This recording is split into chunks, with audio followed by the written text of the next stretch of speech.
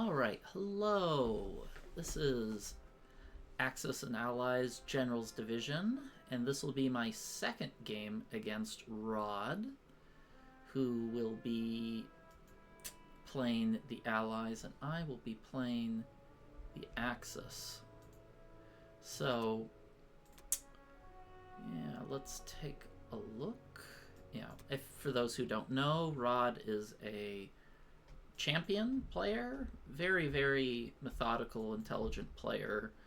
Nothing to scoff at. Looks like it's about an average start here. He got a little bit better in West Russia, a little bit worse in West Russia than average, a little bit better than average in Ukraine. So I'm going to go for a bomber and 2 artillery infantry by, just very standard for a standard, or close to standard opening. So for this, let's load up here. And I was deciding here whether I wanted to add a 4th infantry, which I think I do.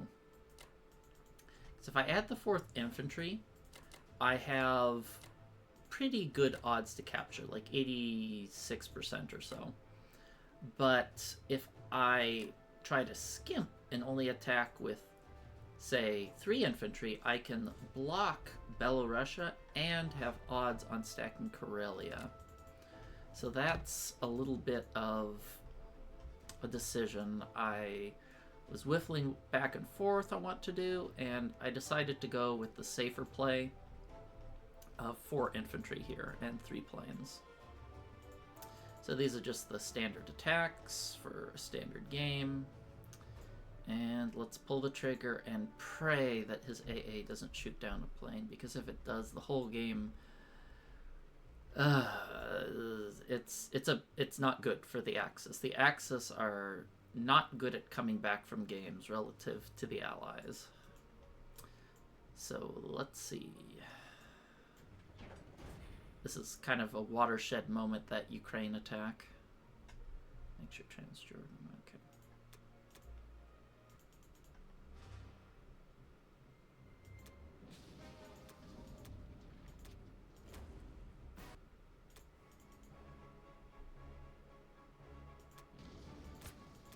Very nice, no losses there. This is the real important battle.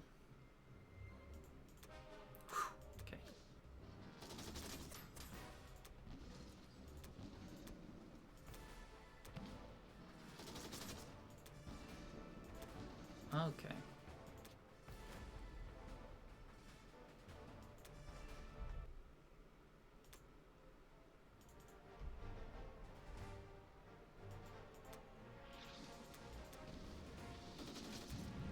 Oh, that was nice. Very nice. Okay, 2 subs is really good to survive, because it usually means the Allies have to either take a really risky C-Zone 7 battle, or they have to give up attacking this battleship. And either situation is pretty favorable to me. I'm going to land these here to discourage him from stacking Ukraine.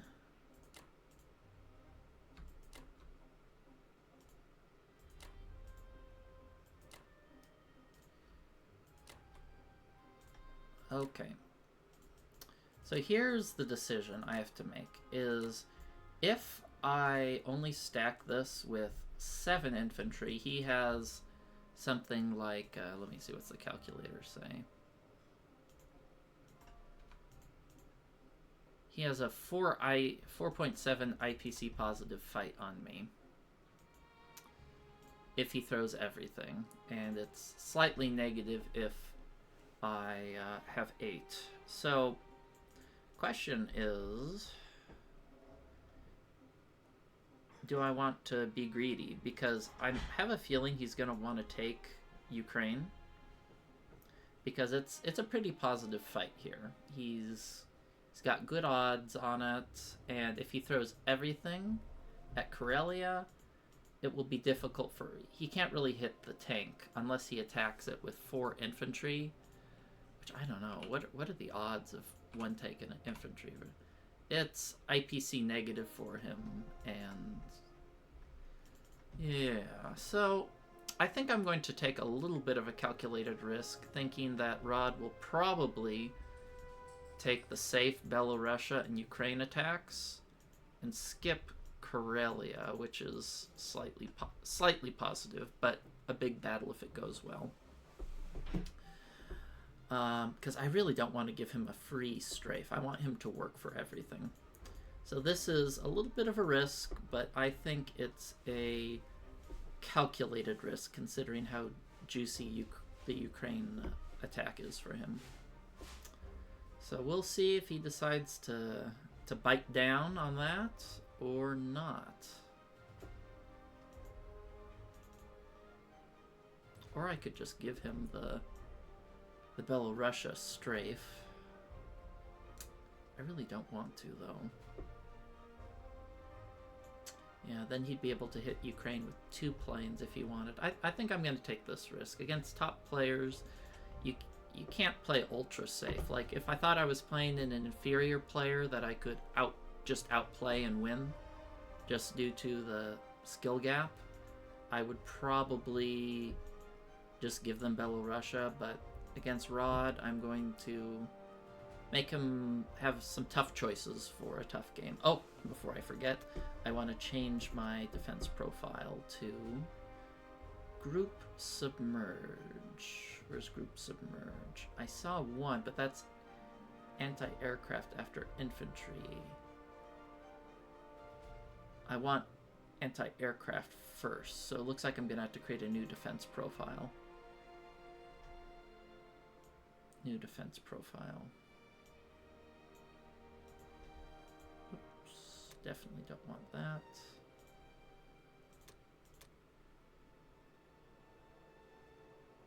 All right.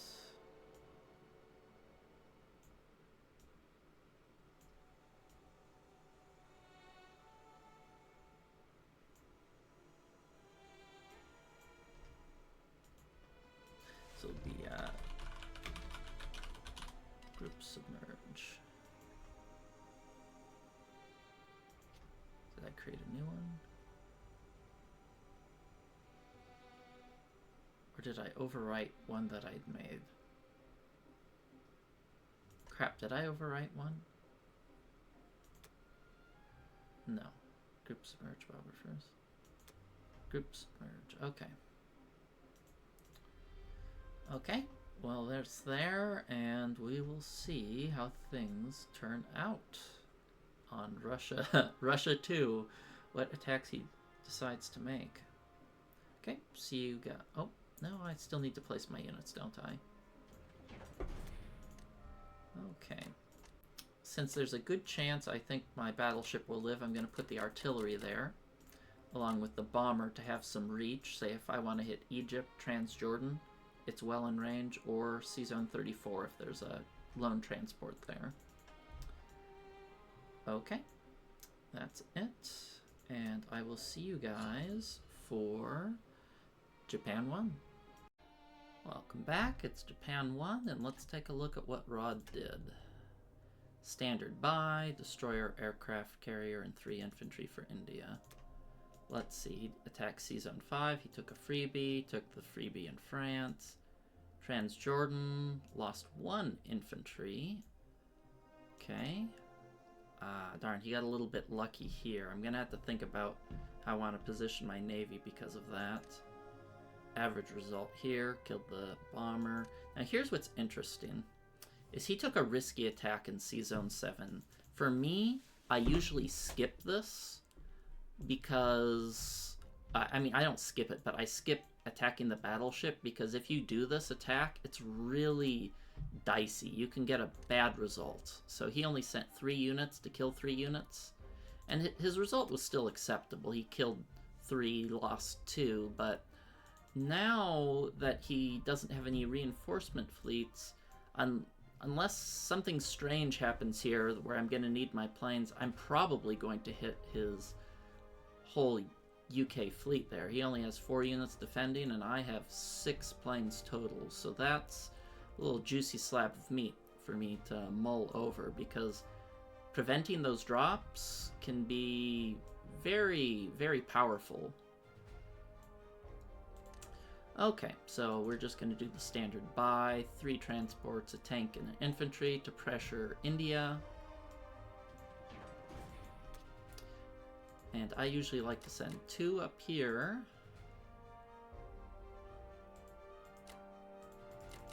One, I like to send 5 land units here, because if they get 2 hitbacks here, it really sucks. It really sucks. Kill the transport.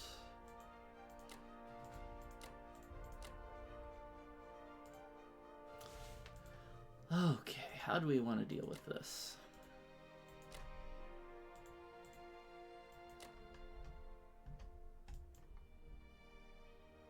When they have 2 surviving, I usually like to send 2 battleships, because I really, really, really don't want to lose any units. I almost always skip Pearl Harbor these days. So the real question is what should I leave to defend my newly placed units? So I'm probably just going to leave the destroyer and an aircraft carrier to defend C-Zone 60 in my 3 transports. Okay, I think I'll use this here. Let's see, that's 8 units. Should I use the bomber? I'm always tempted if I should use the bomber here or not, because having 2 units makes a pretty big difference. Here.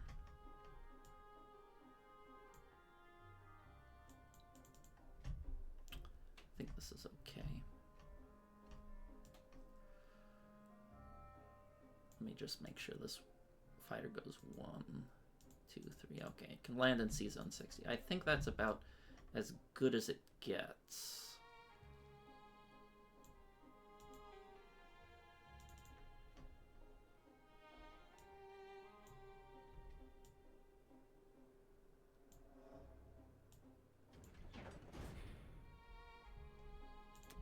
Another thing is, let me see, can I get a second fighter here and maybe just toss the destroyer in? Let me mull that over for a second. So this fighter won't reach. This fighter reaches. This fighter, if I send this fighter here, it will reach. It will go 1, 2, 3, 4. And then I can send this destroyer in here to further reduce the odds of a hit back. I kind of like that. I'll have 2 fighters landed here, and I'll be able to have slightly better odds at C-Zone. What is this? I can't even see. 61. And that's something that's very important that top players do, that lower ranked players do, is they try to use every single possible unit they have to overkill a fight and not give the enemy a chance to get a second roll round or to get lucky. Because that's really what I'm trying to avoid, is I don't want to give him a chance to get lucky, kill an extra unit of mine, and especially early on units absolutely snowball the game. They make an enormous difference. Having 1 extra unit can be the difference between holding and losing the territory, keeping money that could have been your opponent's for yourself. And so that's what I'm trying to do by having massive overkill in as many fights as possible.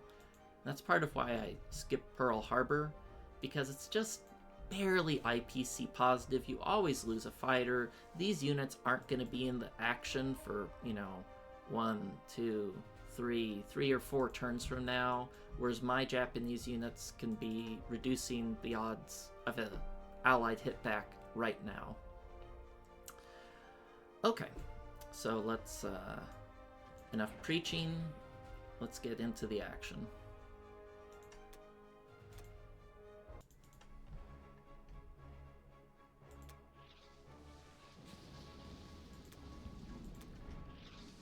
it didn't hit anything. Wasn't necessary at all, but that's fine with me.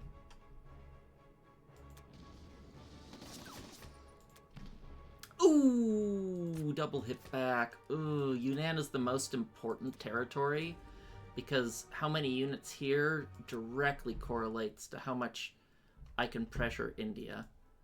And even if I don't plan to take India, which I don't, just forcing him to have to come over, abandon Africa to the Germans to defend it, makes a huge difference.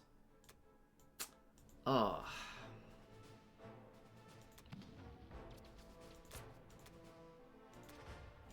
Okay, good. That's probably the next most important battle.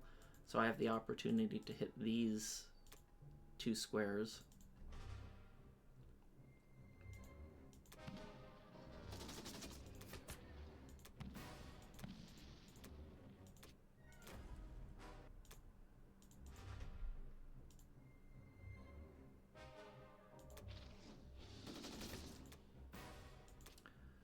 Okay, so overall, it's pretty. Let me see, how many infantry did I kill? I killed 1, 2, 3, 4, 5, 6. 6 infantry. He got 3 hit back, so that's slightly below average for me, but it's well within the acceptable range. And another thing I see a lot of people do is they'll leave a unit here in Kwangtung, but as long as you have 3 fighters, it's not worth it for the US to attack this. These 2 infantry can take 2 Russian territories back later on in the game, and sacking all of these to kill 1, maybe 2 planes, if you're lucky, is generally not worth it in my opinion. Okay, well, that's about it. Let me just make sure I have everything in the right spot. Let me check my defense profiles. Okay, we'll just set Germany to default. Exit and reload the game to refresh it. And you can, I learned you can change Germany's defense profile on Japan's turn, which I found very useful. Like sometimes I'll have anti-aircraft first because against the US, but I want it second against a bombardment from UK. So you can change that stuff around and throw your opponent off when they think you might just be static or can't change it. It does make a difference. Okay, well that's it for now. Fairly average. Japan, slightly below average, but we'll see. And this, if what he does on his Russian turn, I think is going to dictate the pace of the game. If he decides to go for this attack versus go for these freebies here, you know, this rewards better IPC overall results for him, but this attack here represents... Wait, oh shit, I made a mistake. I forgot to move this tank. Oh no, that's really bad. Oh. Well, crap. That makes things even worse. Well, I guess that turn really is going to be decisive. Wow, that's I don't usually make mistakes like that, but okay, well we'll see what he decides to do. Welcome back. It's Germany 2, and let's take a look at what Rod did. Standard purchase, took Morocco, moved down his fleet over here to defend against India, and considering I lost 2 in Yunnan last turn... Oh, what the heck? Why are there 2 infantry there? Oh wow, he hit 2 infantry... 3 infantry against my 2 infantry and only lost 1. Wow, he got a really lucky result. Well, I'm definitely not going for India now. Yeah, the math just does not work out. So, I was at first tempted to hit C-Zone 8, thankfully, thankfully for me at least, Rod decided to not go for the big, juicy, risky target here, which was even juicier because I forgot a tank, and decided to take the, safer, cheaper attacks, and looks like he got some, he got some pretty good results. Okay. So I'm thinking of maybe going a little bit heavier air this turn, since I might lose a fighter here. I'm going to try to zone out or kill their navy, especially since all the US troops went down there to reinforce India. Yeah, from what I've seen with Rod is he seems to be a very conservative, methodical player. He doesn't seem to like to take risks. So let's see if we can take advantage of those tendencies. Okay.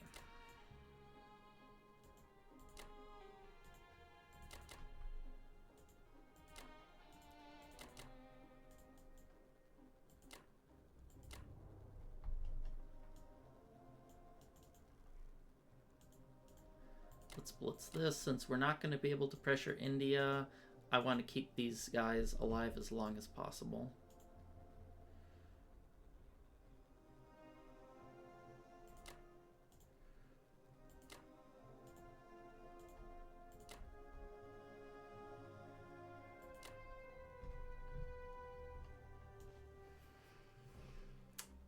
Okay.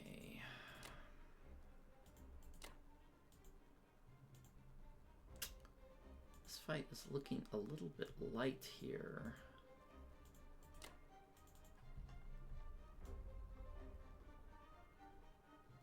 Maybe I'll just go with the intention of stacking this. Let's see, you can hit me with not that much. 1, 2, 3. Okay.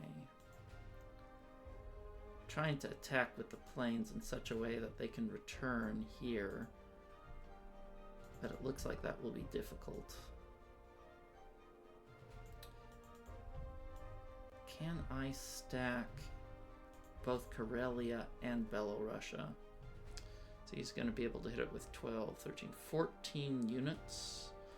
No, I don't think I'll be able to stack both, will I? Well, let's do a quick calculation here to see if that's possible.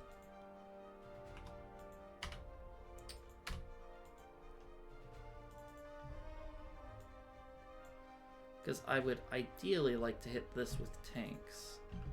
So I'm going to pause the video real quick and do some calculations. Be back in a bit. Okay, I'm back. I ran the numbers. Turns out I can't stack both without giving him a juicy attack opportunity.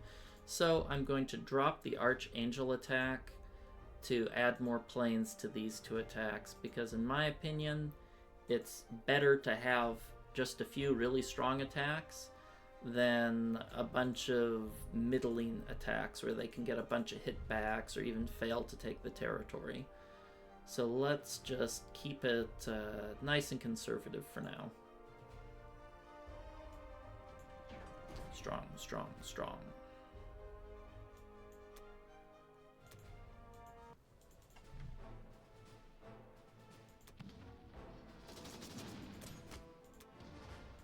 Good.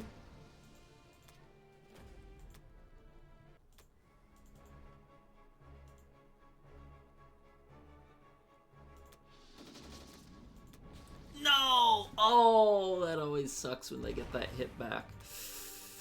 Ah. Darn. Darn, darn, darn, darn, darn.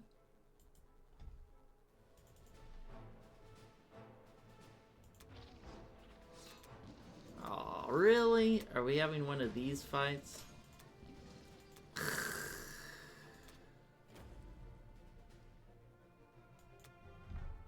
Well...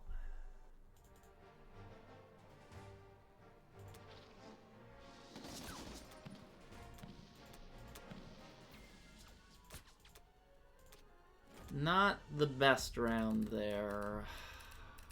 Not the best round. We lost the fighter and 2 in France. The other fights turned out okay, except for the most important fights. But it's a dice game.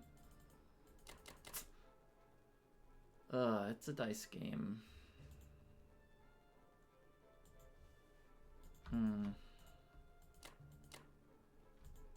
Maybe I'll send artillery there, infantry there.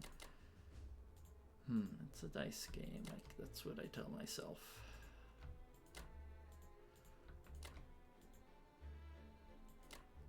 Reinforce there.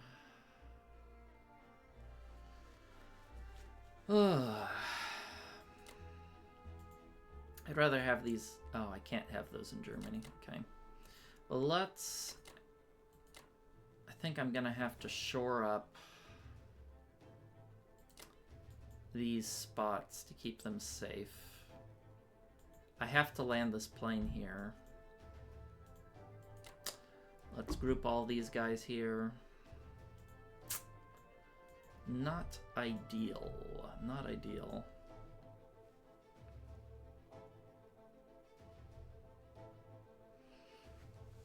Not ideal.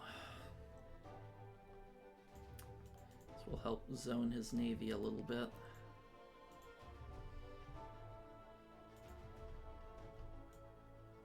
That shouldn't be a good attack.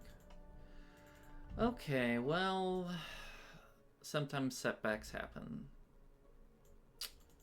Darn, the difference between having 5 planes and 6 planes is big difference in terms of zoning out navy. I want to force the UK to buy a destroyer or something next turn, and he may not after this. Let's, whoa, what is, oh, that's right, I deleted my default defense profile before. Okay, let's, I don't change my defense profiles very often, or create new ones. Okay, so let's do that. Everything should be relatively safe. If I were Rod, I'd probably be considering a Ukraine stack next turn, but there's not a lot we can do about it, because I'm going to have to add more to Northwestern and France due to hit back. So okay, well we're still okay. We're still hanging in there. And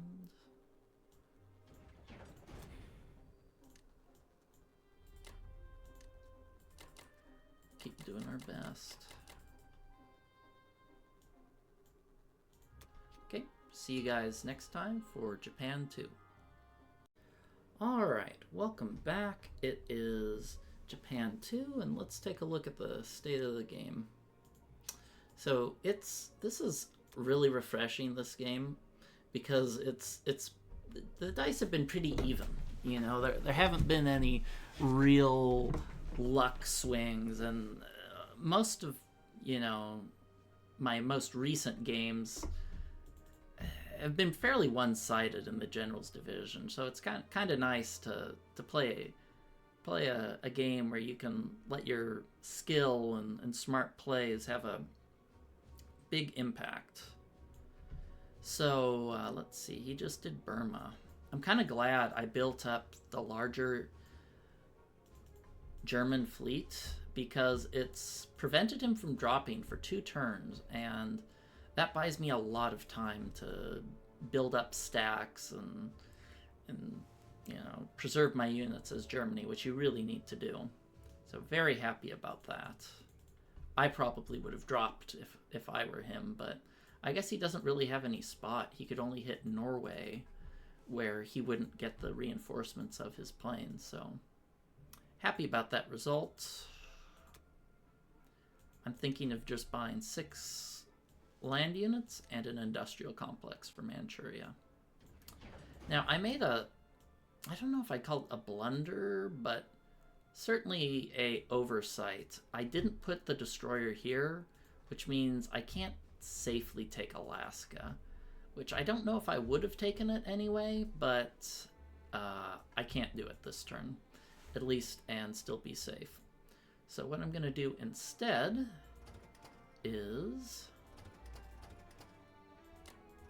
just going to take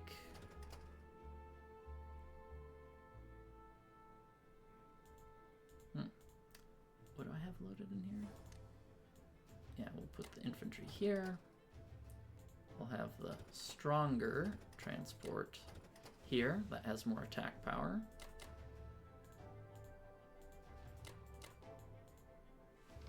Actually, I don't need to take that one. That's not a super juicy attack. Probably just going to pick up here and offload in C-Zone 36. Can you hit anything interesting? It cannot. Okay. I want to think what I want to do with my planes. I want to have 2 here to go for Alaska next turn. I want to have 2 here to defend the C-Zone. Does he have anything in range to hit here? He does. If he goes 1, 2, 3 with his aircraft carrier, he can hit C-Zone 61. So I'm going to want some defense here. Maybe a battleship and a cruiser is probably enough.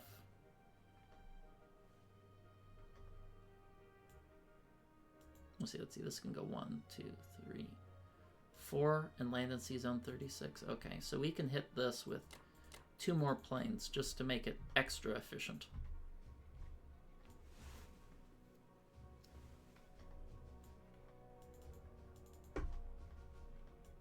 Actually, I don't need to defend the C-Zone at all because I'm not going to be landing any transports there. Alright, I like that.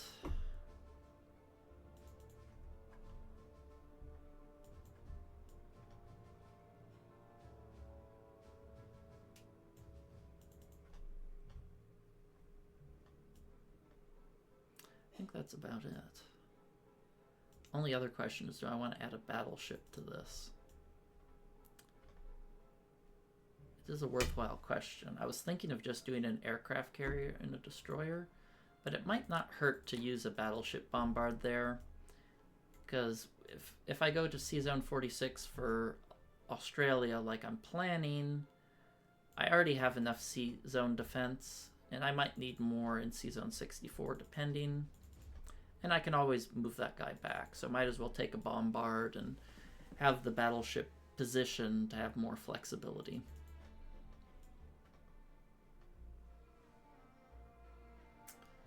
Okay, I think that's it. Just want to double check that's safe, right? Yeah, that's super safe.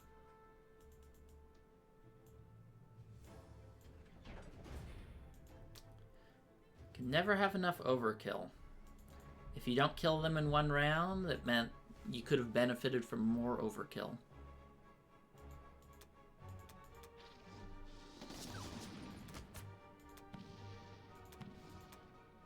Still a little salty that he won that in the first place. It was a pretty dicey attack. 3 infantry versus 2. Only 1 hit back. But it happens. Okay, so we'll move 3 here. His tanks can't hit that, so I think I'm pretty safe to put to stack both of those. We'll pick up these slackers here on the Philippines, land them here. Now here's an important point. I am purposely not placing a unit in Burma. I do not want to give him an efficient trade with his planes, because his planes have nothing else they can hit next turn. The only thing he can trade is Burma. And so he's not going to have that efficient trade. And instead, he's going to have to move an infantry there and in turn give me the efficient trade with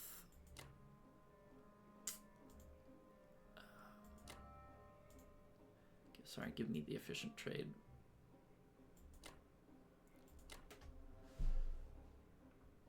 with my planes. Or at least that's my idea. Where do we want to put this bomber? Where do I want to put that bomber? I could put it here. It's a little risky. Where am I going to attack next turn? I want to probably attack Western Australia or Burma.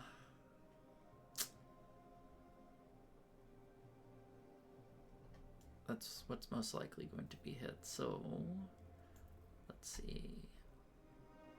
If I put it here, I don't think he'd take that attack. Let me put it in the calculator just to make sure. That's a negative attack for him to put it there. But if I put it in Kwangtung, it's completely safe. Nothing can hit it, right? No fighters can reach. This guy, they go 1, 2. Yeah, nothing can reach in Kwangtung. I think that's what I'll do. Just to make sure this is safe. It is. And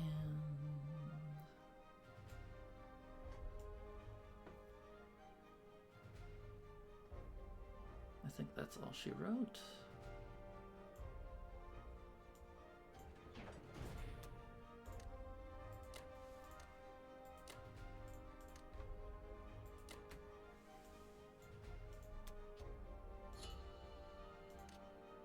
Yeah, fun game, close game. I think he might be a little bit ahead since I lost the German fighter there, and he got 2 hitbacks on France. But since he didn't attack with UK this turn, that gives me a little bit of extra income, a little bit of extra trading. So I think this is anybody's game at this point. Maybe 55% favored to the Allies, but all in all, fun game, and I hope it continues to develop that way. Alright, see you guys next time for Germany 3. Welcome back, it's Germany 3. And let's take a look at what Rod was up to. Bought 2 transports. Okay, bombed Karelia. Now that's kind of interesting. I almost never like bombing Karelia because since you can only bomb up to a 4, the average return tends to be a little bit weaker, you know, than going for Berlin, but I guess it technically forces Germany to spend it that turn. If they want to keep producing there, but interesting choice. I tend to avoid that if possible, though. And traded pretty heavily. He's trading me pretty heavily with Russia, and that's going to make it a little bit easier for Japan to expand. So I am planning on just turtling up, just going to buy a bunch of infantry. In fact, I'm even considering about whether or not I even want these artillery. Maybe I don't want the artillery. No, I'll keep the artillery to give a little bit more teeth in Karelia. But that'll be that. I don't like to make them when I don't have to. Okay, so we'll hit that.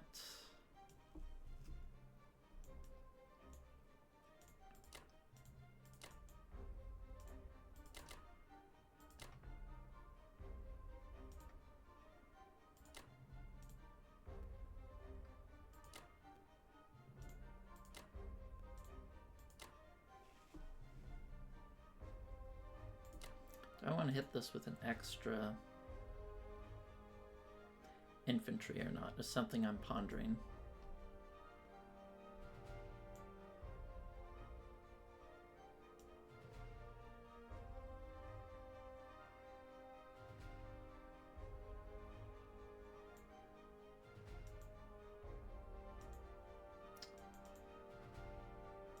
Maybe I'll keep it as is. Because that's something he's almost always going to want to trade and reinforce, even if I don't capture it.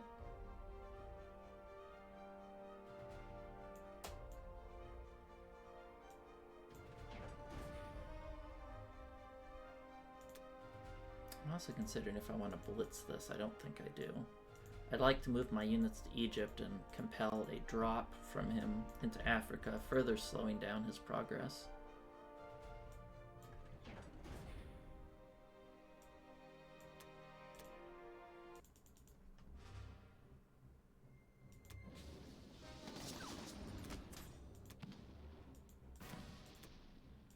Got it?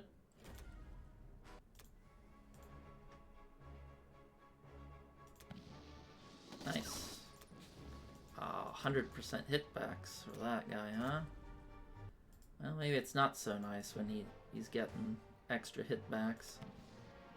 Oh, double snake eyes. Okay, well, you got 2 hitbacks with 4 units, so that's a little below average, but well within the acceptable range of results. So for here,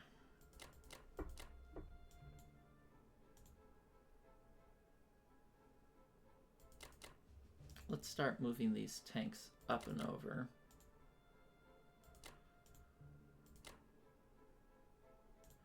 I want to move this over here.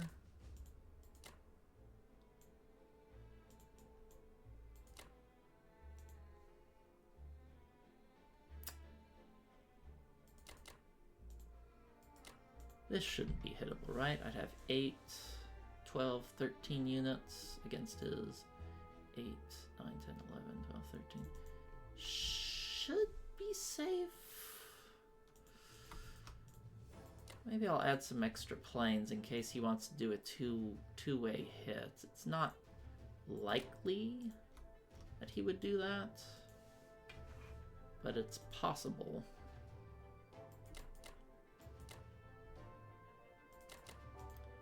Let's see, this is 7.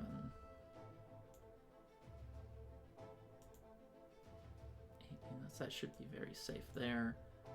I'm trying to make things safe and stack as much as I can. Okay, this is gonna have a bunch of planes. It's gonna have some tanks too.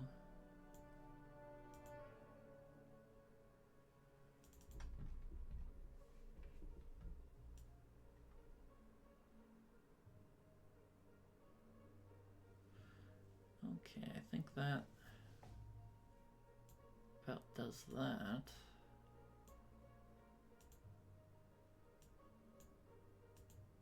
Good, I can land a bomber there. That will be nice. Double check the defense profile.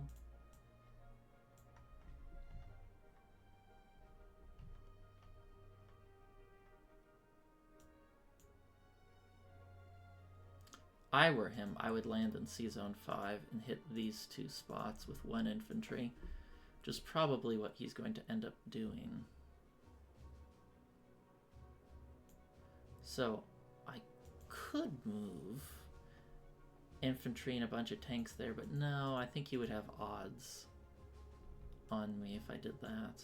We're going to produce 3 infantry here and the rest in Berlin. So I think this is the best I can do without getting really start making borderline moves, which I don't want to do. Germany's a little weak right now compared to where I'd like them to be. They had some rough early rolls, so I'm going to do the best I can to maintain their unit count.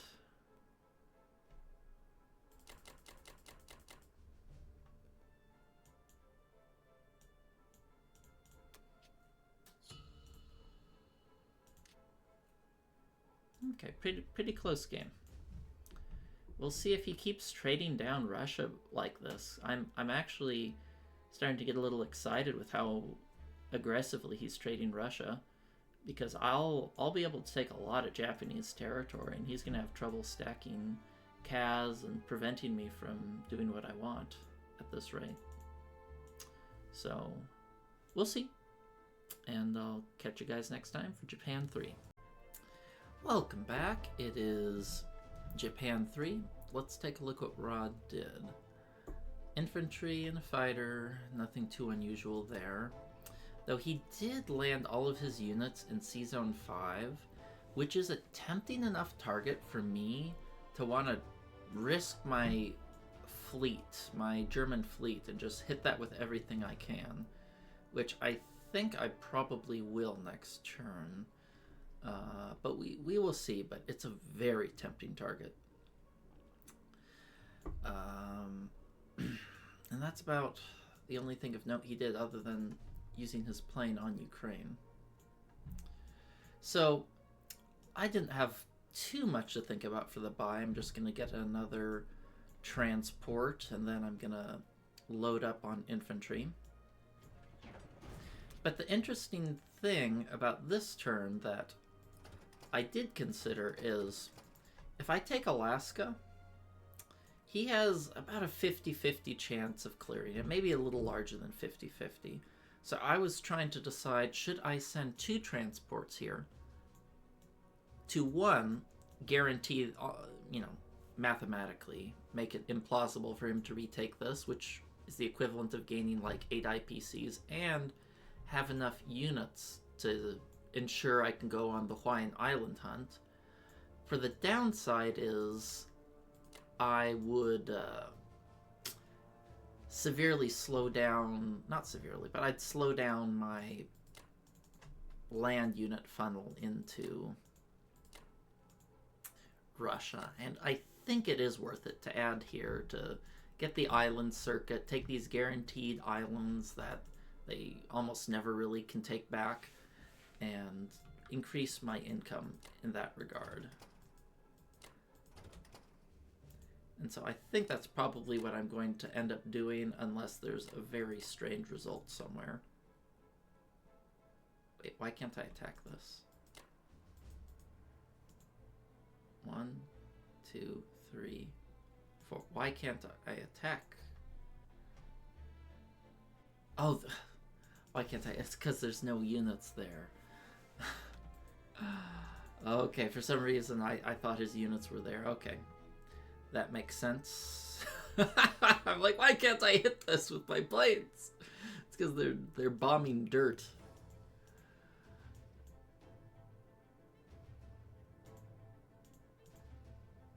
Well, I guess if that's the case, I can just use those planes there.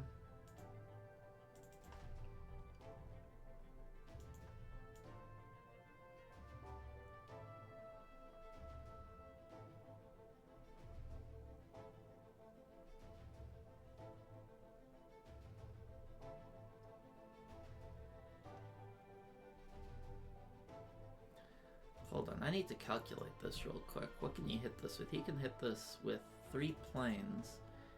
Okay, so I have to defend this pretty thoroughly, which I do have enough to defend.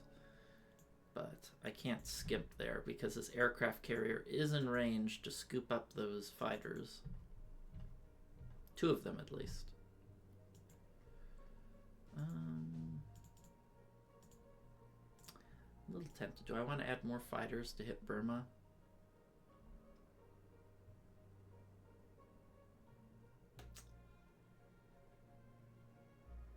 Maybe I can add 1. Just going to look for... I can safely land in 61, right? I'm going to move 1 battleship there, correct? That should keep it safe, because he can only attack that with a sub. Is bomber 2, 3, 4, 5. Yeah, you can only hit that with a sub, so that should be safe there.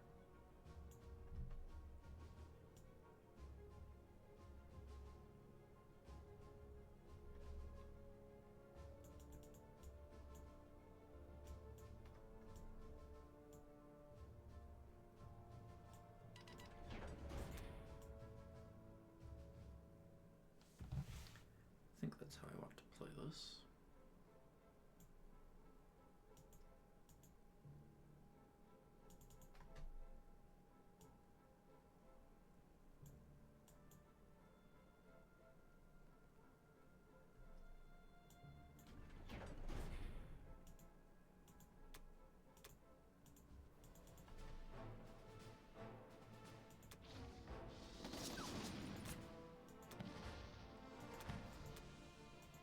Back, that's unfortunate. It's unfortunate, but not unexpected.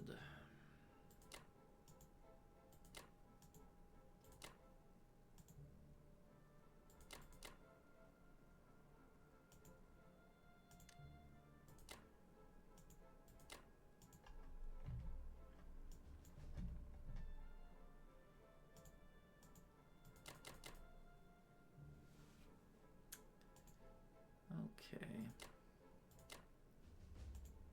Where do I want to place this bomber?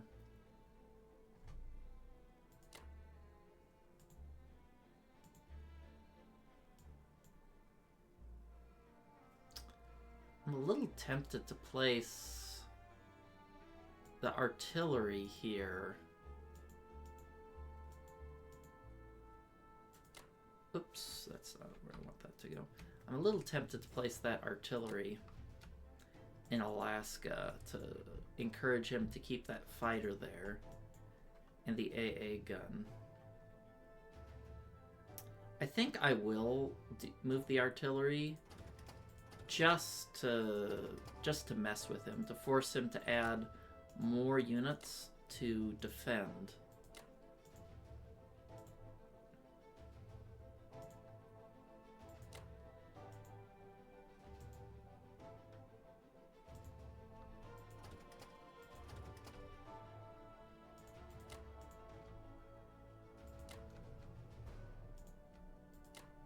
Make sure these tanks are okay here. Yes, they should be safe. Worst case scenario, he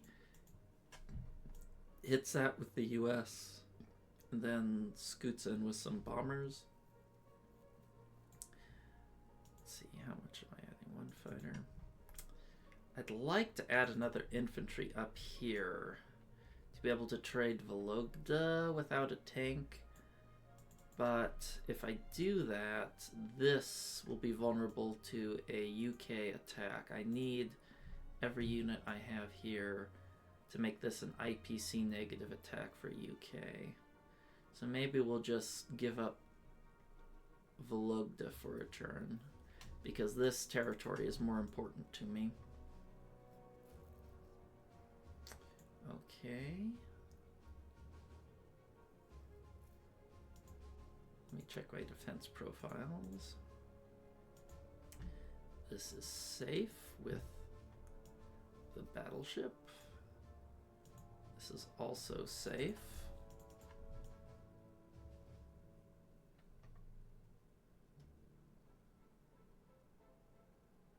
I think we're good. 1, 2, 3, okay. And this newly born transport is safe as well. The baby transport with bright eyes, looking at the world full of expectation and innocence. Alright, let's take a look at the score. Well, you can see the ally income advantage is kicking in, and the pain of losing that fighter here in C-Zone 13 is really can't be understated. But still think it's anyone's game.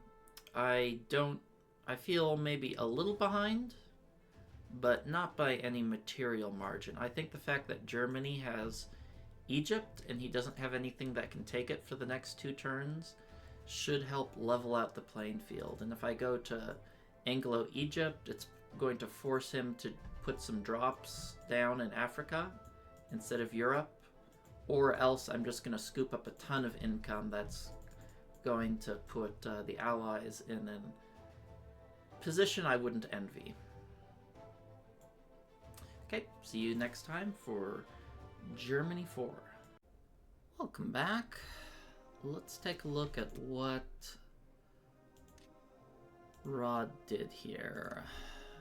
So, US, more transports, took Archangel, Russia, infantry, artillery, failed Novo, took Bello, no problem. So I was looking at this map here for a little bit, and I kind of determined that we're in kind of an awkward position. I can either attack...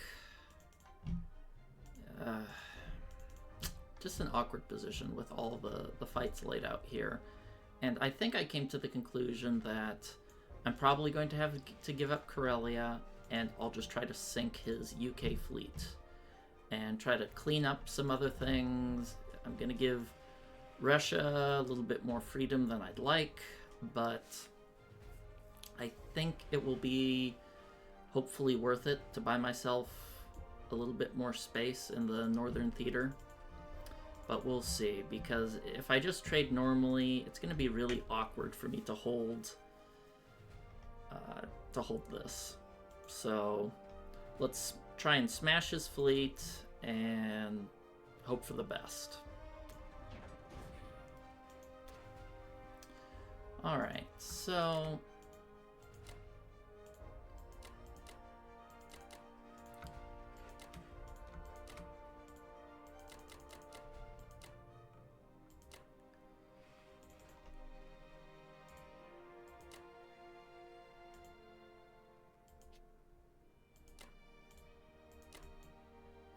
and it should be a pretty profitable trade here.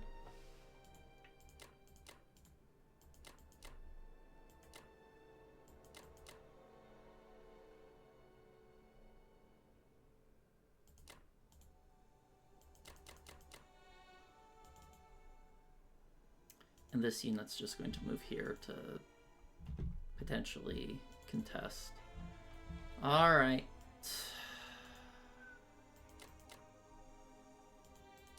Question is, do I want to take this spot? I don't think I do. He can just trade it back real easily. Let's go full in. Try and take some of that juicy South African money and hope this little bit of a gambit turn here goes well. And I need... Okay, good. My defense profile is correct.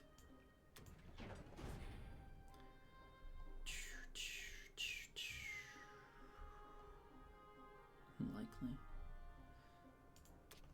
Alright, let's do the big fight first.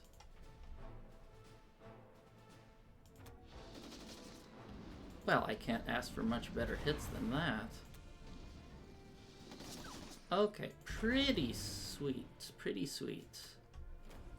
I did even better than I thought. Alright, look at that, 44 IPC profit. Let's do the next most volatile battle. Sweet. Alright, this is the next riskiest. I think it's only like a 77% chance to succeed.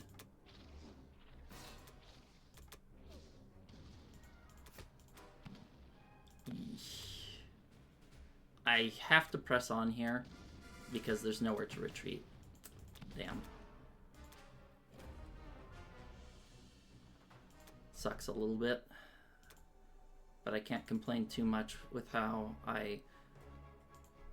in that naval fight, I should have lost one extra fighter.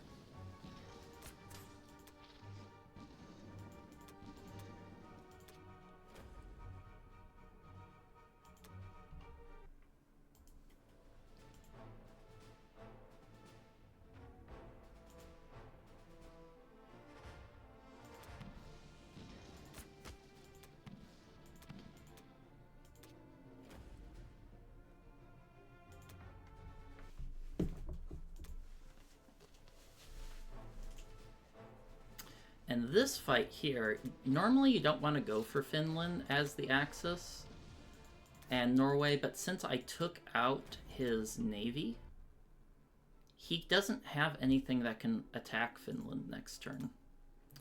So that's the reason behind that unusual move.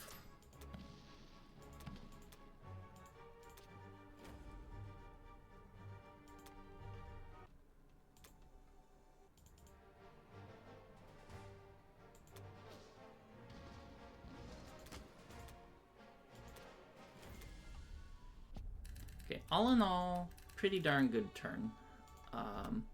Only one of our attacks failed, and you know, I'll take it.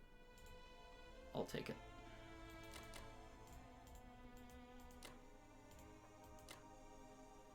Let me double check one of my fights here. Yes, this should be IPC negative for him. This should be as well. I'm going to, I guess I can remove that map note. I'll place one infantry here. He's probably going to stack Karelia or Belorussia. Can't really do anything about that. Just part of the cost of what I did going for the Navy and trying to stack Southern Europe and France here. Which next turn I'm probably going to give up one of them to maneuver my units to take some of this territory that I'm sure he's going to gobble up.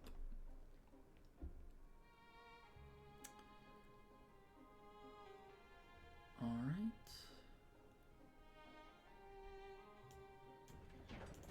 Let me just double check I'm not missing anything. He can blitz that and hit that with his fighters, but that's not a really intelligent move for him.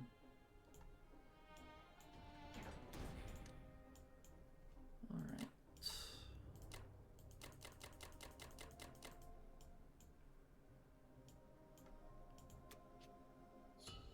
We pull ahead in attack power there. We did. I think that was highly lucrative for us. Got one fighter better than expected. All the fights went pretty cleanly. It was a little unfortunate that he got hit backs here, but I counted on him getting one hit back with when I ran the odds, so it should, fingers crossed, be okay. This is the only slightly dicey fight, but in order to do that fight, he would have to capture this as with UK and then land his fighters there, which I don't think is a particularly appealing option for him, because then I just kill all of his fighters. Okay, that's it for Germany 4, and I'll see you guys next time for Japan 4. Welcome back. It is now Japan 4. Let's take a look at what Rod did. Reinforced his newly born fleet, took the freebie France, took Burma no losses, and suffered horribly at the hands of the Western Australian Japanese. As it should be. Alright, so I think I'm just going to buy 9 land units and an industrial complex. We're still going to be a little bit overloaded here with the units that I won't be able to fully spend, but there's just not much I can do about that. So first thing we do is we're going to disengage that sub. Let's take this fight here.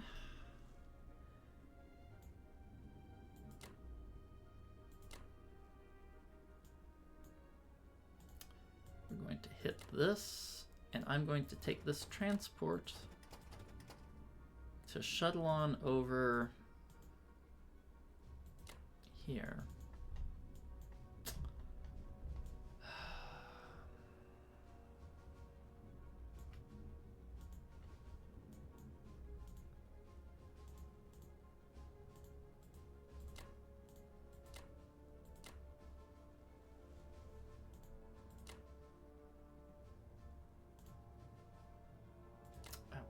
Want to hit this quite badly.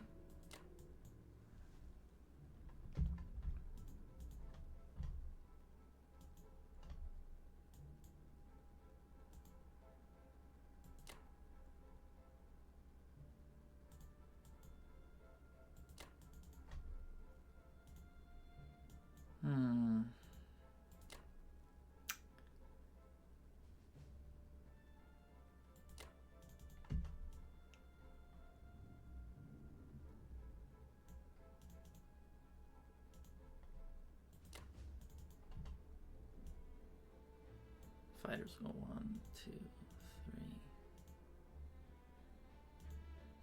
3. A little undecided what I want to do with them. I definitely need to attack this with land. I need to land 2 fighters there, that's for sure.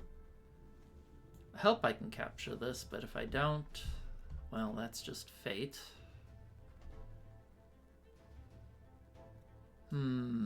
I need this battleship to defend C-Zone 62, because that's where I'm going to have to land all of my units this turn.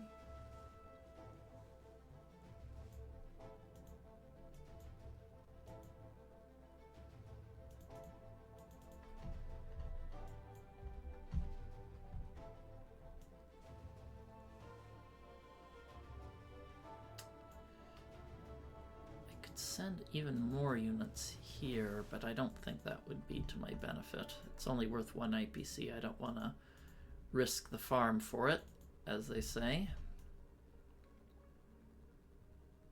I think I'll leave these 2 infantry here.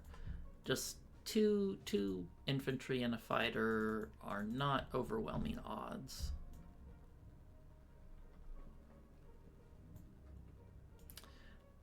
You know, I could also consider being less efficient in this attack, but I do like getting the 2 bombards.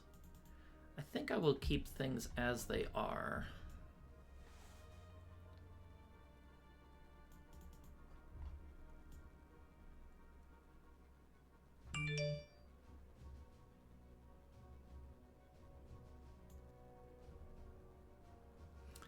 Could also slam everything into there, but I don't think that benefits me too much, especially with an AA gun.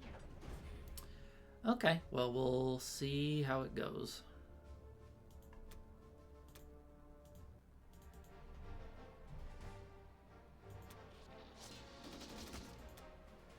Got it? Sometimes I wonder if it's a little overkill sending 2 planes there. Maybe I should have just sent 1. Probably would have been a better idea to just send 1. Nice, got it. Now, you might find it funny. Why would I risk a tank to take something that's worth only 1 IPC? And the reason is that these Japanese, or these US infantry here, are precious. He only has 2 of them, and he has a ton of planes. So these are super premium trading pieces for the US, and I just want to get rid of them, even if it's an inefficient trade with a tank. And he hits back. Blech.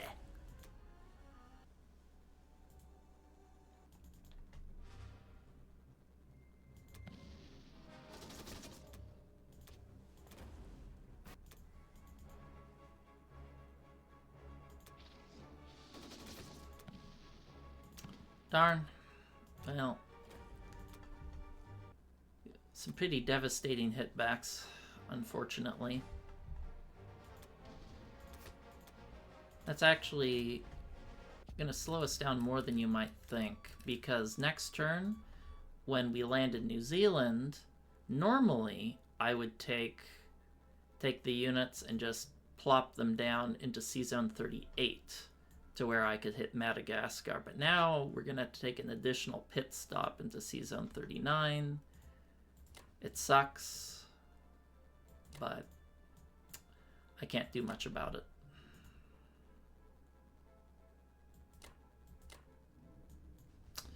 All right, then.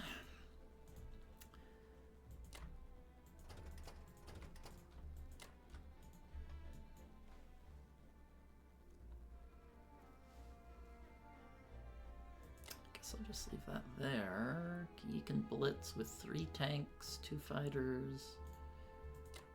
I don't think that's a good fight for him, though. I will move these units here so I can start doing Africa attacks. And I might be able to just bait him into buying a destroyer here, which is just a complete waste. I mean, it blocks me landing, but it's 8 IPCs. The battleship will soak up the hit, and he won't be able to do anything with it. So I like that idea. I'll leave this. Well, let's do all the moves we know we're going to do first.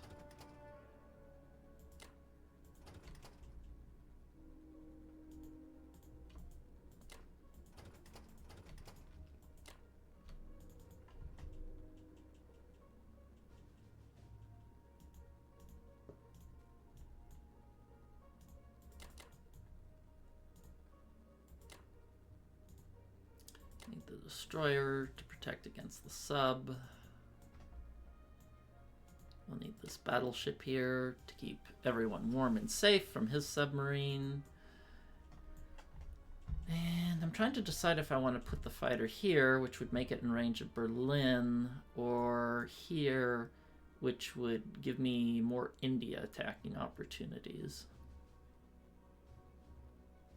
I think I'll land it here for now, because I don't think there's not really a big point to putting that in Berlin for now.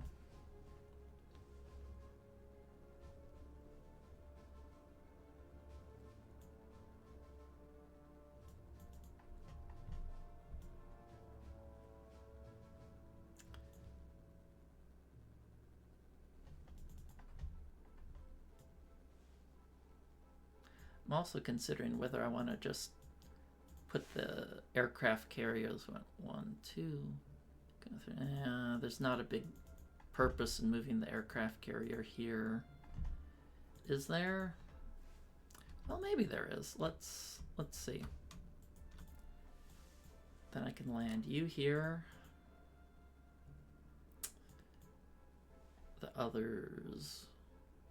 No, actually, I think I like even though this fighter will be out of range, I like the aircraft carrier here because it gives me more defense if I decide to hit C-Zone 34. He has like 5 planes in range, and I'll need that aircraft carrier to defend if I choose to attack that spot.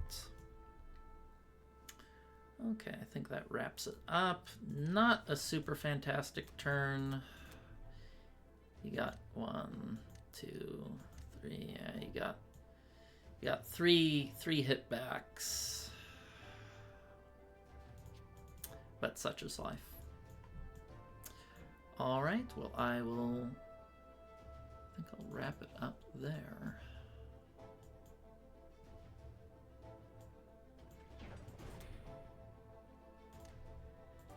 Shiny new industrial complex. And I like to place the artillery in Japan to threaten an Alaskan counterattack, even though logistically it moves a little bit smoother if you put it in Manchuria. But Alaska is important to me, so we keep it there. All right.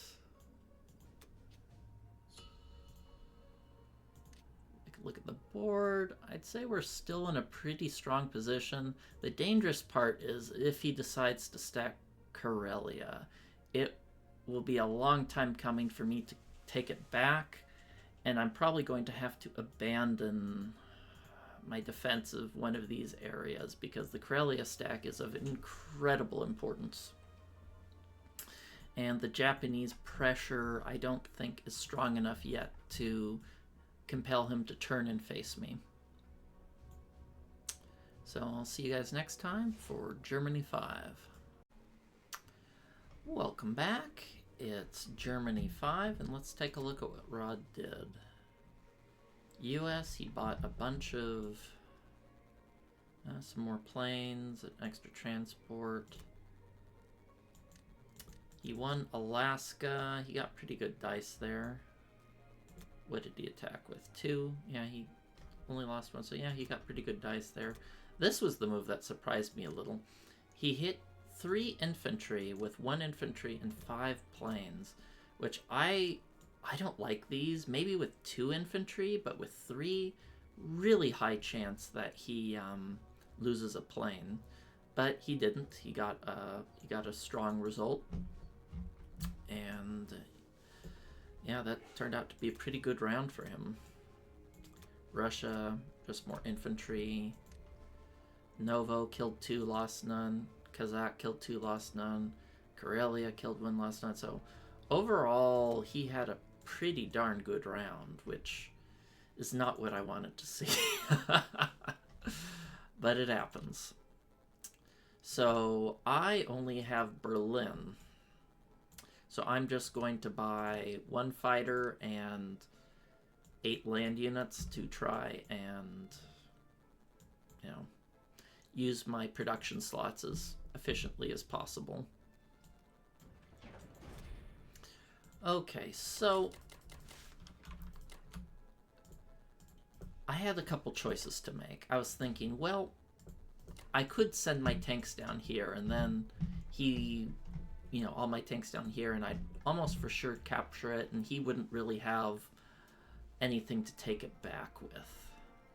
The problem with that, though, is if he blocks Belorussia, then I run into some problems, because I won't be able to blitz my tanks into Karelia, which right now really is my primary goal. I absolutely do not want him to get a Karelia stack, because that's just the beginning of the end for the Axis.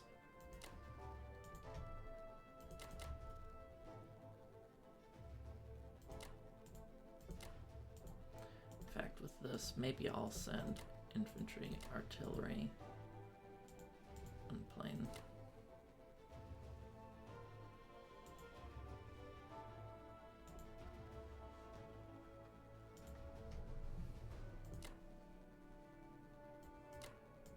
These are super important. Norway is a little important, but taking these is very important, because this is just going to be a loss no matter what.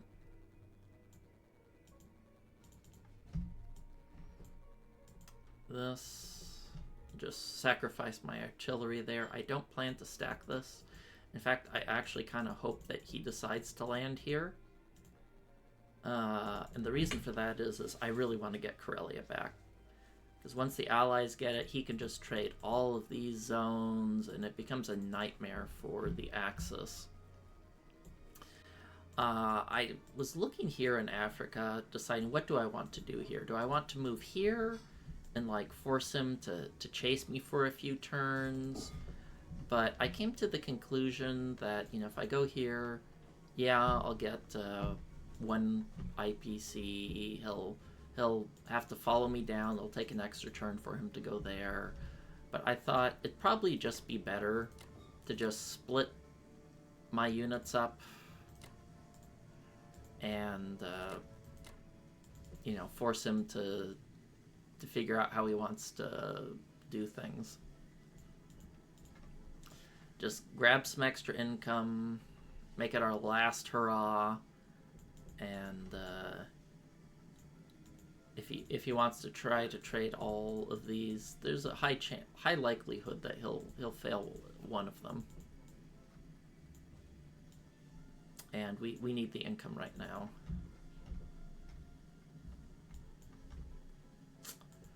Alright, I think that's about it for combat. A lot of kind of narrow attacks that I really need to go well.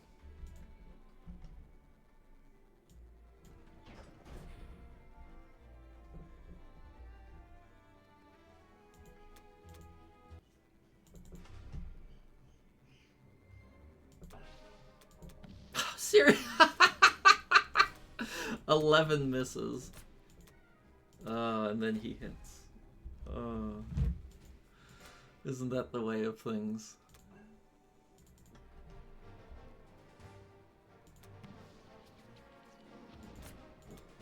Nice.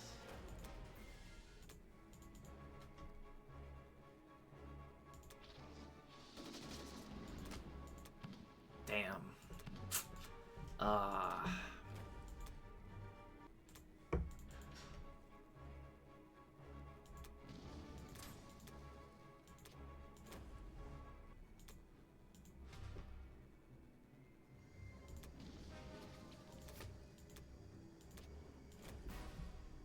Well, not a terrible round. We only failed one, which is we probably got about what we should have there.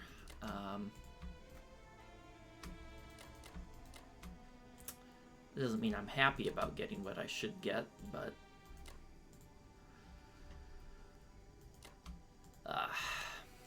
it's just how it goes.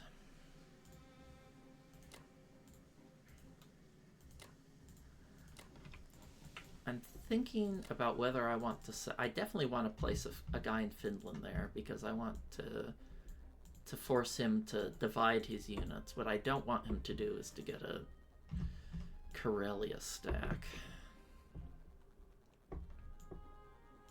I think I need to place 2 units there just to trade back Ukraine. I can't afford for him to take that back. This should be super safe, right? You can only hit it with 4 units. I guess you can hit it with the bomber too, but yeah, that should be safe. Have a nice plane stack that's going to make it hard for him to defend multiple places like he is currently. And hopefully we can get Karelia back. He had his last turn was really, really strong for him, and in these pivotal turns where he has those like no hit back or almost very low hit back turns, it can absolutely swing the game. But as is, I think it's a pretty balanced game, all things considered. How Karelia turns out, I think, will decide the course of the game. I hope he decides to go stack France instead of going up here for Karelia, but, you know, we'll see. And we got some, well, only 41.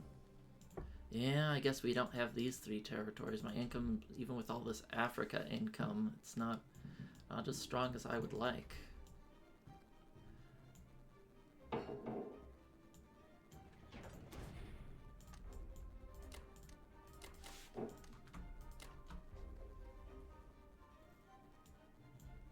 Let me check my defense profile. Let's turn this to AA protection because I don't think there's any really close fights here.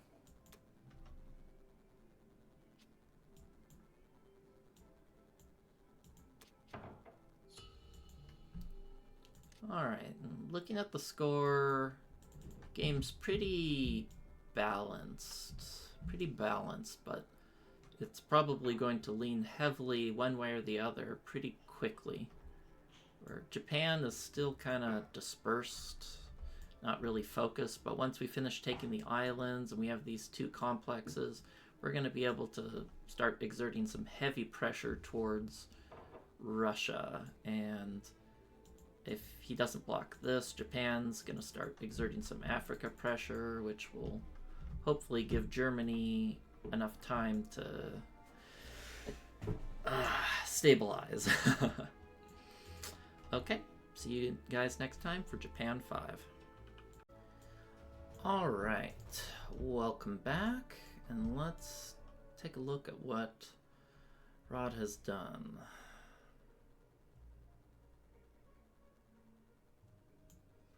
So we bought a fighter, more infantry, hit France, killed 2, lost none, that sucks. Failed Ukraine, but now it's just going to be Russia to get the... Succeeded in Burma, took the free Northwest Europe, and yeah, we're off to the races. So I looked at the board, and he's kind of locked up Alaska. He has a bunch of infantry, a bunch of fighters here, so that's not really an attractive option.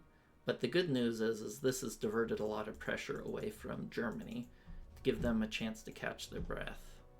Another bit of rough news is he has basically a 50-50 battle here if he wants to take it with Russia. I don't think Rod will, but it's a possibility, and I would not like it if he took that fight. So I swapped my German defense profile to AA first, in case he takes it. And I was just trying to look at what I should do, and it's just a little bit awkward. His sub is really annoying. So at the end of the day, I decided I'm going to buy 10 infantry because I have an extra infantry here. It'll balance out my logistics next turn. I'm going to buy an extra transport that's going to go over and start slurping up these island infantry, since I now have... this guy is going to go towards Madagascar. This guy is going to take a while to complete the island circuit. So I thought it would be a good idea to get that extra transport just to, you know, get these free infantry, because there's 6 infantry on those islands and it would be a shame not to use them. So yeah, we're going to get 1 extra transport, 10 infantry, and a fighter to hopefully begin the process to shoo away this annoying medchuck.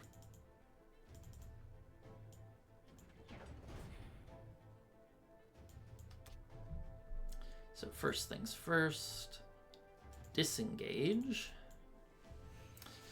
Next, I'm going to take these guys here.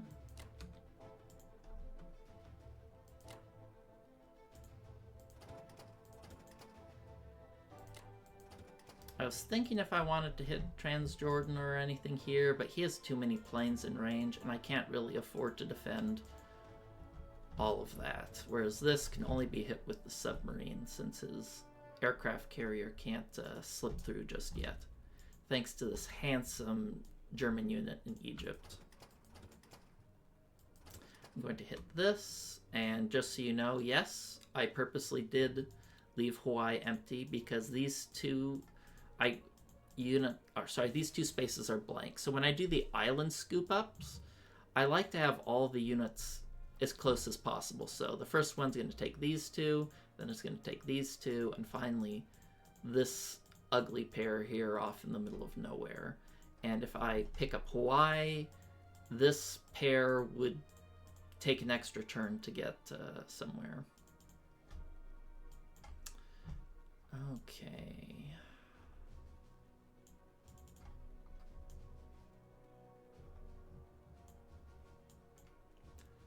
Let's take on this.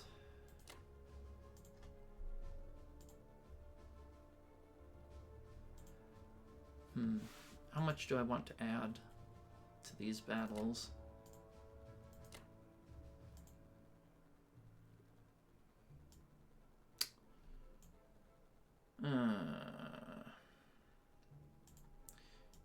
Maybe I'll hit this with an artillery instead, because I don't want to leave too juicy of a target here. Maybe I'll hit this with an extra infantry. I'm a little unsure as how I want to use these units. I really wanted to hit this, but it's just not...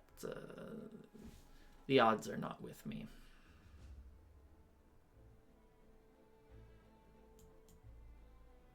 He lost his US bomber, right?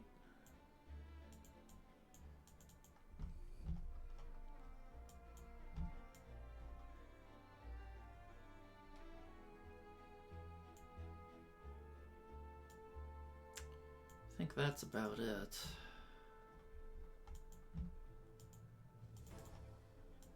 We're just trying to trade out with Russia. Germany's under a lot of pressure, and even if he has favorable trades here, it's better that he takes those than, you know, hitting Germany, who's really starting to limp quite a bit.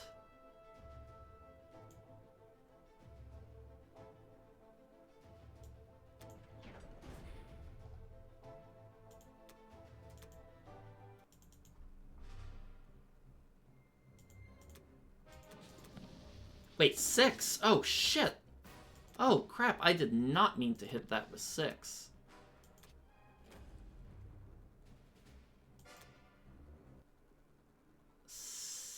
Shit. That was a mistake? Crap. Oh, I meant to hit that with 2, not 6. Wow, that was a big mistake. Oh. Wow, 3 rounds with no hits? Oh. Man, 6, how did I... Ugh.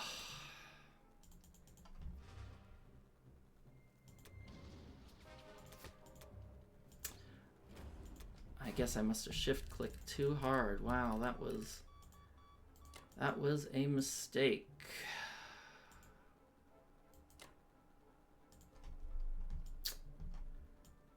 That was a mistake.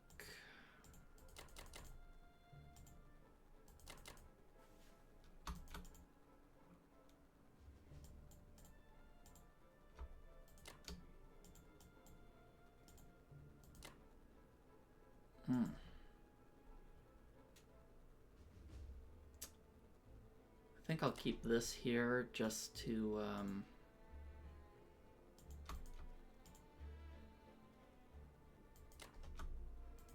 help zone out the stuff. He moves there. I should still be safe. Oh, man.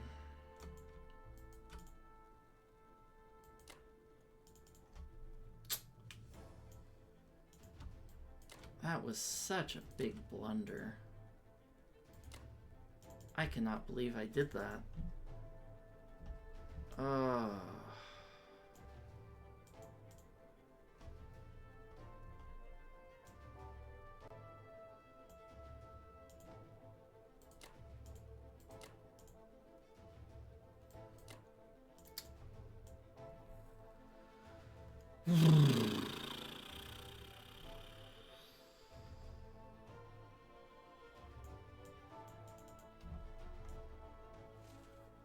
Huh.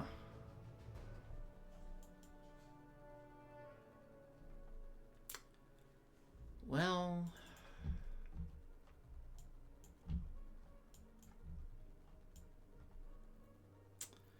that's how it goes sometimes. Just have to roll with the punches.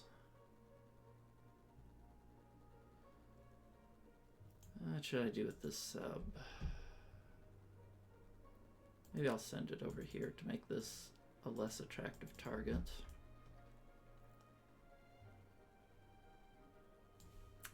I guess if that's the case, I probably don't need this fighter there. I can just put it here in French Indo where it's at least in range to do something. Oh man. I wanted to land them here in Yunnan instead. Well, let's move all of these units here because I don't really care if he takes this territory because he's not going to get the income for it. So he's welcome to do that, and we'll just stack up this territory and hope for the best. Oh, it really puts a wrench in my plans. I just have to make sure you can't hit this. You can hit this with one fighter and one sub. No, wait, his bomber 1, 2, 3, 4, 5. Can't land anywhere. Well, let's just hope these heroes get some good hit backs because he's probably gonna hit with 8 infantry and 3 fighters. There's no reason for him to not even go for a conquer because I can't even recapture. I'd only be able to hit back with the transport I'm gonna spawn there. Oh man. Do I send this unit back here?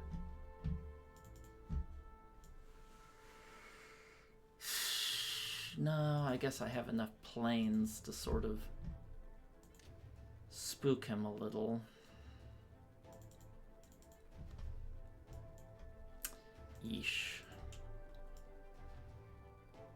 Can't afford mistakes like that against good players. Okay, with that in mind, considering he might capture that, maybe I should keep this bomber back here. So it'd be in range to hit Burma or maybe Australia, or India rather.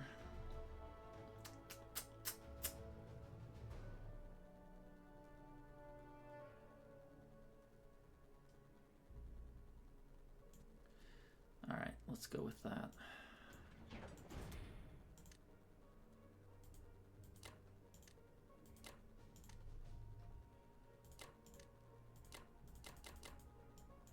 I guess I would have this to hit back. I could move things to 61, but that's just not the way I want to be using my units.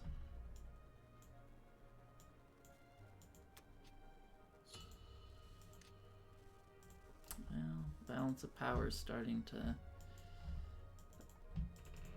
to narrow. The Allies' income advantage is starting to kick in. Hopefully, we're gonna have some traction over in Asia as Japan, because he's gonna have to pull this. Well, I guess he doesn't have to pull that back, but I'd sure like it if he did, because I want Karelia. Well, it's an interesting game. Ugh, that Burma attack was a blunder. Oh well. Okay. Alright. Mistakes happen, just have to roll with it. See you guys next time for Germany 6. Welcome back to Germany 6. Let's take a look at what Rod did. Hit Norway. Lost, that's average. Nothing lost in Finland. Just hounding me there. Took Egypt, no losses. Ugh. At least we won in Equatorial French Africa. Tank didn't hit back. Pretty average turn there. Russia, on the other hand, had a really good turn. They killed 4 units, no hitbacks, and I really needed Russia to be a little bit more whittled down, which is unfortunate. So I basically ran the numbers, and there's no way we can get Karelia back as long as he's there. So I have a couple options. I can try to stack here, but I'm not a huge fan of that because it doesn't really accomplish much.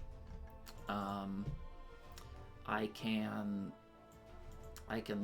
move my tanks here since he can't really counterattack that effectively. I think I'm gonna do that, but I'm just in an awkward position because he got less hitbacks than I expected, so I'm just a lot more frail, and I can't really get done what I want to get done. So what I thought is I'm going to continue building up my Air Force a little bit, because once I have 5 planes, I can sink one of these fleets with pretty good odds to hopefully make it so I don't have to defend a Medshuk and a you know, Karelia stack. He's kind of getting the best of all worlds here.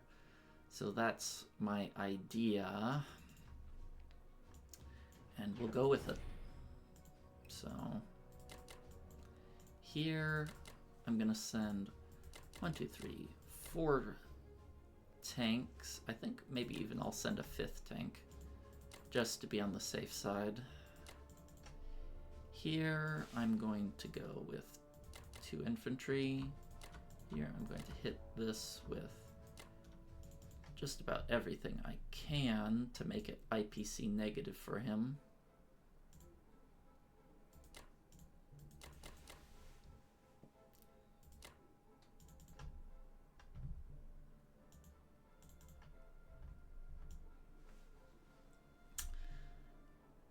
I think that's about the best I can do. I kind of wanted to hit his UK fleet again, but the odds are just too tight, and I have too many territories to trade.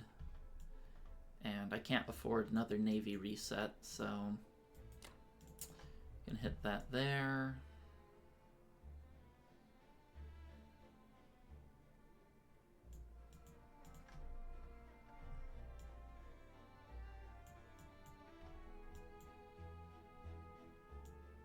I'm gonna pull the trigger.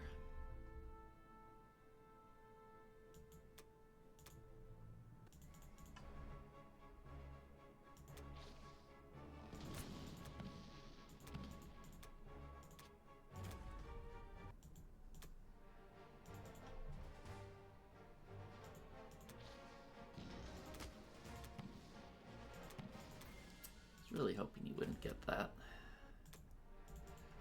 100% hitbacks. Ugh. All these tiny little hitbacks really do make a big impact on the game. Let there be no doubt.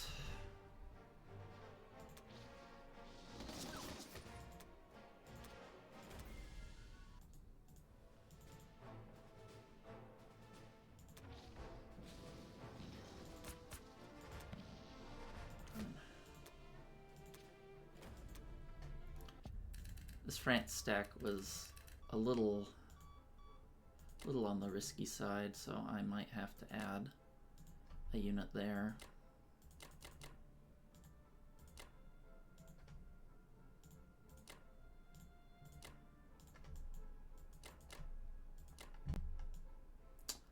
I'll add 3 units there. Maybe I'll add 4. I want the bare minimum in Baltic states.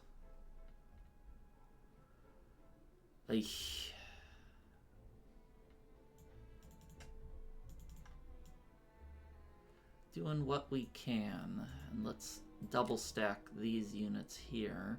So he has to choose if he wants to blitz there, hit this with overwhelming force. So give him a couple targets. Probably want to hit this with Japan.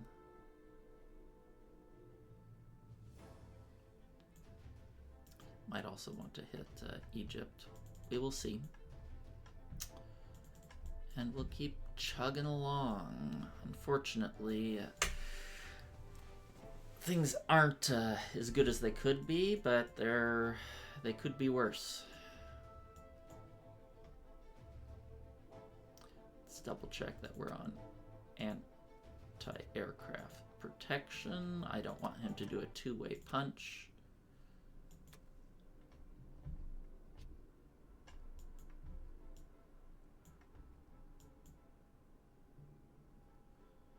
And I am safe here, right? I should be safe.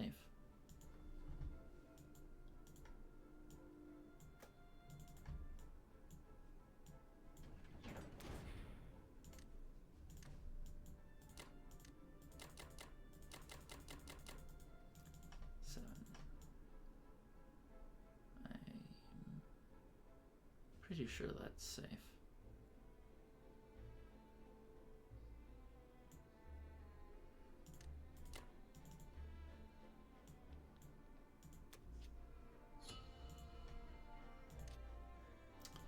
So we're starting to lag behind is the axis here. It's the power of the med shock, and unfortunately we didn't get good hitbacks with Japan, so he's able to hold Karelia and hold off Japan, which is not the best. Might have to take some risky attacks on some place like Novo, depending on if he defends it, but we'll see. We're still in it. Alright, see you guys next time for Japan 6. Welcome back, it's Japan 6, and let's take a look at what Rod has done. He bought infantry, fighter, tank, artillery. Where did he mobilize them? One of the tanks went to India. He hit Northwestern Europe, Baltic.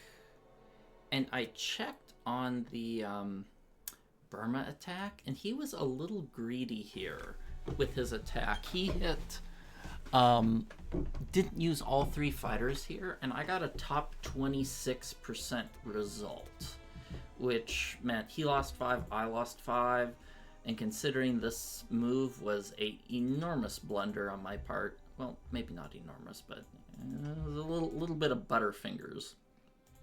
I ran the numbers and found I have a 63% chance to conquer India, and it's negative 22 IPCs on average. So yeah, or 21 IPCs average negative result. And I was thinking about it, and I'm thinking, well, what if I play standard? What do I think? How do I think the game's going to play out? And my answer to that question is not super fantastic because he has Karelia. I placed 5 units here that could be going to pressure Russia, and that's going to be a couple turns before I can dislodge this here and really make a dent in Russia's power. So I think, it's my opinion, that going for the 63%, and hopefully I get a better result than average, is my best chance to win going forward, because I'd say I probably only have a 20% chance to win the game from this point. I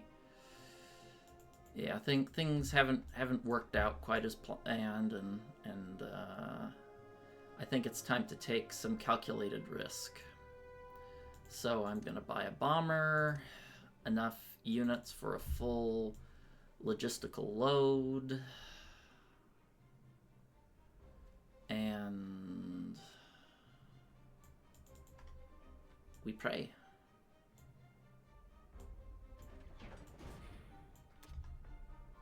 Alright, first things first, we disengage the sub.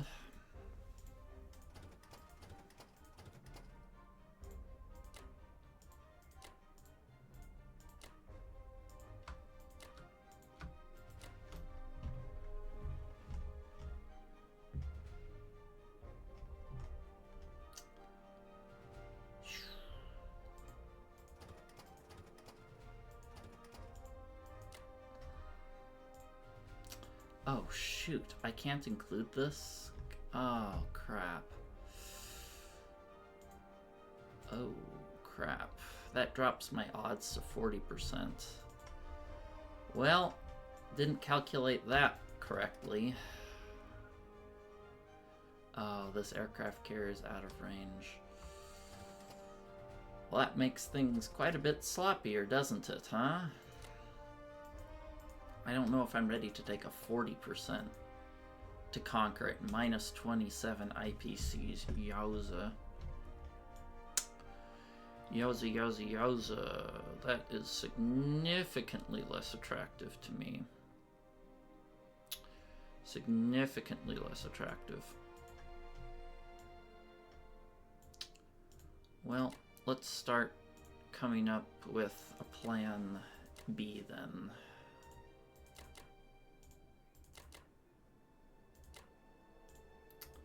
Shoot. That sure would have been nice.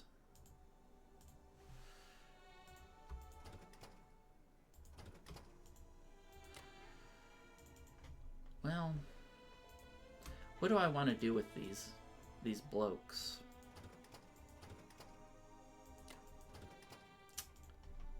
Huh? Do I want to hit South Africa? I think that would be a good idea, because that will help me preserve these units for longer and preserve that income.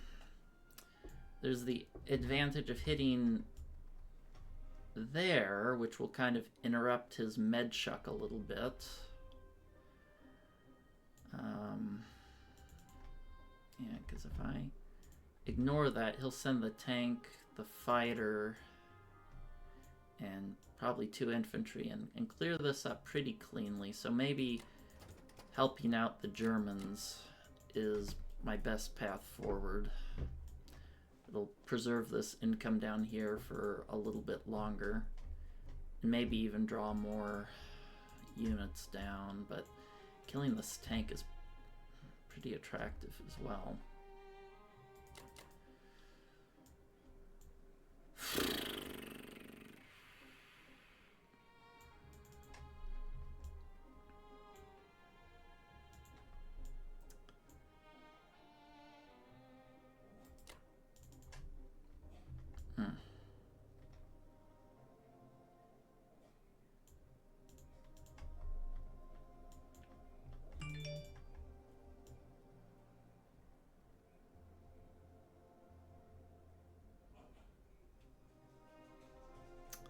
Darn.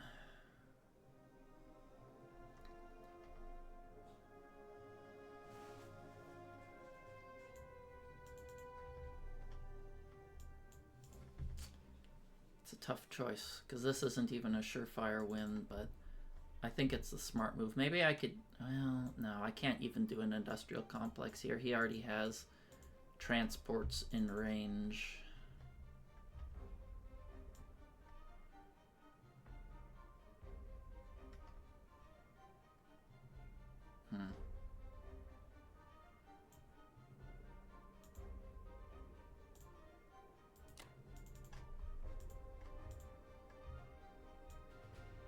Ah, darn. Not liking the, should I even be even greedier and just blitz this up to here? I don't think I'm ready for that level of greed.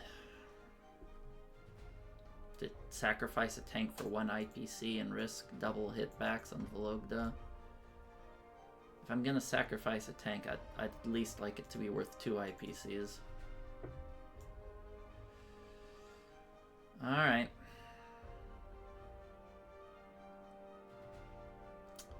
Oh man, losing that fight earlier, forcing this guy to go here instead of here, was so logistically inefficient.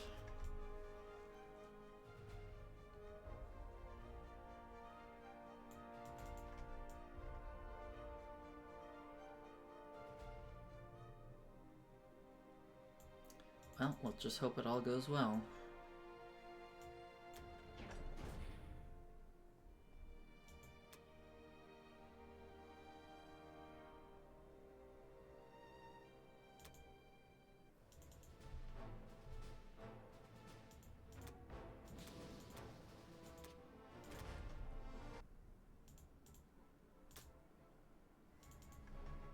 This arguably is the most important fight.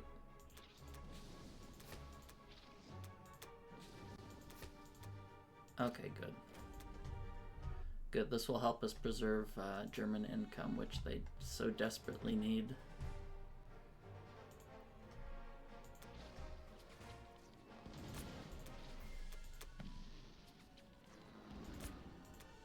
Well, I can't complain about the rolls.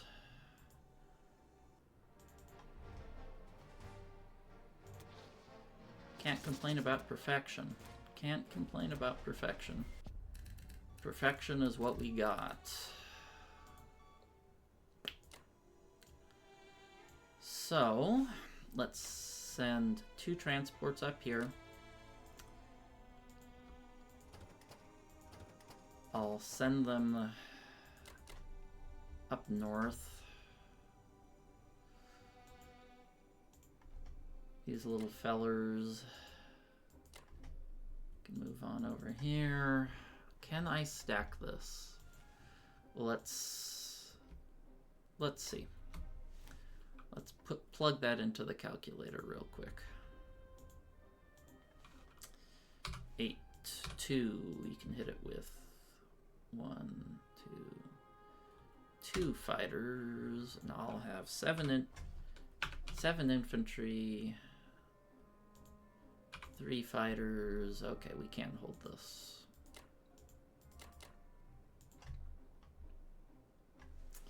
And where do we want the bomber?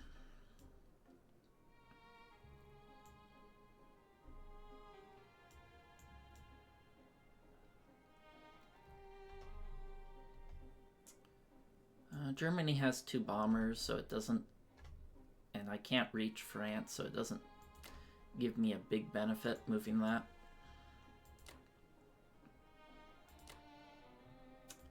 Away. You can move this sub up here. And this guy needs to go scoop up some islands. So which islands do I want? If I move him here, he can go 1, 2, 3, 4. If I move him here, it's the same. So no matter which place I take him to, it's going to take me 3 turns before I can return. So I might as well go for this spot, which has the units that are the farthest away, the least accessible, whereas these 2 are the most accessible.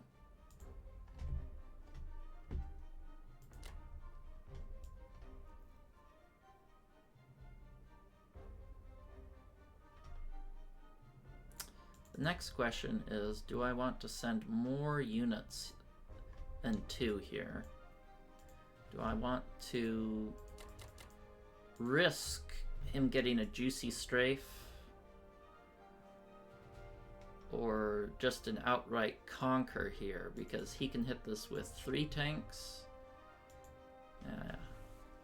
Well, let's see. Let's assume he hits that with everything. He'll have... I'll just assume I get 1 hit back. I'm unlucky. 7 infantry, 2 artillery, 3 tanks. I can whack him back with 7 infantry,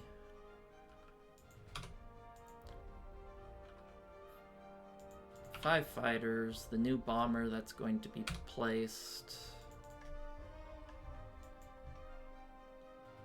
and he can add he can add 3 UK fighters there. Okay, those odds don't look good for me, so I'm just going to move out 2 for now. I don't feel comfortable risking more than that.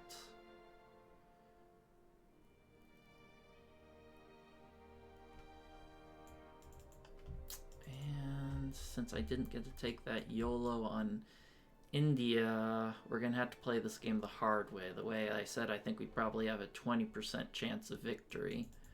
But since I got perfect rolls and this didn't fail and this didn't fail, maybe we can bump that up to a 30% chance to win from here. So we'll keep trucking. And I do want to land those units there in particular. It's more, if you're in Season 62, it takes them 1, 2, 3 turns to get there, whereas if you land them here, it takes 1, 2, 3, 4. So just logistically more efficient to land them there than in Manchuria, and I don't have a pressing need for them to be there. Okay, I think that about wraps it up, just to make sure. Yeah, no fighters been produced. This guy is out of range, since we've done a good job of zoning him out. The question is, do I want to keep this destroyer and submarine back? Because I'm going to be scooping up these islands, and if he comes back here, things will grow more troublesome. Let's see, if he lands there... No, he can go here. Yeah, he'd be in range there, so I think it's better to keep the sub and destroyer back just to zone out this British submarine from preventing our infantry scoops. I'm glad I noticed that. Okay.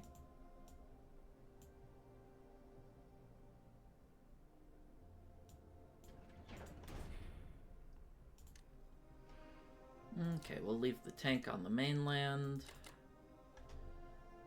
I always like to have one tank, at least one tank available as Japan, because, I mean, first of all, I'll say why I don't like tanks. Because tanks, they're just not cost efficient, and planes and infantry are Japan's bread and butter, and I almost never like making anything else other than planes and infantry, because that's the most efficient, effective way to play Japan, in my opinion.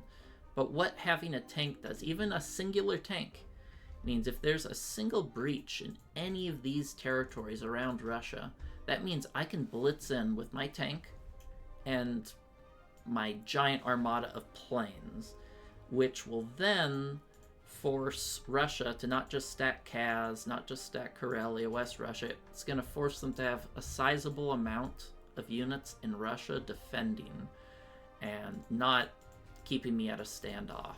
And I think that's worth the inefficiency of buying a tank. So whenever I think one of my tanks is not long for this world, I'll usually plop 1 or 2 down, and almost never more unless I'm going for a timing kill. Let's take a look at the balance of power. It says we're up, but after the US and Russia's turn, that's not going to be the case. Russia is far too rich for my taste at turn 6. And we took, unfortunately, 2 turns longer to complete our island circuit, so we're still behind, but we're in it, and we'll see where the game goes from here. All right, see you guys next time for Germany 7. Welcome back. It's Germany 7, and let's take a look at what Rod did. Purchased a complex in Norway, pretty common. Congo, no losses. Southern Europe, no losses. So pretty sweet US turn. Russia. Okay, destroyed 2, lost 2. What did he hit that with? Okay. Followed, lost 1 infantry there. Okay, pretty average Russia.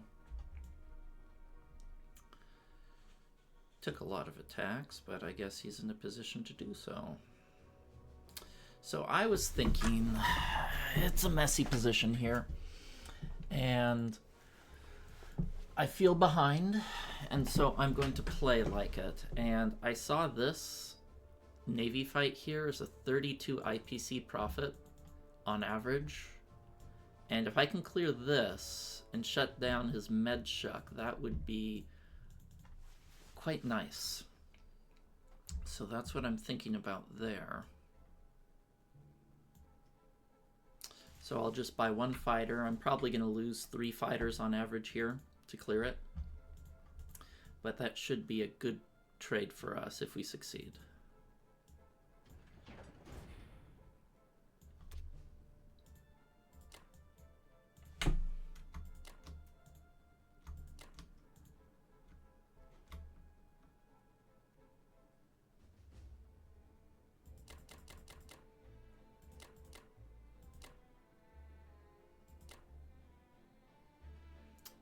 I think I'm also going to go for this.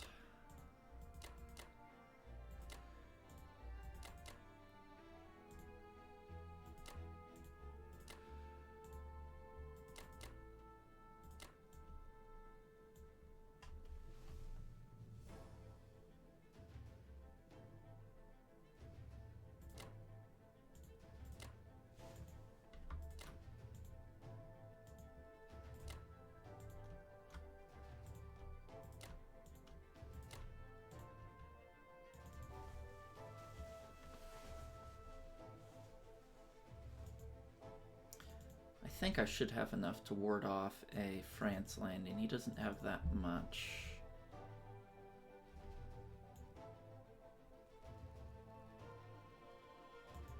Do I need more here to defend this?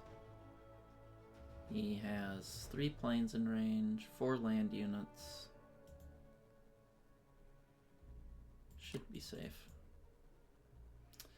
Okay, that's what I'm going with, and we will see how it turns out.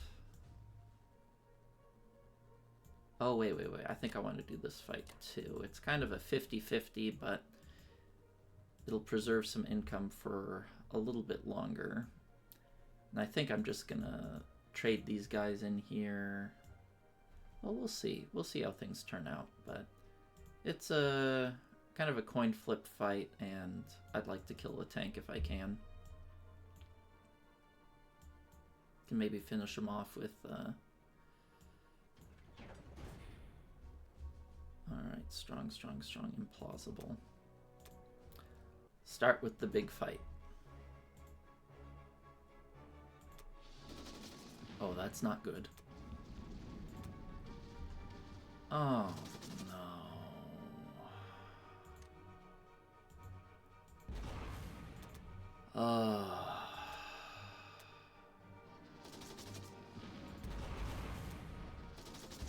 I was supposed to lose 3 fighters. Oh. That was a bottom 9% result. That might have just lost me the game. Wow.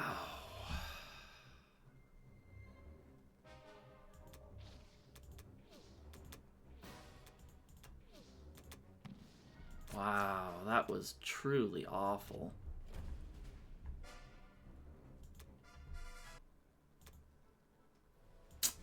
That might have just been the game there.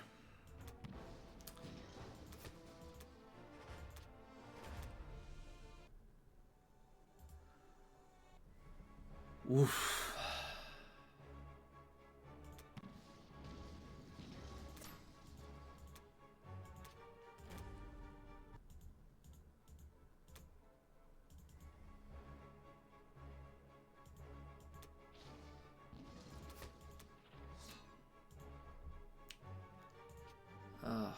Do I continue?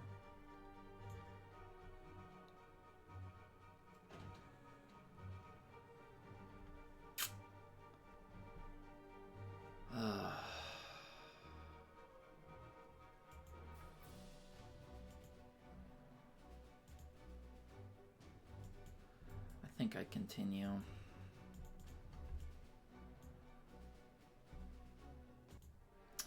Man.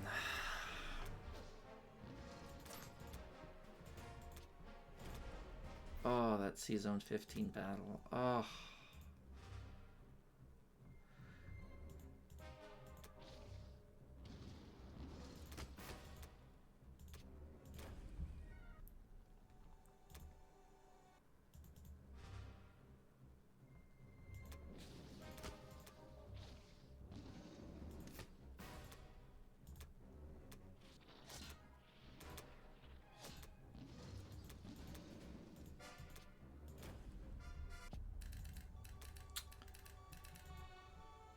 Woof.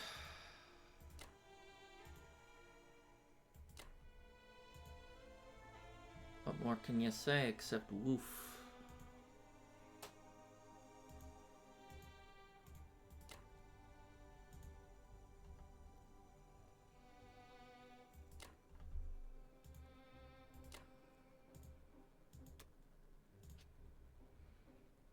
Just set AA first there.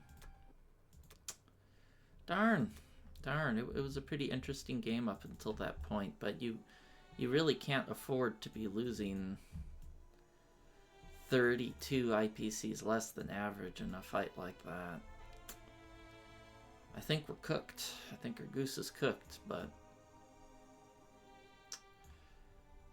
we'll keep chugging along.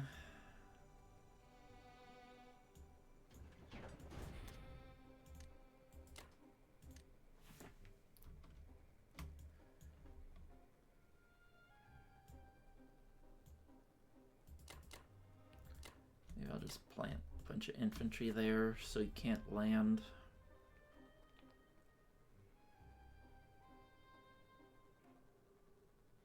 Because I don't have the Air Force anymore to defend. How is Germany? Is Germany even safe? You can hit me with 3 planes. 4 units. Like, run a calculator just to see.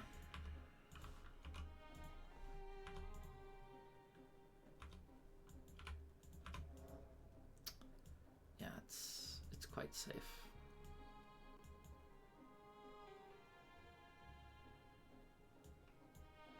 Darn. Oh, that was supposed to be my big break. Oh, now we're a 2-plane Germany without Karelia. Oh, and that heavily disrupts my ability to defend against a France stack. Well, we'll see. Alright, see you guys next time for Japan 7. Welcome back. It's Japan 7. Let's take a look at what Rod did. Transport to get fully up and running with the UK. Took the freebie in France. Really hit really hard here in Burma. Looks like he really didn't want me to have any sort of odds on India, since I have a lot of planes here, and he probably wanted to stack Kazakh, so that's a small victory for us. And I was considering if I want to hit this tank or maybe just take Transjordan for free, but I think I want to hit the tank. That way the Germans can preserve one of these 2 territories an extra turn. I don't know. And maybe we can even kill him without a hit back, and then he'll have to send these 2 units into planes, or force him to make some tough decisions. But other than that, there's just not a lot to do on the board. I could potentially take Alaska, but it doesn't...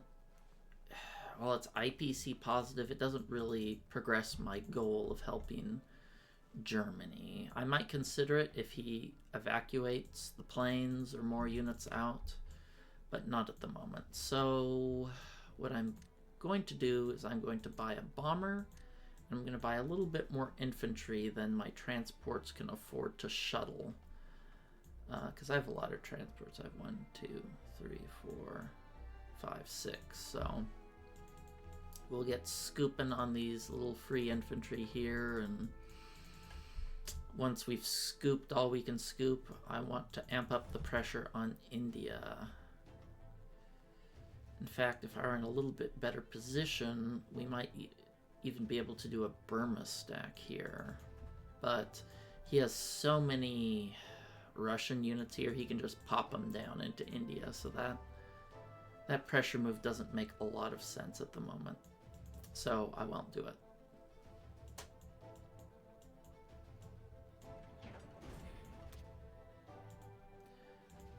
Disengage. It's so tempting to want to hit that sub, but it's a trap.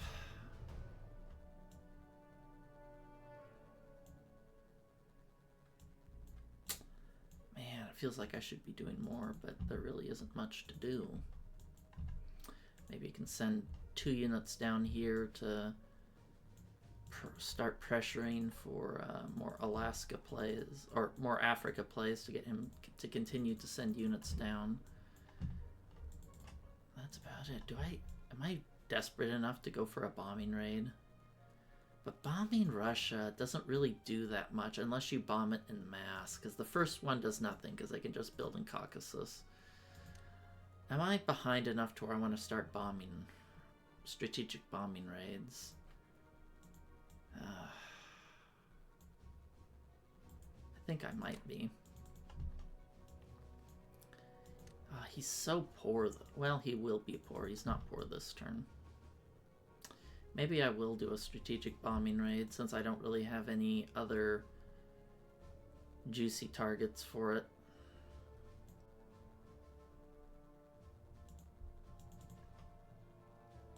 I actually could take India if I actually had infantry and land units in range, but alas, I do not.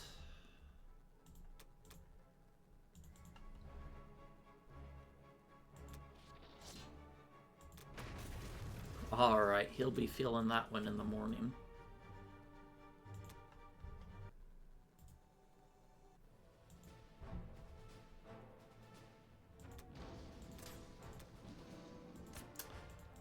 MVP tank there. All right.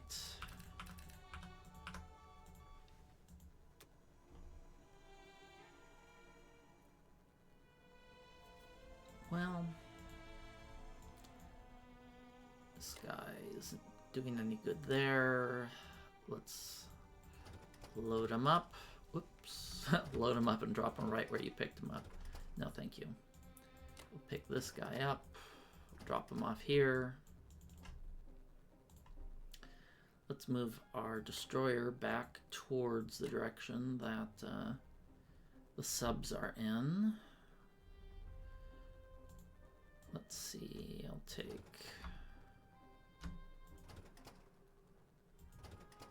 artillery there because it's going to probably be somewhat useful. I always like to leave a unit in 62 to always keep that threat of Alaska, because I want to force him to defend Alaska.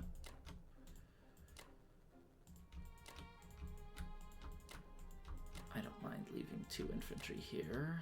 I think I'll place this bomber here. Oh, the poor German Air Force just got skunked. Do I want to move these planes over. I think I do. Actually, I'm curious. If I move these planes here, does that deny him odds? Let's see. 9 infantry, 2 artillery, 2 planes against 3, 1, 5. That is still pretty juicy for him. Okay. Maybe I don't want to give him that.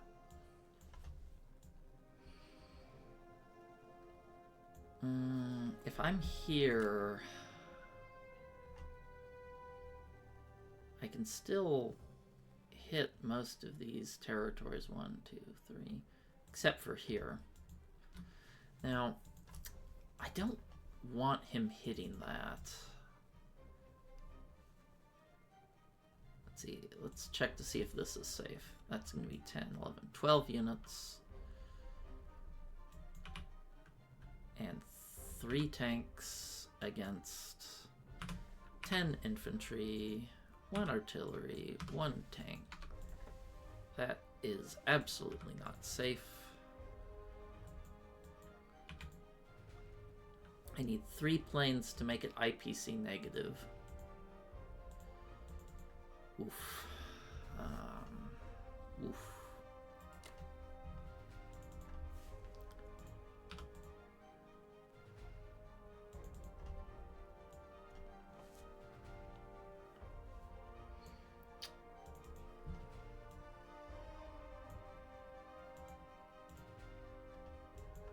Do I add these planes here?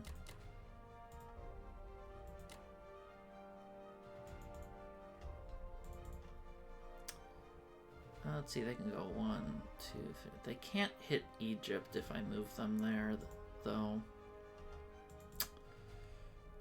2. Yeah, it'd be nice to have those planes there.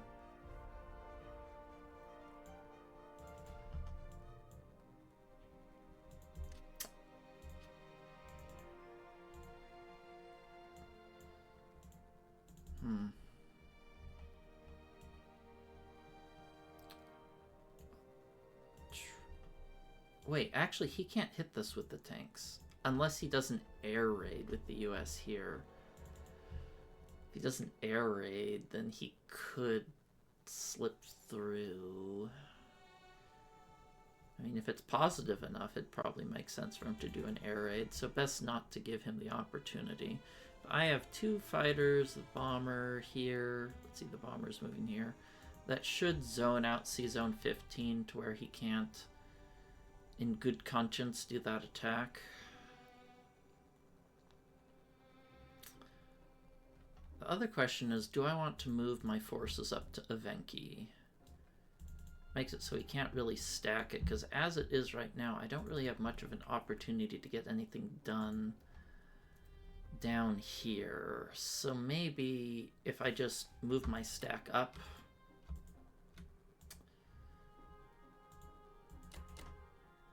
would that be, and then I could move all my planes out. That might be a more advantageous move. It'll make it harder for him to get things done.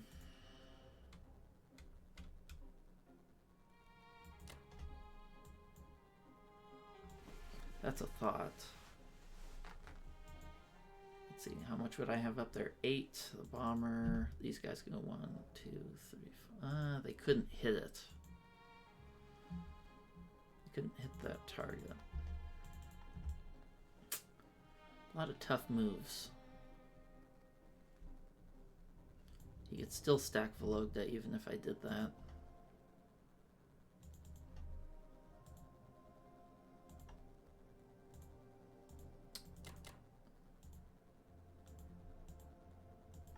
Well,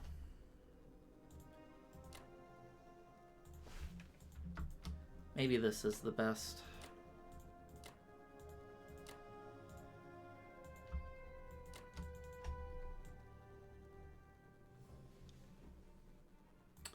This should be safe, right? He can't hit it. Good. This is safe. There's no bombers, right? Yes, the Allies have no bombers. Nice, we got a little bit of Afro income, even if it's fleeting. And we are starting to pump up serious amounts of infantry over into Asia. Maybe we can get something done. Maybe we can still get something done here. Okay.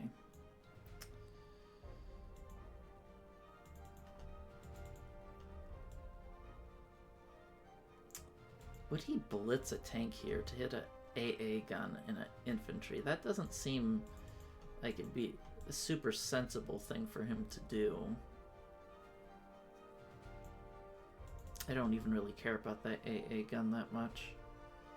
And his planes can't reach French Indo-Thailand. Maybe we could even force another destroyer purchase from him to eat up some of his IPCs. I would not mind him doing a destroyer purchase. Okay, well, after a bit of brainstorming, this is about the best I could come up with. That horrible German naval attack really threw a wrench in my plans. I was hoping to get a nice advantage, losing maybe 3 planes, get a nice 20-30 IPC advantage. Could even get better than average, and that'd be great, but we got the pits, and now we have to see if we can climb out of the pits.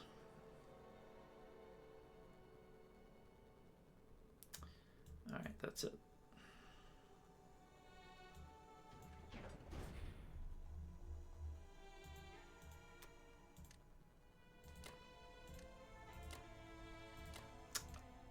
Another note, I always like to have 1 artillery here in Japan just to keep that potential pressure on Alaska alive. Now I just realized if he captures this, he could take this 1 transport and then land his plane there and get slaughtered. Yeah, that doesn't make a lot of sense. Okay, I think we're good.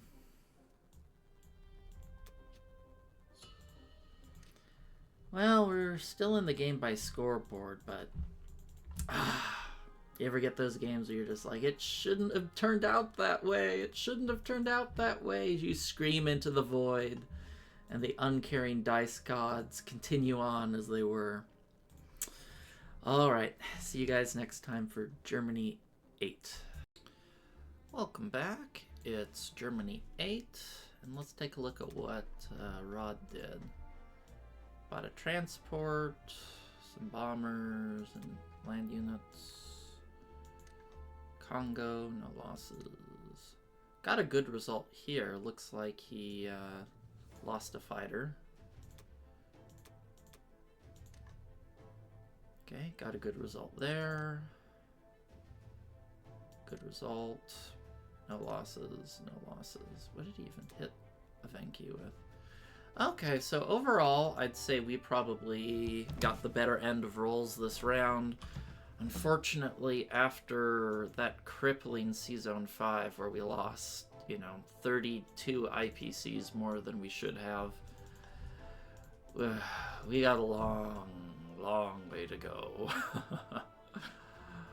So let's see what we can get done.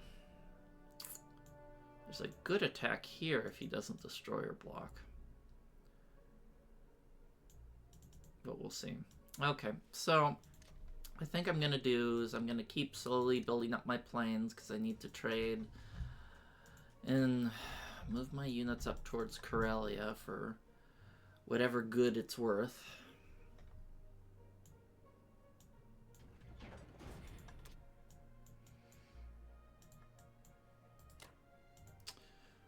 Okay, I have to use the bomber here. This, I calculated, I need this much exactly.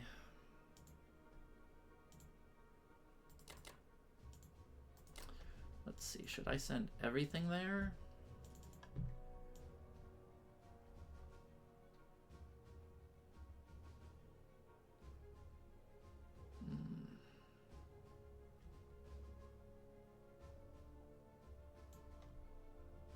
Maybe I'll add one more.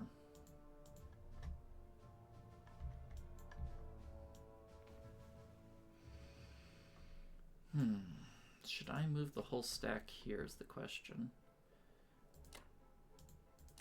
Maybe I'll just hit like this, because even if I move everything there, it's not going to... Let's see. Can he counterattack this is actually the real question. I'll have 8 units. He'll have 8, 9, 10. It's a little dicey, actually.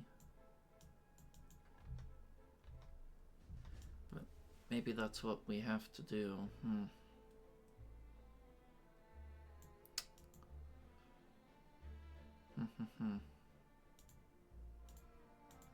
Maybe I should be conservative here. Can I stack both is the real question. Okay, let's run some numbers here. If he has 7 infantry, well, it really depends on if I take this territory. 2 artillery, 2 fighters. If I add, and we'll have 4, 1, 4, say 3, because we'll assume I get a hit back. We add 2 tanks. His odds are really good. The odds are he'll kill that with... he'll kill that unit with UK, so I probably shouldn't risk it and just do 2 infantry.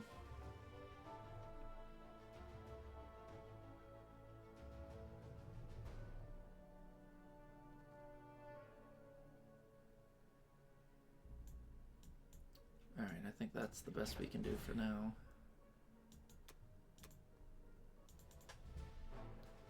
It's really important that we capture this. Every single IPC is precious. Stings.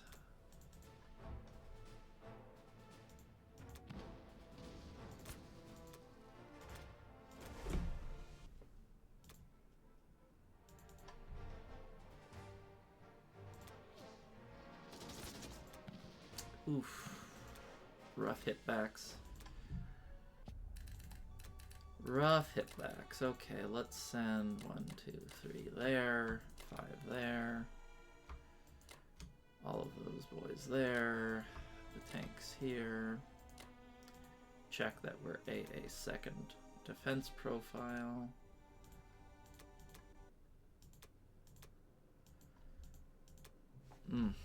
Yeah, this is a real uphill battle without those planes. But we'll keep trucking on.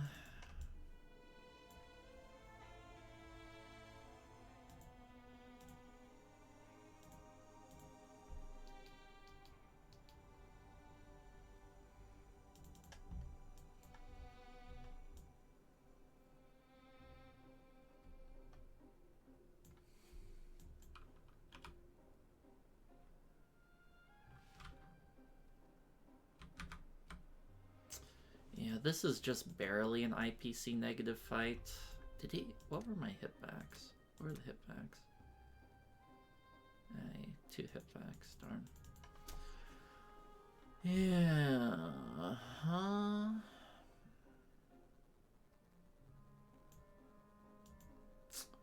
I think Corelli is pretty much stuck. I'll add 1 more infantry here just to firmly make that absolutely no shot fight. And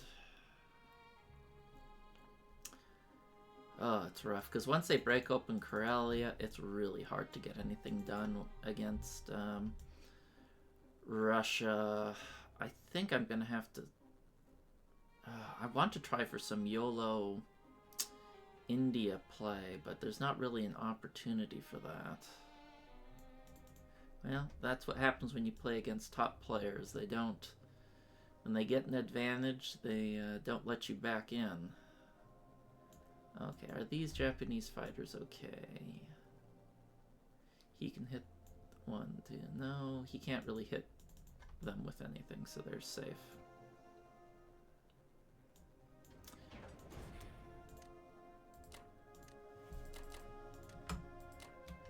Alright, we'll keep trucking. See you next time for Japan 8. Okay, welcome back to Japan 8. Let's take a look at what the UK did.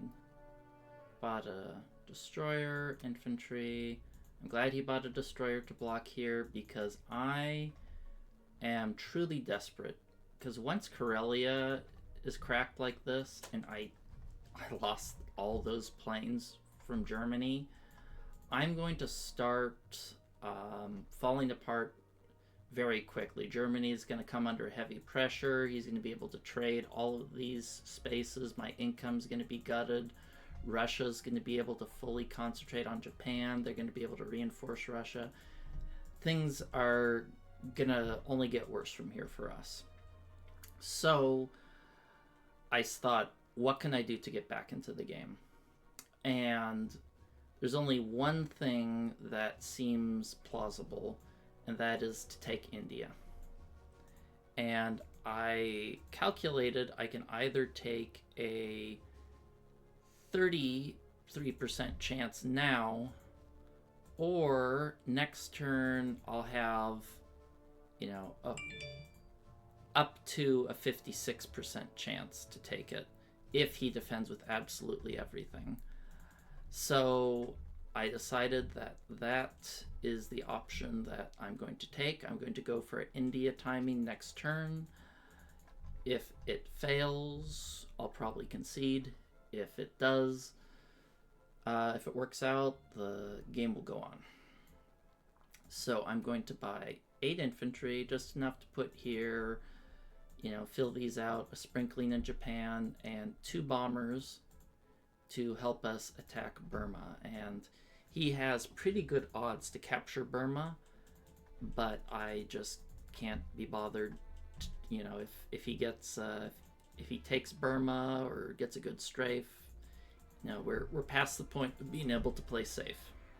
So let's lock it in.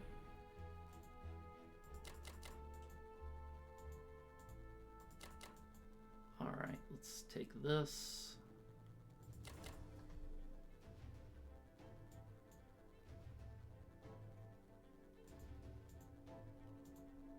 Goes 1, 2, 3,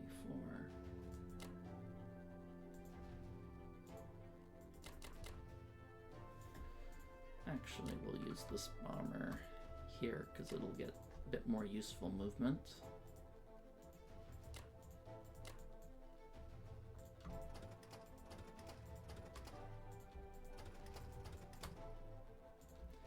I'm purposely moving the infantry here to make the attack a little bit less juicy for him. Okay, actually, hold on. I'm not using this transport. I'm using this transport because the other one has a bit more movement range. I can get back to Japan and do something useful. All right, how many planes does he have in range? 1, 2, 3, 4. And 2 subs. Okay, so let's.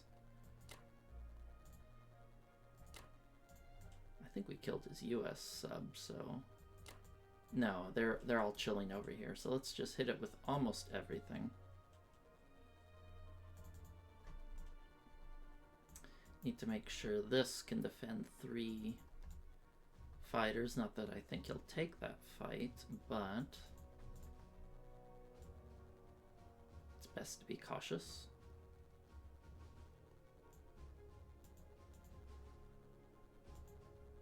I'm going to... Do I want to move in with this transport here? That's something I'm thinking about. Because if I move it there to move units back, it doesn't increase my overall fighting force.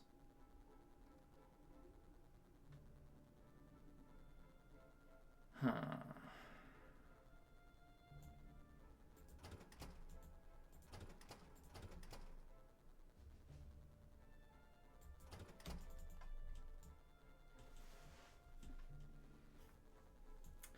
These units here can move to this zone. These 2 transports where I'll produce 2 here, move 2 down here, and the tank will go down as well.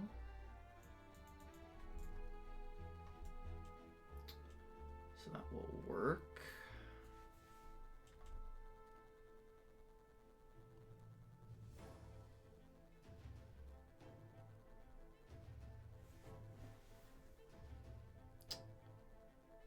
It's very important to get everything right in situations like this. And I want to make sure no planes can hit here. So planes can go 1, 2, 3, 4. His plane 1, 2. Okay, so no plane should be able to reach here. Well, let's see. If he blitzes his tank in, these planes can go. Yeah, no way to reach.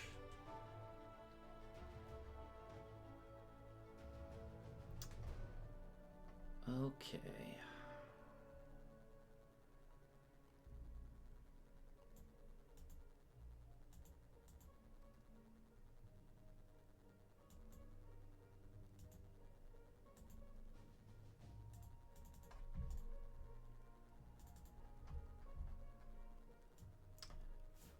All right, let's also not use these infantry. Let's use those two. I think I'm going to have to retreat from here, right? Maybe I won't. Let's think about this for a moment. What can he attack here with? He'll be able to hit here with, at most, 13 infantry, 5 artillery, 3 tanks, 1, 2, 2 planes. And what will I have left over? I will have 10 infantry, 1 artillery, if I land the planes there, I could have up to 5 planes there. Oh, it doesn't matter how many planes I land there, he's just gonna have overwhelming force. Okay, so we're gonna have to pull back. Or move up to here. Let's recalculate that. If I move, what if I move my entire force up here?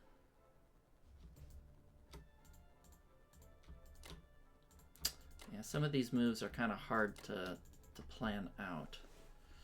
So if I move, it has that.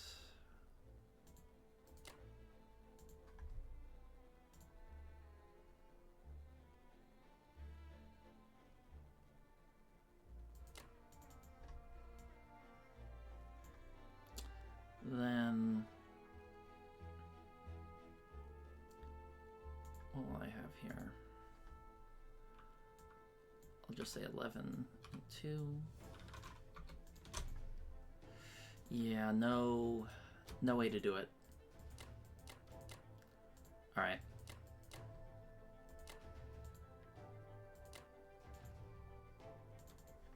No way to do it. Just gonna have to pull back.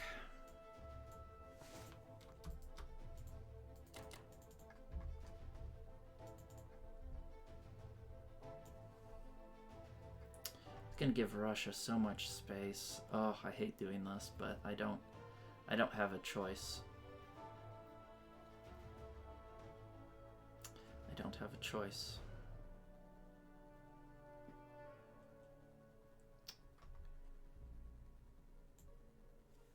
Actually, interesting thought. What if instead of using that transport, I use this one? That way I can funnel some units back from Japan and not have to pull as many away. That seems like a much more attractive idea to me. Much more attractive idea.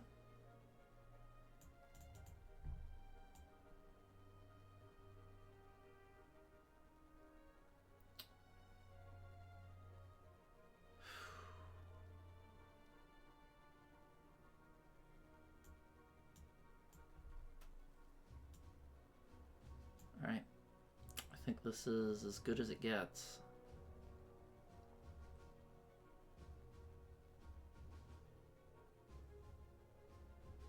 This guy will move here.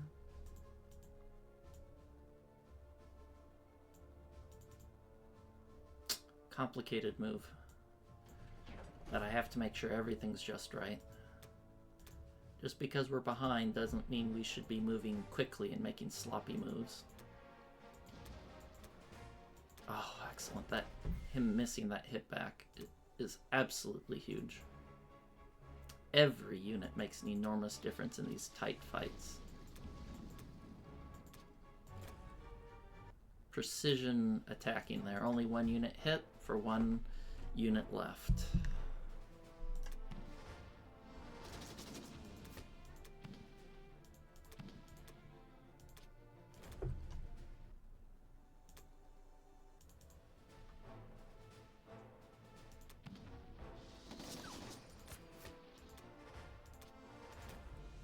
Good. Well, couldn't ask for a much better turn. Couldn't ask for a much better turn. Okay. So let's start with the unit movements here. You will go here. Since I'm going to be transporting 2 units.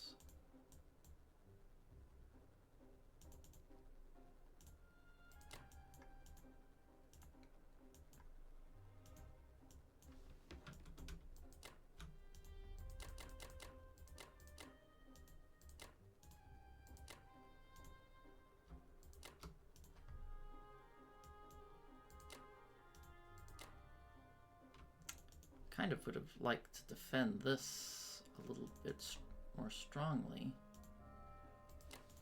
That should be good enough. You can hit this with at most 5 units. Let's make sure to set our profile to carrier last. And I've been told you have to sometimes leave and re-enter a game for it to take effect. So we'll do that. Okay, so I have 1, 2, 3, 4, 5 units against 1, 2. He can only really hit this with 4, 5 if he adds an aircraft carrier, which I don't. Well, he might do that just to block it.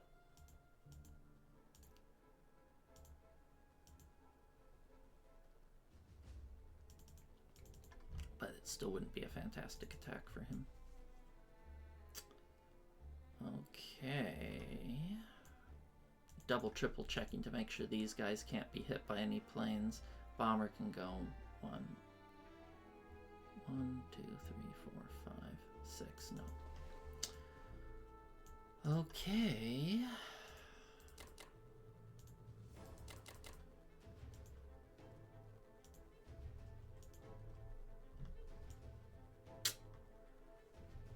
I just realized I won't be able to hit with all of these planes if they all land there.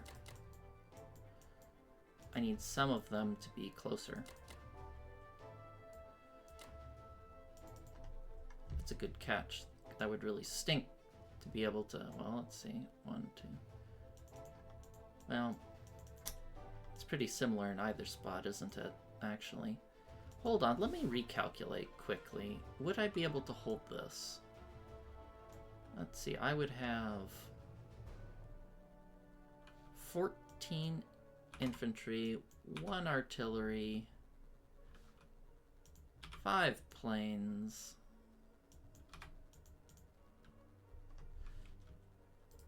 hold your horses. Maybe we can hold this.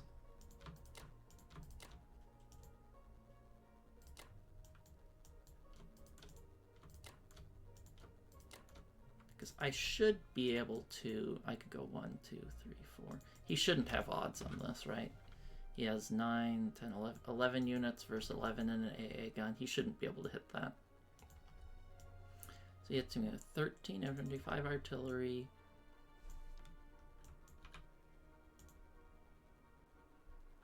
If he air raids this as the US, blitzes through here, he has a 50-50 battle.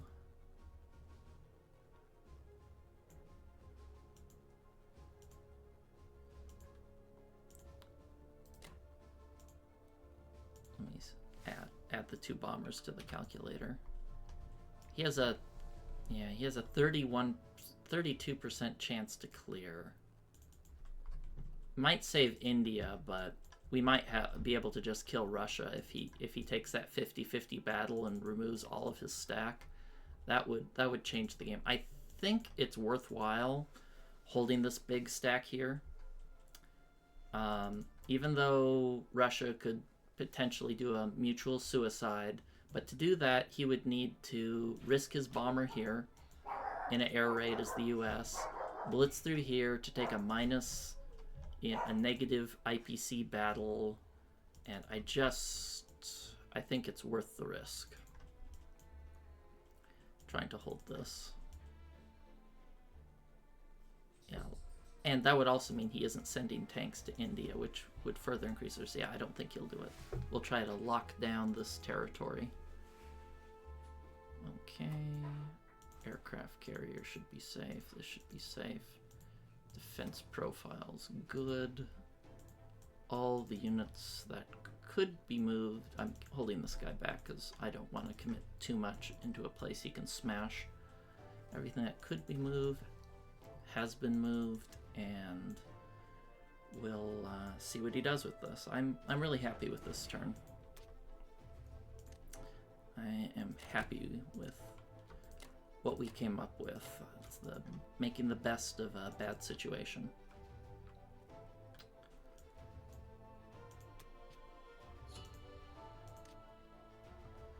Yeah, well, it says we're ahead on attack power, but I don't trust that for a second. Because of positionally we're behind. We have to take India, and even then that would just make it into a game where I think we're still behind. Usually want to take India, 2 turns before they take Karelia, but we will see. Okay, well, see you guys next time for Germany 8, and we'll see what we can get done. Welcome back, it's Germany 9, and let's take a look at what Rod's done.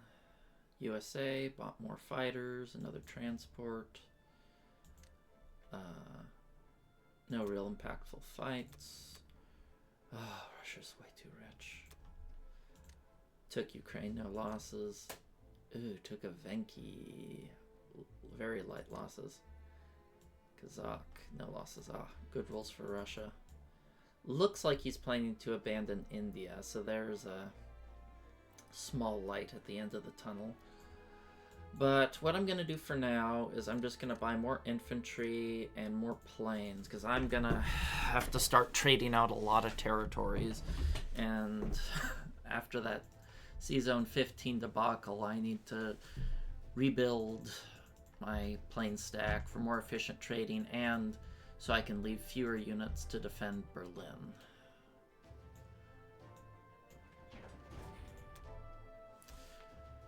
So I think I'm going to start stack shifting France, and I calculated I need 22 units to have clean odds.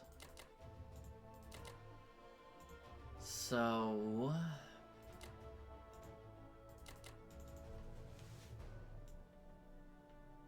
yeah, not a lot to be done.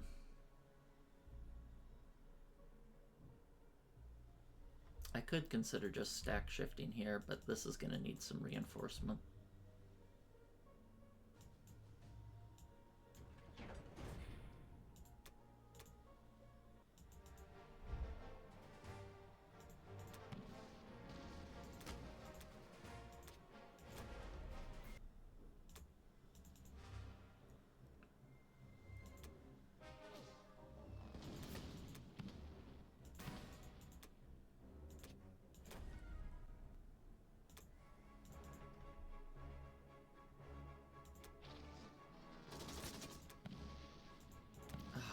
So many hitbacks. Ugh. Alright.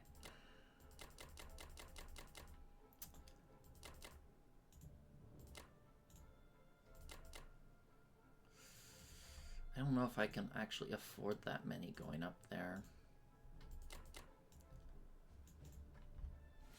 Do a quick calculation on to see how safe Berlin is. Let's see, he's gonna hit. Oh, UK actually doesn't have that much. 4-2, 1 cruiser. How many fighters does he have? 2 fighters in range, followed up by USA, which will hit. I have to be careful with these sneaky fighters. I can hit.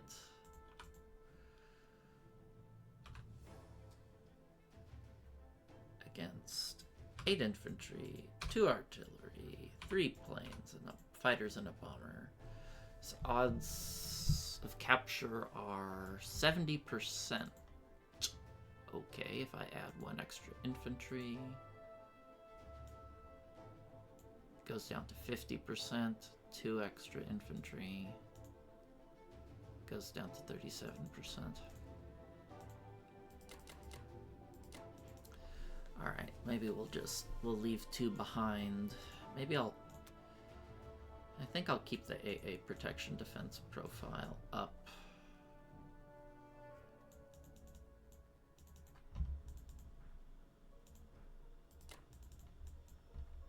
In case he wants to bombard and 2-1 punch that. Oof. All right. Let's keep it going.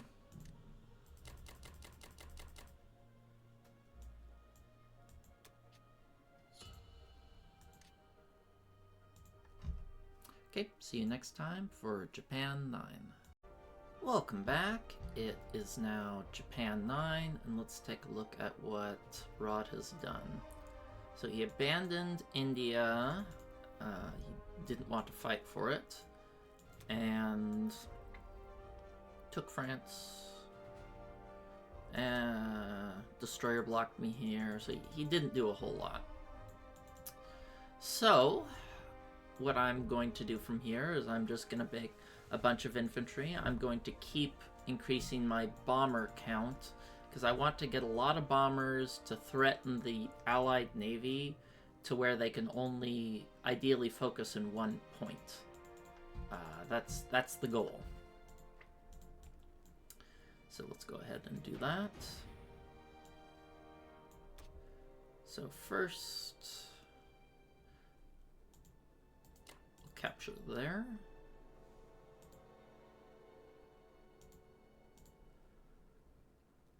Alright, we're gonna send at least 2 buddies there.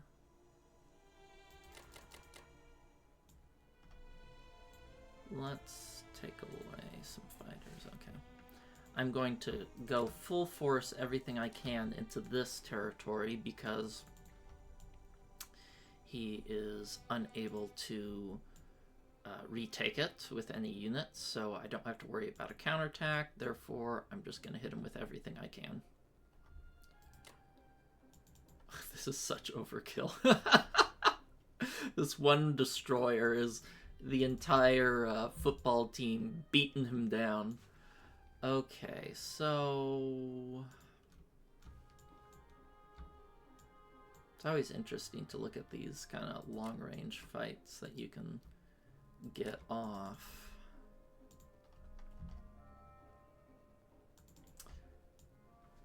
He does have these bombers, so I have to be careful about landing these. These go 1, 2, 3, 4. Yeah, I have to be careful with these because they can be counterattacked. Now let's take a look at our numbers here. So he can hit this with 16 infantry, 4 artillery, 3 tanks, and where are his fighters? 1, 2, 3, yeah, 2 fighters. And I will have at the end of the turn 13 infantry, 1 artillery, a tank,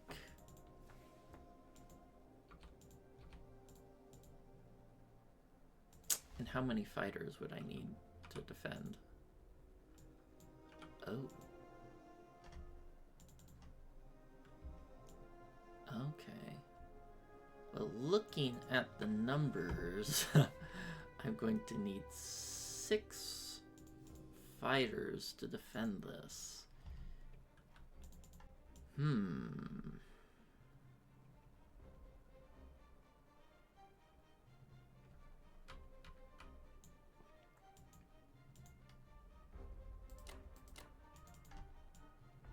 That's a lot of fighters. I don't think he'd take that fight, though. And the reason I say I don't think he'd take that fight is just because he doesn't want to get rid of his stack.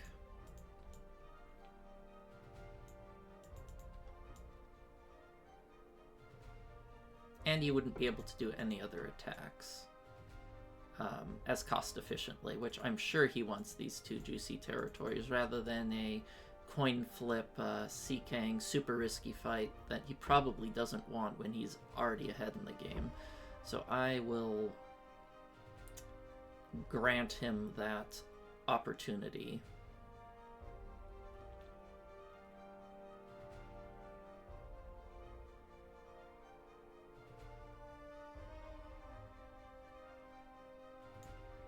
I don't think I need to add this fighter.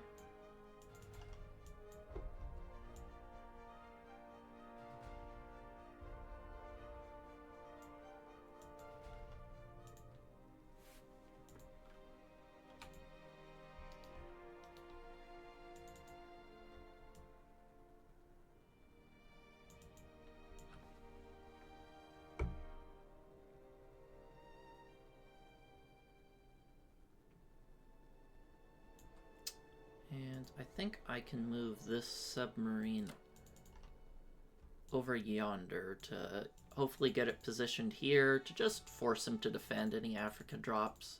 Be a little bit of a nuisance.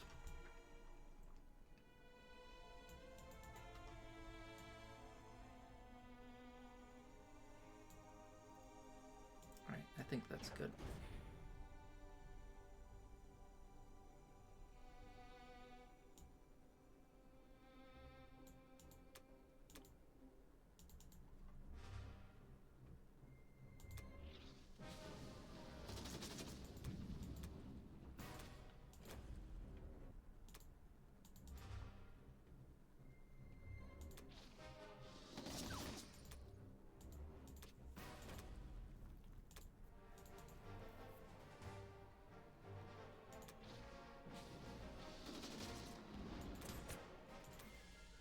Okay.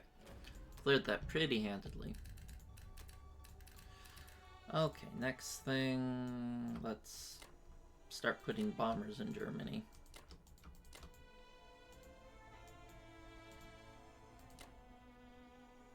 Alright, we'll move all these good fellows here. I'll leave 1 transport here to start attacking Africa. Let's move the tank here. Cavalry squad. I'll move 2 infantry up here. 2 infantry there to reinforce. Let's see, is this in danger? If he captures that, you can go 1, 2, 3, 4. Wait, 1, 2, 3. No, that shouldn't be in danger unless he wants to do a really silly air raid. This can go 1, 2, 3, 4, 5, 6. 1, 2, 3, 4. Okay. Well, even if he does, it would be dead the next turn. Okay, I'm going to send this boy here to start picking up units in the Pacific. Take that there. Reinforce Buryatia and threaten Alaska. Let's move a battleship. I think I want to take 1 aircraft carrier since there's not a huge navy threat right here. And I will also move 1 fighter here. Now, before I do that, let me just quickly do one last simulation. If he wants to 2-way punch this, and then, say, hit it with the UK, is that something that would be attractive and profitable for him? It would not be attractive or profitable for him. Okay. Just like to double check these things. You can never be too safe. So I've lost games because there were fights I thought were fine that, spoiler alert, were not fine. Okay, this can be hit by 1, 2, 3. No, he can't hit that. This should be super safe. Do I want the plane? Maybe I actually want this plane here to help increase the odds on whatever I decide to hit over in Africa. I think that's more important than threatening Alaska. I don't think that's too material.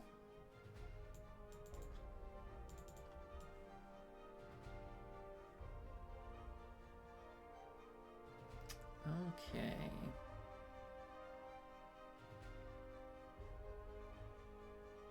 And after this 2 turns, there'll be no more loitering infantry in the Atlantic. We're starting to make some progress against Russia. We're going to be able to take Africa, you know, contest Africa, which should take some pressure off Germany. I'd still say we're behind, but I think we're in the game now, whereas earlier I would say we were circling the gutter.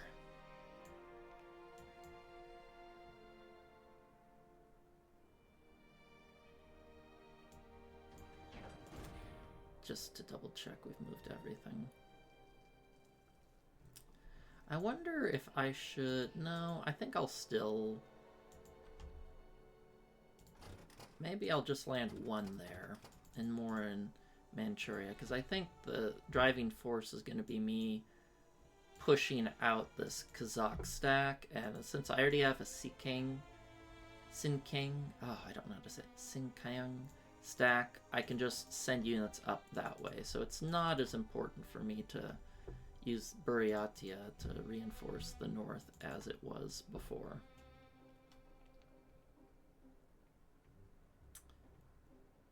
Okay, I think that's about as good as it gets. Just make sure we're not missing something like a dead transport if he goes 1, 2, 3, 4, 5, 6, 7. No. They're safe. Check our defense profiles. Carrier last. Let's swap that to default. Exit the game to reload it.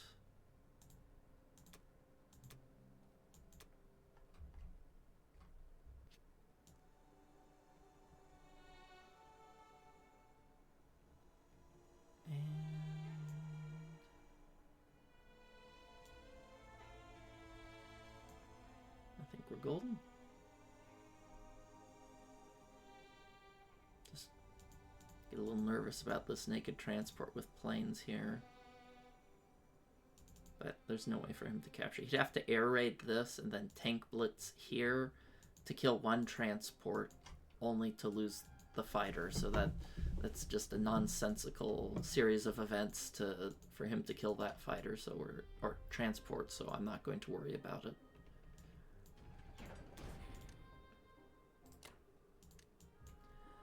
Let's put the artillery in Japan, and the reason for that again is to potentially pressure Alaska. At this point in the game, as Japan, my job is, once I have India, I have the leeway to where the Axis can... Well, we definitely don't have the income advantage. That's for damn sure with a 27 IPC Russia. But we have a decent position, and I want to pull away, have USA trading in Alaska, then trading in Europe. Because Germany is running on fumes, and every single unit I can pull away will be immensely helpful to them. Okay, that's it for now, and I'll see you guys again for Germany 9. Welcome back, it's Germany 3. Let's take a look what Rod did. Find a larger navy. Yeah, I think he's realized that I've I've whacked his weak navy a couple times. He lucked out in Sea Zone 15, but I guess he doesn't want to give me that chance to come back again. So, especially with all these bombers here. Let's see. Hit Belarusia. Russia took that, Okay, pretty unimportant rolls so far. So, here's the important thing. I looked at the map and things are not looking good. There are way too many US troops coming at us to the point where we can't hold this spot, and if we hold this spot, it's basically, we can't hold this spot either. The only thing I can maybe hold is Ukraine if I put some Japanese planes there, which is what I'm going to go for. And I'm going to keep trying to hold France as best I can, and we'll just hope we can stall until some Japanese miracle happens. But in general, you want to take India 2 turns, you know, before they take Karelia to kind of have the game be on even footing, not 3 turns after. So we're in deep doo-doo here, but let's see what we can get done. So just buying a bunch of infantry to stall. We got enough planes to do what I call an excuse for trading.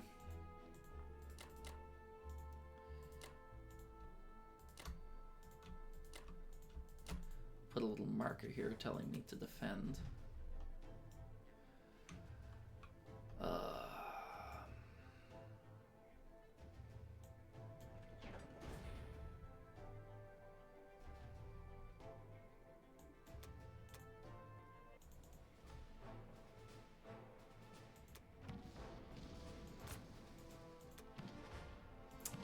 Darn.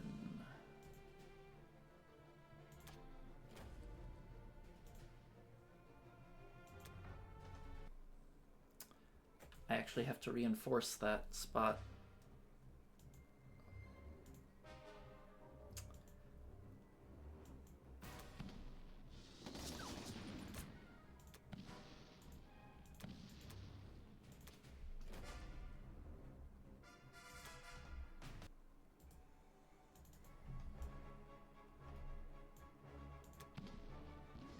Please no hit back. Makes the odds much more attractive for them. Okay, I'm going to add 2 there.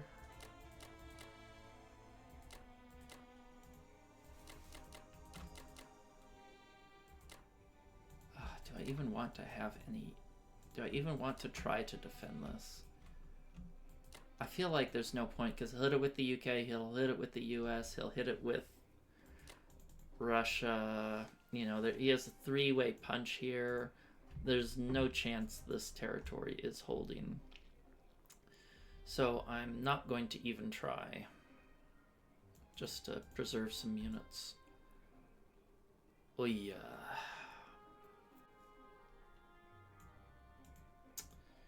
Yeah. Kind of struggling at death's door. Kind of have to hope there's a decisive battle I can take with maybe Germany and get really lucky. But that's going to be tough. We're doing the best we can. Yeah, these sort of you're behind games as Axis. It's really hard to come back as Axis once they get Karelia compared to, you know, the Allies can sometimes make some wild plays on Berlin, but yeah, we're struggling, but we're making, in my opinion, the smartest moves that we can. Oh, those extra planes. If only I had those extra planes and could shoo away this navy and take all of these units up here, the game would look so much different. But alas. Alright, see you guys next time for Japan 10. Welcome back, it's Japan 10, and let's take a look at what Rod did.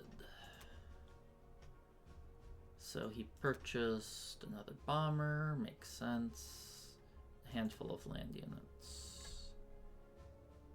Hit that, no losses. Hit this, which is a little interesting, Szechuan. Yeah, did the 1 artillery, 4 fighters. If you get double hit backs, they lose a plane. So I always find those a little risky, but I think they're technically IPC positive, but they can just blow up in your face quite easily. So this turn, I have a lot of complexes, so I'm going to buy a lot of land units. I wanted to buy planes, but I'm just too broke. So let's take the freebies. Let's hit here. Trying to decide where I think I am in the game, and I think I'm behind enough where I'm going to risk some bombing raids. Let's hit this spot here because he can't reach his planes here.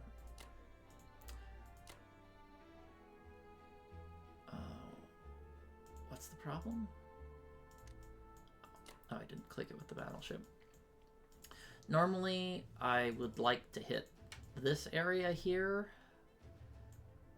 because it's more logistically efficient, but if he takes his fighters 1, 2, 3, and then 4, he can hit me back, so I don't like that idea. I was trying to decide if I want to, let's see, this was 1, 2, 3, 4,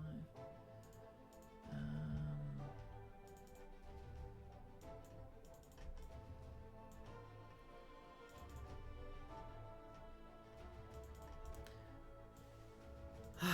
Trying to decide if I wanted to hit Alaska. It doesn't seem terribly attractive to me. So he doesn't go 1, 2, 3, 4 to defend here. I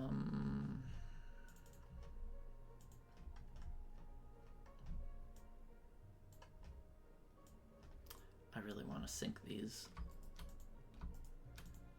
but I can't even reach.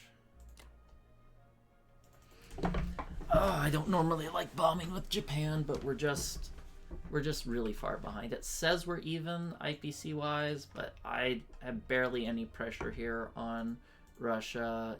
Allied units are going to start streaming in and trading these territories here super efficiently, so I need to try to do whatever I can, which is not a whole lot.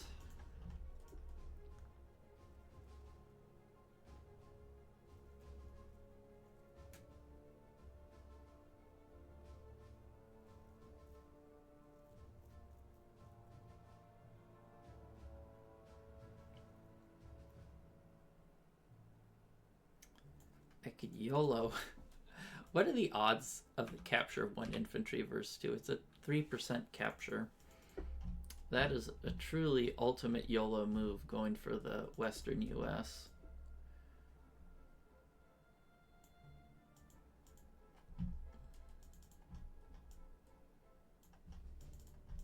I don't think I'm ready to take that sort of exchange, but he couldn't recapture it.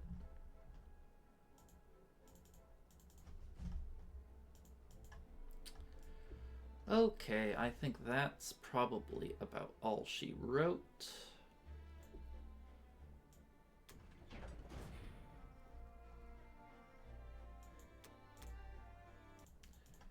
No whammies, come on. Ooh, we got a whammy.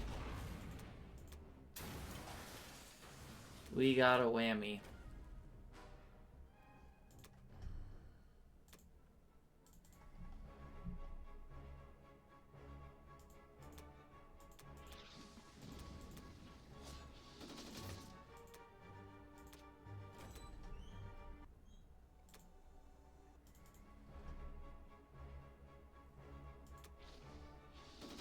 Really? 6 planes couldn't one round that?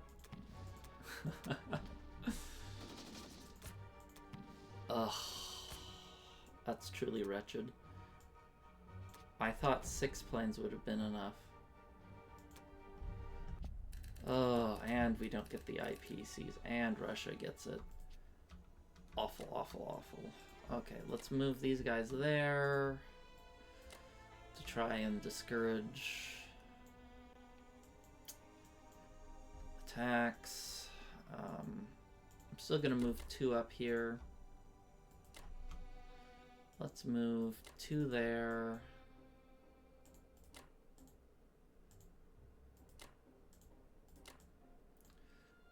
Alright, we'll take you. And we'll park you here to create more pressure on. Now the reason I'm parking them here, there's a very good reason is, one, it forces him to defend Western US, it pressures Alaska, and I can land them in anywhere on the coast I please.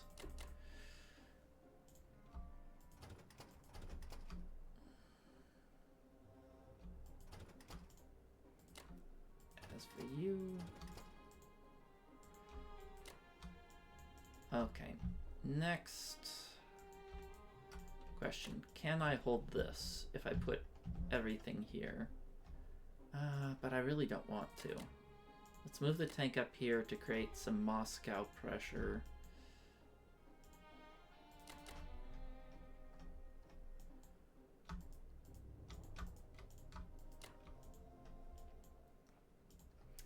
Kind of want to just move the whole stack up here. Place the bomber hither. Move the sub over this way to potentially pressure these sea zones and force them to bring some navy back, split it up, put our bombers to use.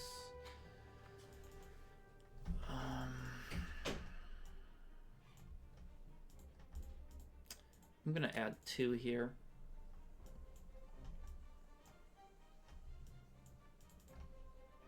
I want to force him to split up his stacks.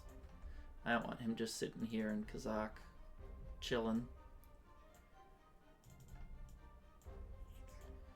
I'll keep the battleship here. Let's see, can he reach us? 1, 2, 3, 4. He technically could, but I don't think it'd be a terribly wise move for him. So I'll just move the aircraft carrier there. I don't think he's gonna air raid that with the US blitzing with the Russians and then bomb it all with the UK, only to instantly lose that plane. But we'll put an aircraft carrier there. I want to keep this battleship here. Actually, it's better to even put it here. Maybe I'll put it here to further increase the threat.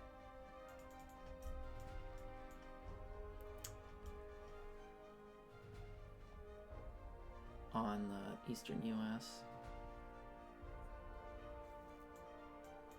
Just good to force him to defend things he doesn't want to defend. Give Germany as much breathing room as we can and see if we can find some sort of miracle here. I'm not seeing any miracles, but who knows?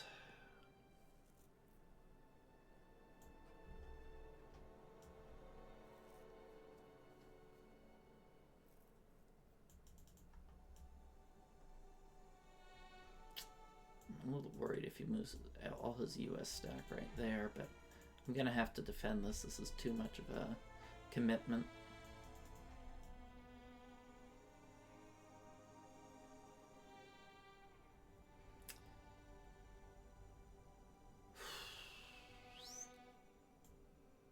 Okie dokie, I think that's about as good as it gets, except I think I would rather place them here in Kwangtung over Sichuan, because I can move it here. I don't really need to move things down to India. But then again, maybe I should get a second. Maybe next turn I'll get a second transport to start siphoning things into Africa a little bit more consistently.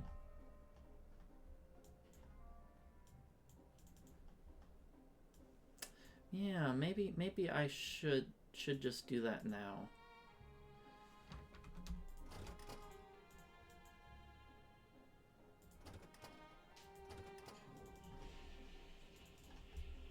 I think that's wise. Because this guy, if he wipes these, may not be able to do anything. So, and I'm gonna have a lot of... I can always send this guy back to 62 if I wish.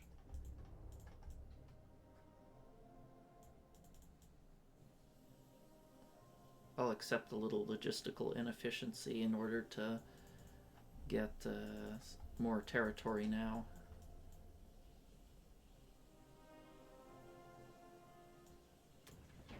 Right. Putting a tank here for him to blitz by.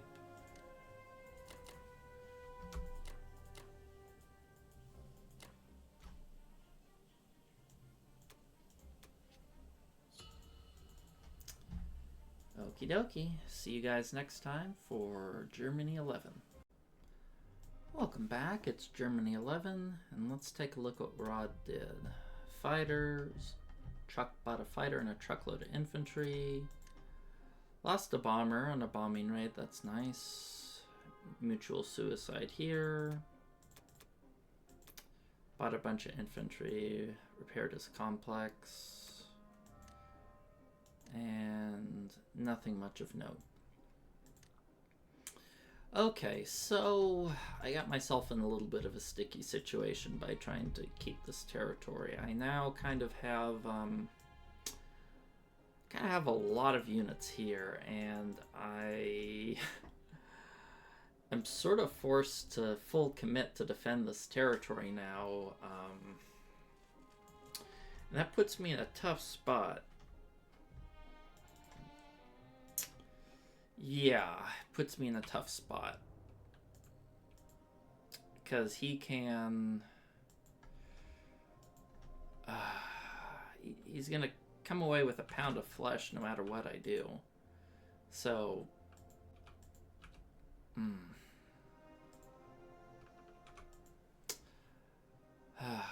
I think I just have to all in on this spot. Because if I do anything less than all my fighters, every single unit I can bring to bear here, he can 2-1 punch it and kind of roll me over with USA. So I kind of have to put everything I got here and then slink away next turn once I get rid of these planes. I guess I can delete that note.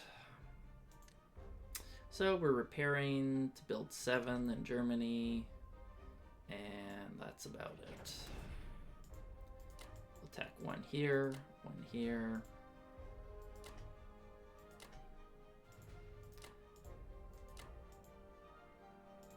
Try and take West Russia because that's the most important territory because it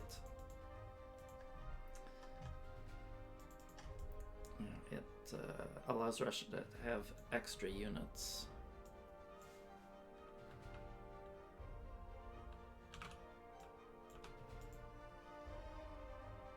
But we gotta do it this way.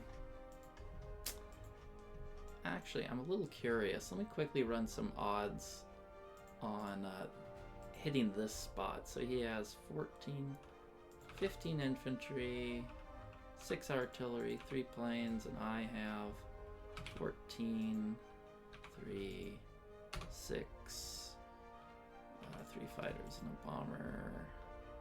It's technically a profit. Technically a profit if I hit this. So that's something interesting to consider. If I use everything I have to hit this, that's a 13.4 IPC profit if it's a strafe. A little tempting. I think I'll just let him have this territory. Gotta make concessions somewhere. Should I let him have this territory as well? No, I think I will still contest this one, because if I clear this, he won't be able to attack. He'd be able to take this for free.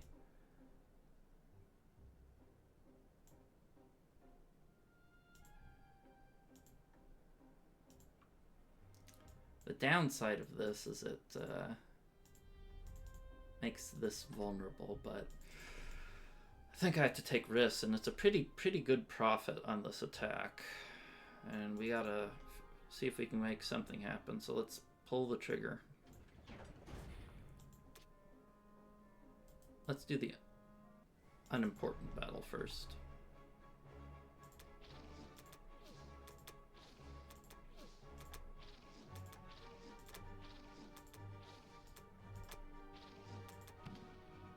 Okay. How many rounds was that? 5. And we'll pull back.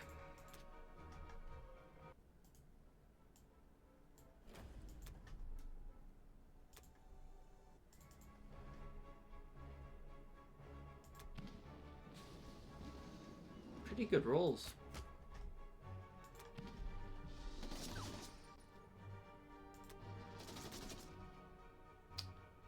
I think I'll go again.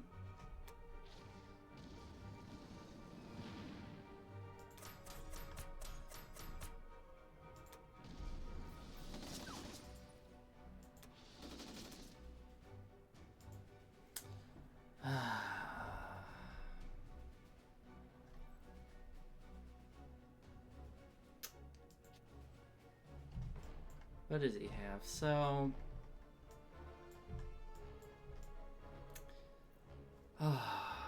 he's gonna smash this if I take it.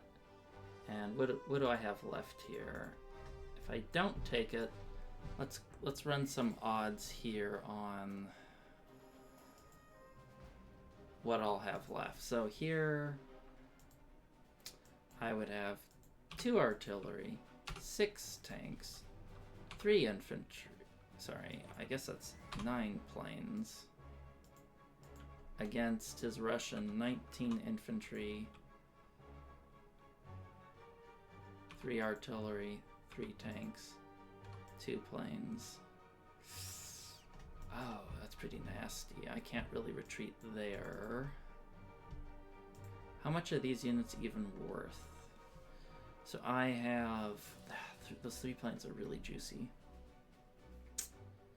And if I take it...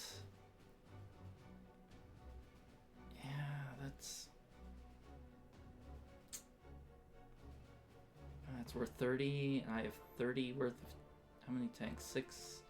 5 times 6, that's 30 worth... Yeah, I think I have to commit. I think I just have to let those... oh man, I'm gonna lose all those Japanese fighters.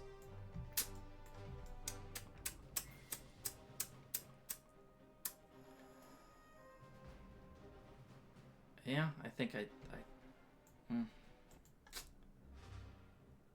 think I just have to pull through.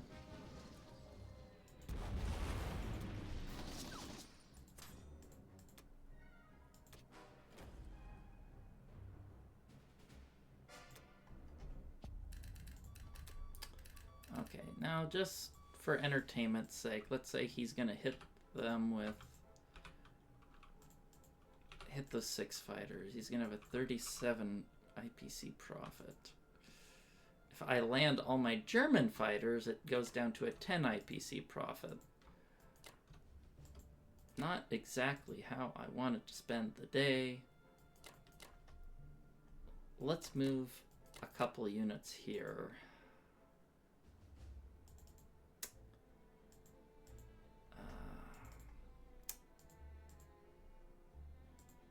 Quickly run a simulation on if he were to attack Berlin in a 2-way punch.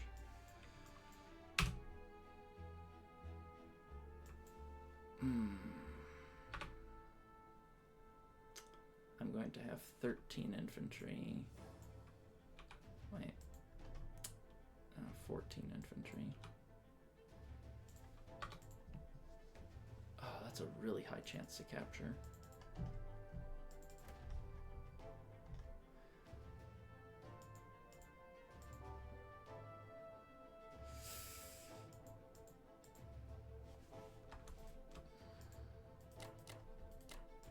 just added 3.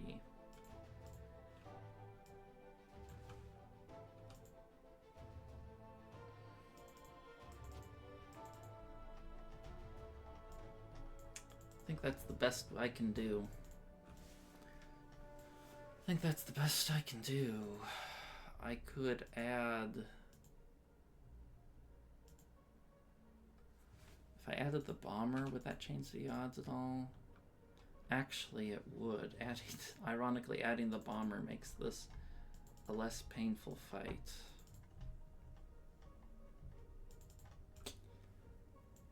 By 4 IPCs. But that's trading German bombers for Japanese. I think I just have to let it go. I need to keep the fighter there and just let the British... Oh, wait. The British have a bomber. I didn't calculate that.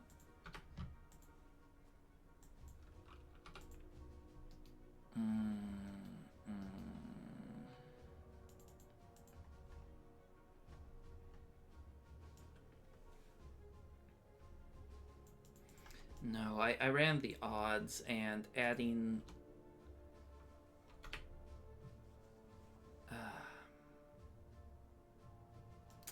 adding the German fighters makes a huge difference. It turns it from a 41 IPC positive battle to a 25, which is too big of a gap to ignore. I think I just have to do it.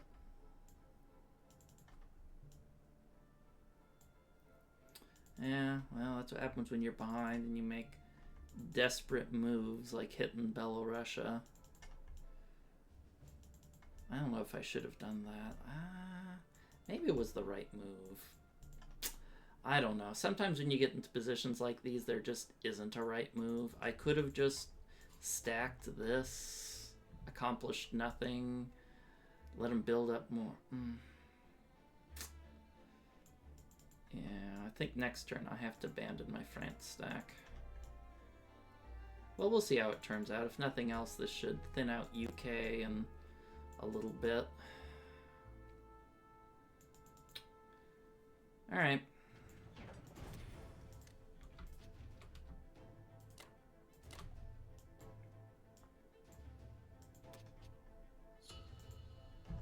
Okay, see you guys next time for Japan 11. Welcome back for Japan 11, and let's take a look at what Rod did. So, he bought a bomber, 6 infantry. He hit Ukraine, and I got about, you know, as good a dice as you can expect. Like, I did better than I should have here, which is what I was hoping for. We did pretty good in Belorussia too. So, I was looking at the board, and I have a 30% chance to clear C-Zone 3. And it's about I believe an average 16 IPC profit. And if it goes bad, I could retreat. So I was going like, should I attack this or not? And I was a little indecisive. If this went really poorly, I would have absolutely jumped on this. But we've kind of neutered the UK Air Force, and their income is going to continue to shrink. While Germany has almost no air power, they still got a ton of infantry, so I think they're going to be able to hold out for quite a while. We have some big Japanese infantry stacks, so we should be able to stack somewhere here, pretty, you know, either Novo or Kazakh in the very near future. So I thought about it a long time, and I think I'm going to pass up on this juicy, maybe not juicy, but appetizing naval attack, and stick to more conservative play. So I'm just going to buy 14 infantry and start rebuilding my fighter count. We have a lot of industrial complexes, and it would be a damn shame not to use them. So, let's see. First, we'll start out taking the freebies. Oh, I so want to hit that giant stack there, but I know I shouldn't.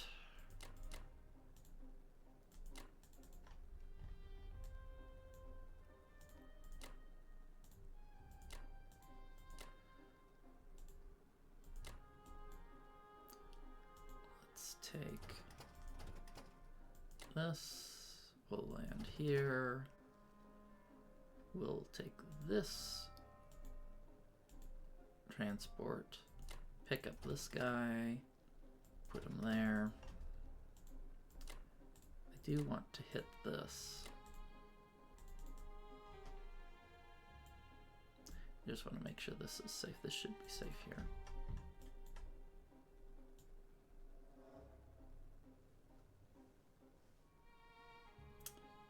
Okay, these spots are all sufficiently defended. I don't want to do 6 infantry versus 5 infantry in an AA. That's not a winning formula. Oh, I so love having this tank here that just forces him to defend. I was tempted to hit this with more of my bombers, but I want to hold it back. I want to keep stacking bombers here in France to discourage him from landing here in this C zone and being able to stack C zone 10.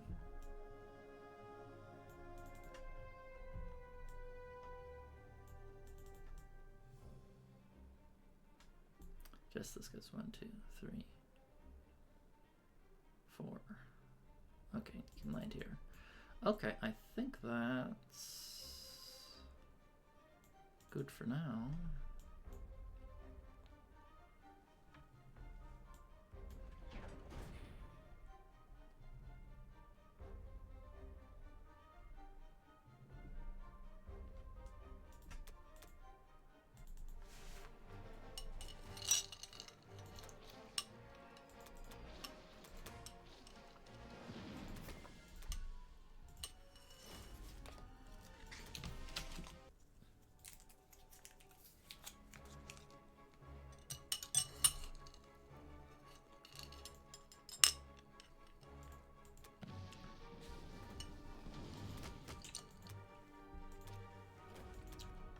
Can't complain about that.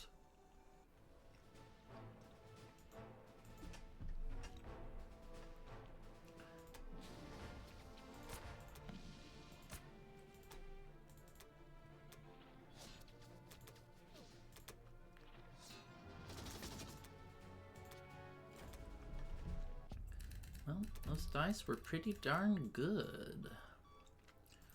Pretty darn good.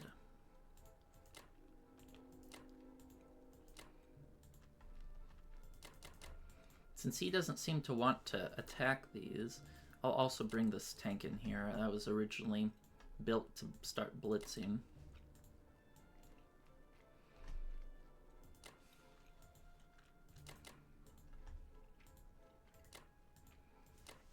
Oops.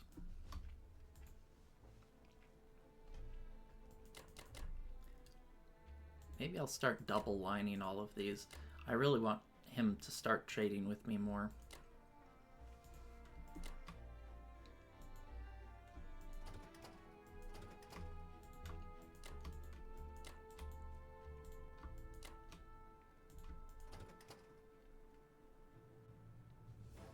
And I will land it here because that's a better spot.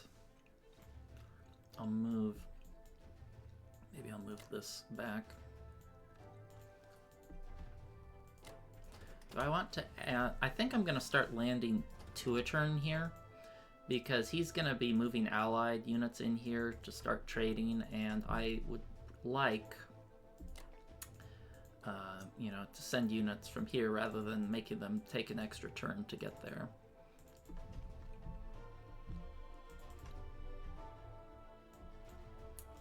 Okay. How does that look?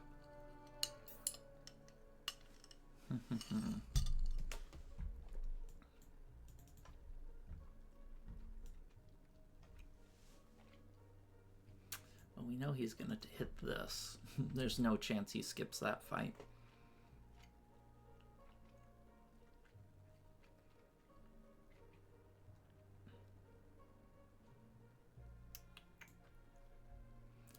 transports did I no, I counted it out earlier. 3, 4.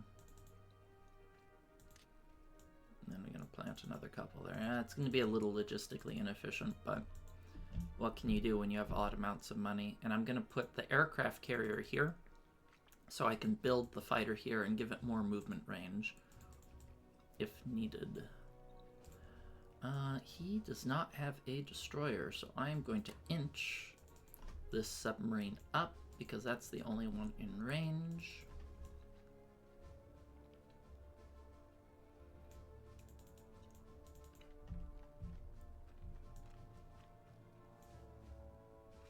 I'm also kind of wiffle-waffling on how much of a France stack I want, because I really want it to cut off Africa reinforcements, because I just want all of this income for free. I don't want to have to pay for it with blood, sweat, and tears. And that way I don't have to put anything here as Japan, and I can just start buying crap tons of fighters to park in Germany. And with infantry stacks this big and an economy advantage, I think we have a good shot of grinding him down.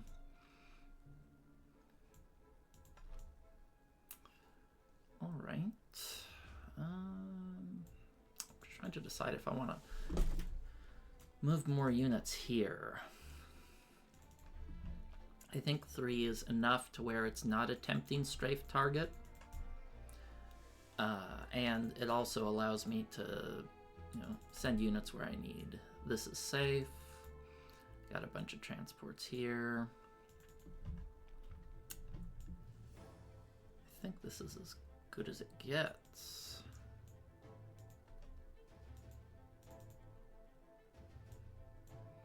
Okay, well, I'm really happy about that good Ukraine attack, because if that went super well, we'd be in a lot more trouble. But now that UK has a lot fewer planes, they're not going to be able to trade as efficiently.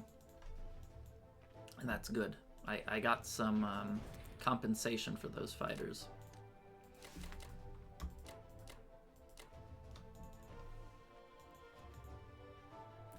Yeah, we'll just have 1 extra infantry there, which is satisfactory. Income's finally starting to look good. 60. Germany's at 29. It's probably going to start shrinking from here on out. They're sitting at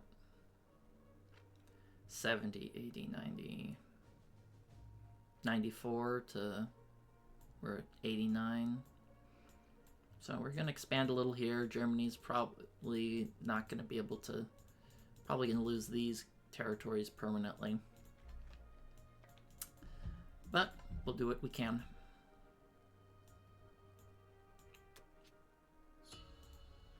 Okay, let's look at the total score. And it says we're actually ahead on attack power because these 2 attacks went well. But trust me when I say it, these 9 attack power, 9 times 3 is 27. That 27 attack power is going to vanish from Germany before their next turn. I can guarantee you that. He's going to move everything in the US here. He's going to leave no doubt about the result here, and it'll be a race. Moscow versus Berlin. Okay, catch you guys next time for Germany 12. Welcome back. It's Germany 12, and let's take a look at what Rod did. Bought a fighter, infantry, took Egypt, took Belorussia, got 6 hitbacks. Probably about as good as we can expect. What did he hit? Yeah. 3 artillery, 3 infantry, repaired. Oh, Russia's still way too rich for my tastes. Wait, what was his combat? Took the 3 fighters. Okay, just did average there. No hitbacks on Volga, that's unfortunate. Kept Kazakh. Okay, so nothing too noteworthy. So I want to buy a plane and 5 and 6 land units because I need to rebuild my Air Force. Yeah. Okay, so let's slice there.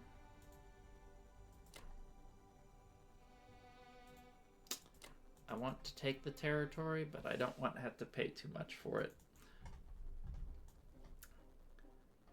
Huh.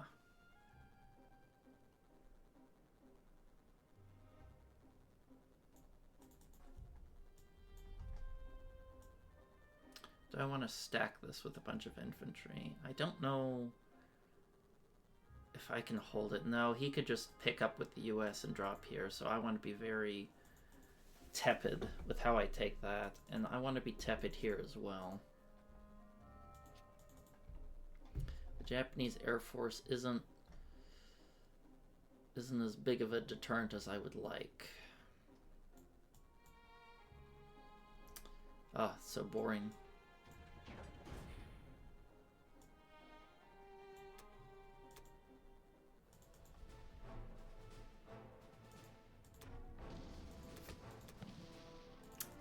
Nasty hit back.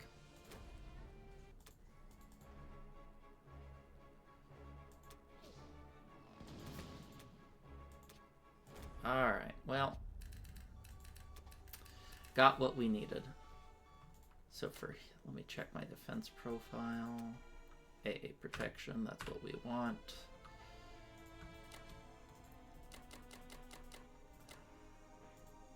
According to my note, 12 infantry, or only need 12 infantry here.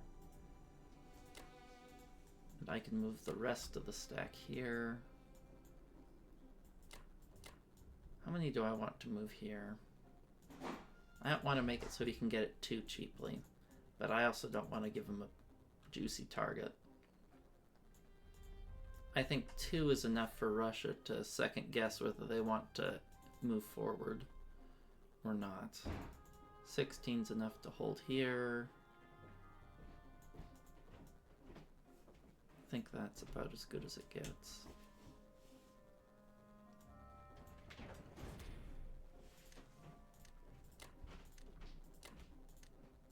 Okay, well, pretty short and simple turn, and I'll see you guys next time for Japan 12.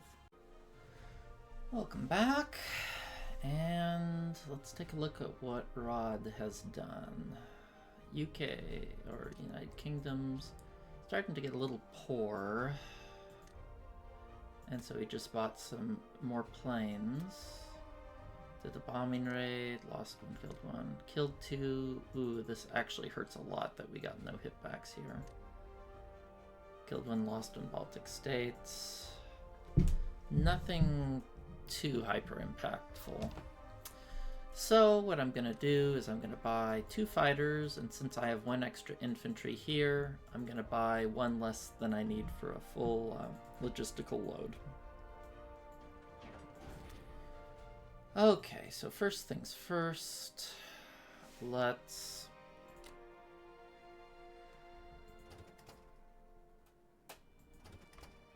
take out this guy, handsome fellow there. USA is running a little light on planes, so I think I'm gonna hit it a little bit harder.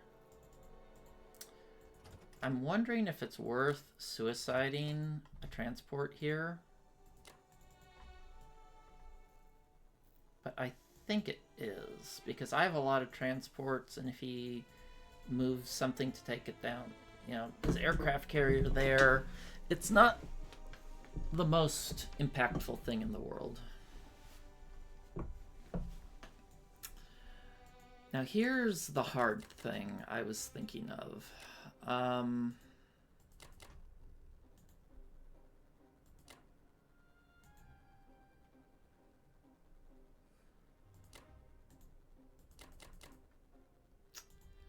was considering this attack here.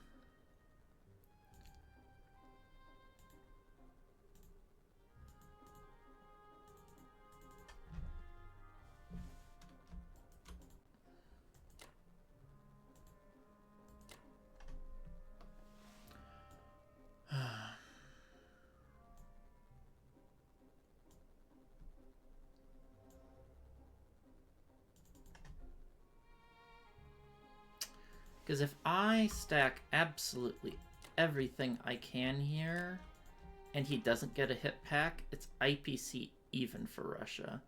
If this fails, well, things get bad fast. But at this point in the game, I think it's safe to say that we are not in a great spot, and I need to start taking a certain level of risk, because I need to get some traction here in Russia. I can't keep letting him get all of this income. Germany simply won't be able to last.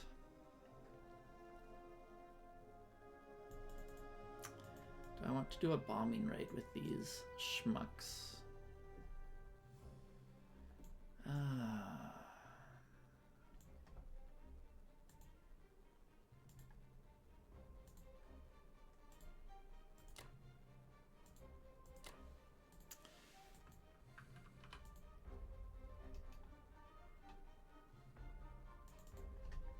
I think I want to leave at least one here to deter a stack there.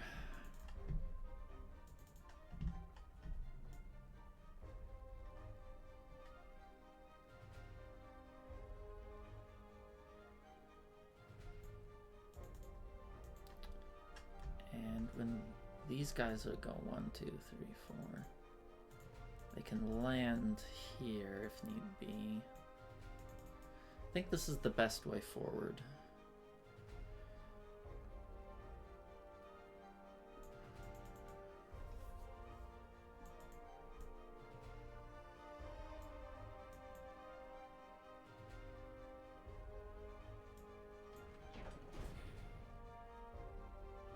All strong. What could go wrong?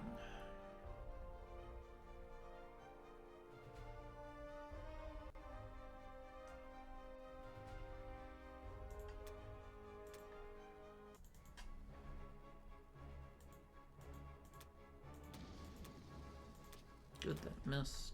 I'd really like to get an industrial complex down in Egypt if possible. This not hitting back makes a huge difference. Good. I absolutely have to clear this. Okay, good. Good, good, good, good. Good dice, good dice. This is the most risky battle, the one that's the most likely to blow up in our face if this schmuck here hits, which he didn't.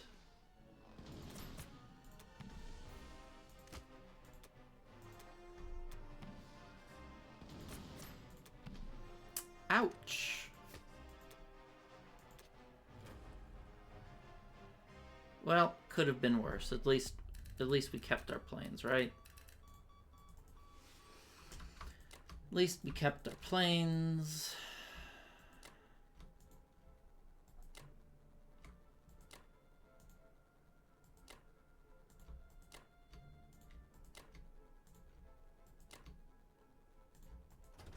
I think I'm going to keep feeding 2 a turn there.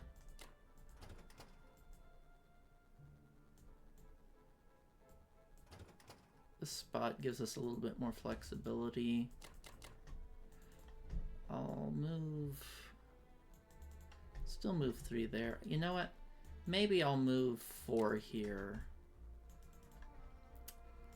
I think this is a low... Maybe I'll move it all, actually. Because this is a kind of low-risk strafe target. Considering that, yeah, that's 8 units. He can hit with tanks, 2 planes. Yeah, he doesn't have any artillery here, so this should be pretty safe. I think it's okay to move everything out. Okay, let's take this fighter. He can join his friends at the pool.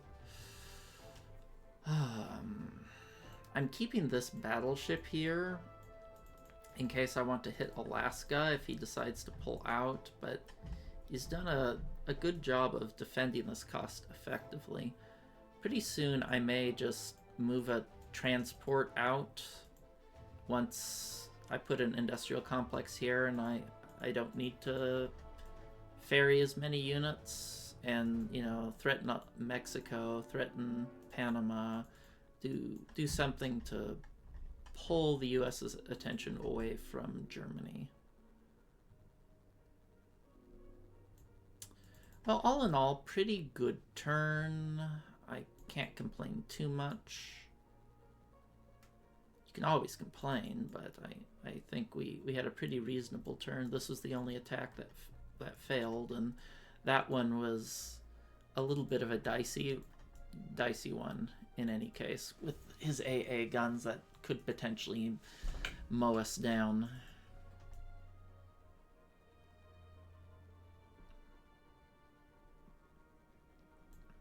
What I'm purchasing, okay, fighters. I'll keep the aircraft carrier here to give it a little bit more mobility. Do I want to defend him? He can only, maybe I will defend that guy there, because he can only hit this with, yeah, he can't really hit this with anything more than 2 planes. And so if I move these units down there,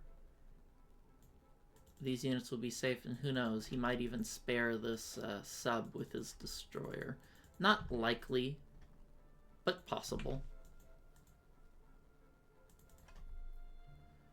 Maybe instead of putting that on Berlin, maybe I can move, let's see, how far can I move this schmuck? The problem is, I'd like to put it here, but he's in range with his bomber, which isn't super attractive. But if I put it here, he can go 1, 2, 3, 4. Can't hit it. Nowhere to land. And it gives me a little bit more pressure on C-Zone 24. I think I like that a little bit better.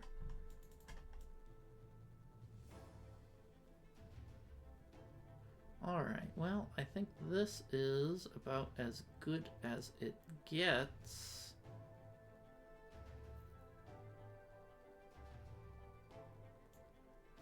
So we'll smash that end turn button.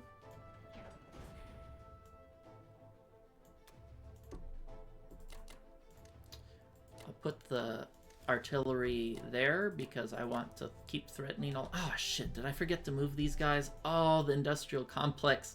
The industrial complex hid them. Oh. Well, that was oh, no, it didn't hit them. I unloaded with the transport. Not a mistake, not a mistake. Good. Can't afford mistakes when you're behind like this. Okay, I think that's it. And yeah, we're starting to slip behind. You know, that the Allied income advantage is getting into full crank.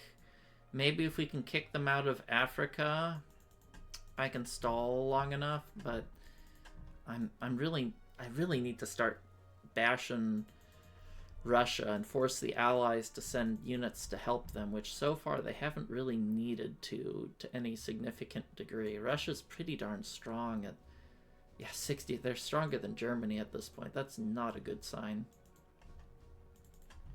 But I think we're doing about all we can. I could start doing some risky strategic bombing raids, but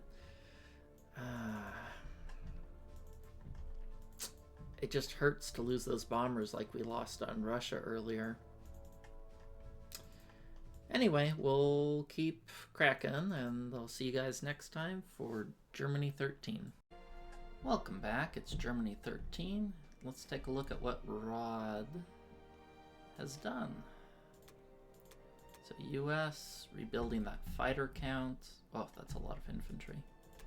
So combat, this is a little sub that could killed a destroyer and a submarine. I think that's like a 3% chance to happen, so that's fantastic. The bad news is the sub didn't really matter, and it also doesn't really do that much for us. Looks like he got one better than he should in Egypt.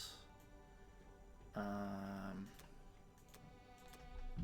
see, infantry, artillery. So he's going pretty offensive. Wow, that's a lot of artillery relative to infantry. He hit the Kazakh, and it looks like when I calculated it, we got a top 68% result, so it's a little bit better than average. He still came out on top 3 IPCs, but when you consider we keep the territory, we get the income, we're technically 1 IPC ahead.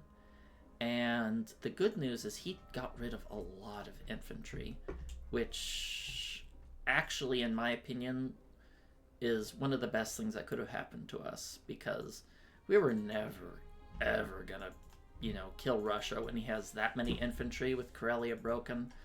But now, with his stack shaved down, well, I still don't think we're necessarily in a good position. Yeah, we're not. I think that turned out about as well as you can expect for us. So for Germany, we're repairing Berlin by 2, buying 9 infantry, and continuing to stall. Since I lowered the pressure here with bombers, I'm going to have to add at least 6 infantry here. So I'll do that. Actually, on second, let me make sure I set my defense profile to AA protection, because I can always swap it back to AA first when it's US's turn, because they're the only ones I'm really worried about hitting France or Berlin. So let's lock that in, 9 infantry. Okay, of course we're going to take the freebie. I'll take... do I want to take 2 infantry? Maybe I don't. Maybe 1 infantry is what I want, because, again, he has infantry here. He can try it as UK, and then he can try it again as US, which almost guarantees a capture from him. Yeah, I think that's about it. So maybe we capture it, but I don't think it's worth investing 2 infantry for 2 IPC.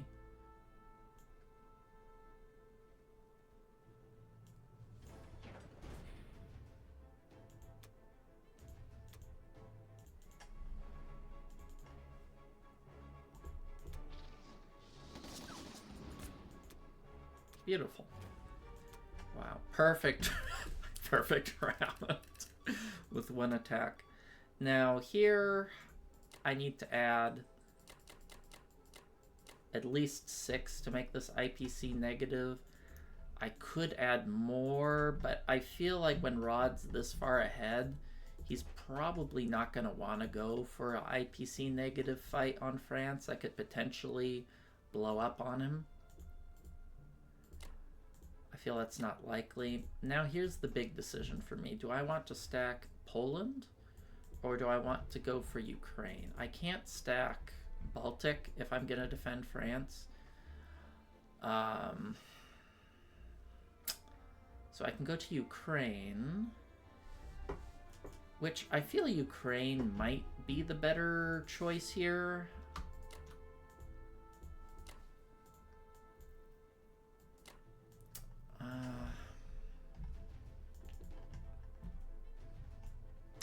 My reason for liking is I can hit West Russia. He can take this. Maybe... yeah, he can take that for sure, but he can't stack it. Or is it better to stack Ukraine? I'm just not certain what the best option here is. If I go to Ukraine, it gives me a little bit more options, and I'd rather have this not owned by Russia. I'd rather have it owned by literally anyone else, because Russian IPCs are the most valuable, followed by UK and then US. Because logistically, the Russian units are needed most here, then UK has the most logistic capabilities, followed by the US. So if I had to choose someone to be rich, I'd rather it be the US.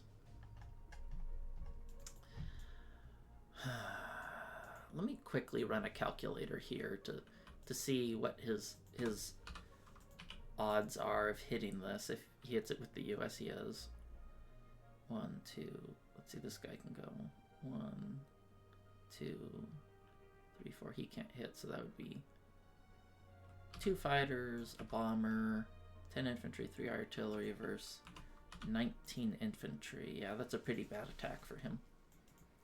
Okay.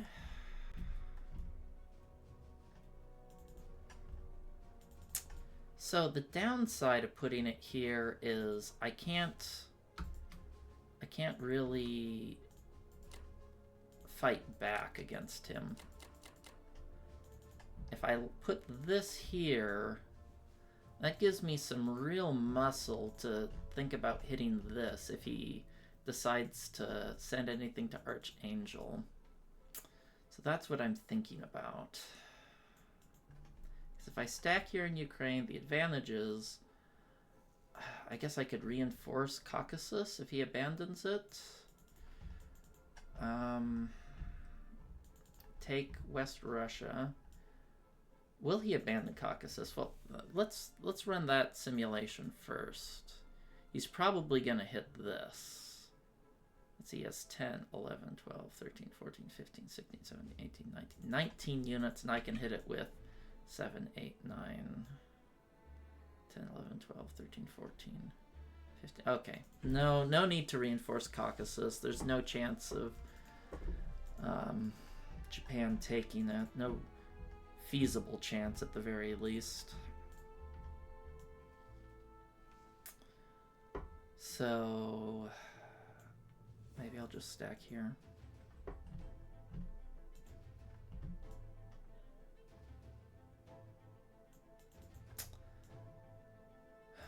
could take West Russia though, but I really don't have that many planes to be trading. If I go here and then I have to trade these 2 spots with 2 planes, it's just, I don't think I have enough planes for West Russia to make sense. If I had maybe 2 or 3 more planes, maybe going to Ukraine would be best, but I do not.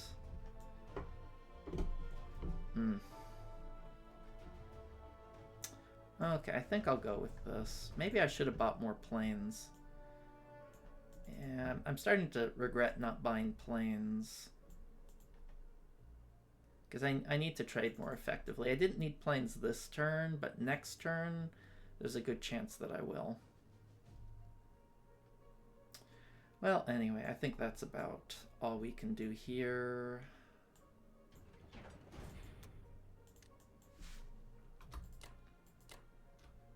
Guess I'll delete these notes. I like to put the notes down to remember how much I need to defend things. And save you guys some time, so I spend less time thinking and more time doing. But, okay. Should be good. Look at the score. And it's bad when you end your turn and you're behind. We look at the income. Wow, I'm kind of surprised at how poor UK is. That's good. The Allies are getting...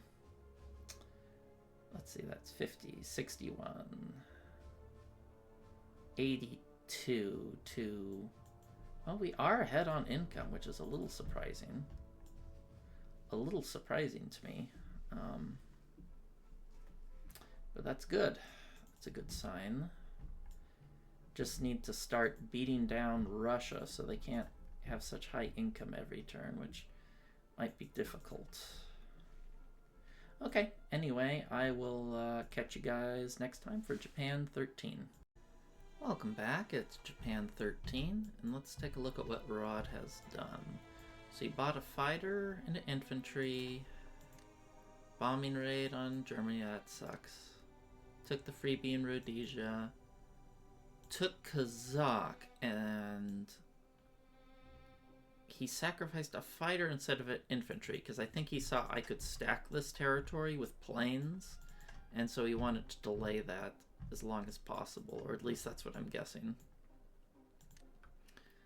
Got Baltic states for free. Okay, pretty darn good turn for UK. Okay, so here's what I'm thinking. I am going to build a bomber to keep up that France stack pressure here with his navy, and a bunch of infantry. I'm going to rebuild a tank, and I don't usually like building tanks if I'm not going for a timing push, but I always want to keep one tank in reserve just to threaten a Moscow snipe with a bunch of tanks to force him to divide up his forces in a way where he normally wouldn't want to. So let's do that. I looked at Alaska, and I could hit Alaska here, and it's like a 50-50, like a 1 IPC profit that he couldn't take back immediately. So that was a little tempting, but I'm not sure if that's what I want.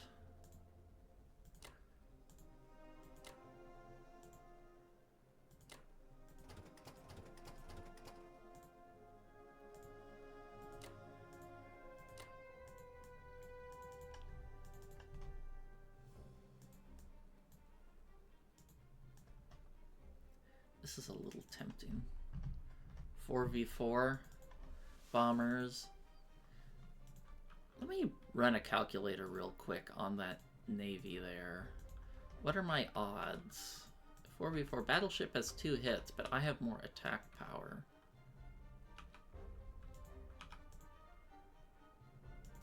It's a 38% clear.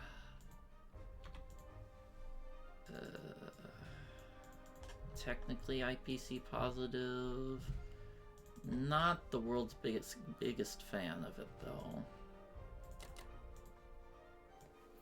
Not the world's biggest fan.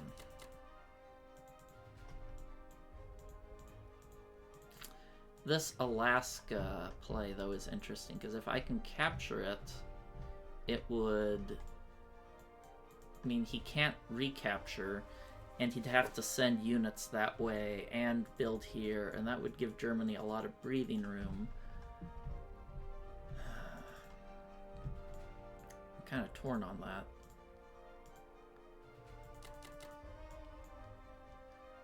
One, two, three, four. I'm a little torn on that idea.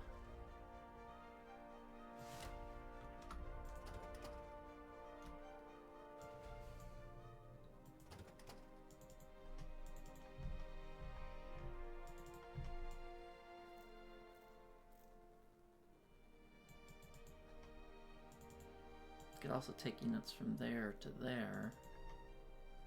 I really, really want to capture Egypt.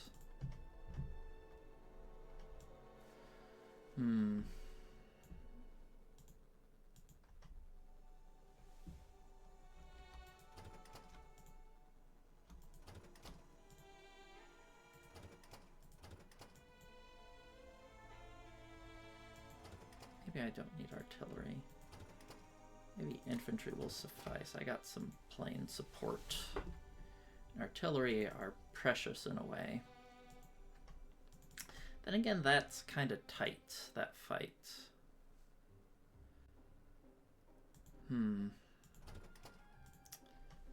That fight is a little tight.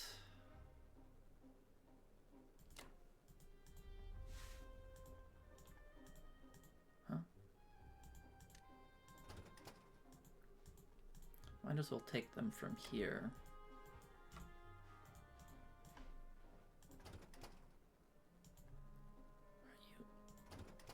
It's kind of annoying how I exit out once and it doesn't remove it. Okay, that should make this much cleaner.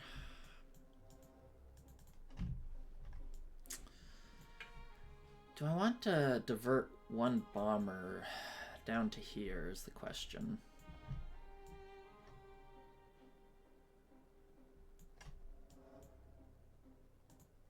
Maybe it's okay to only have 3 bombers there.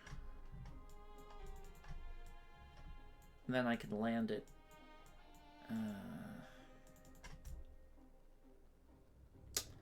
It's a little hard to decide. I'm wiffle-waffling on whether I want to do this Alaska fight or not. I think I do. We need to take some risks. It's an IPC positive fight. he can't recapture it if we get the 50-50 capture on it. As long as the AA doesn't hit, we're probably okay. Do I want to risk... How do I want to risk things? I think the Alaska, the Egypt fight's more important. Can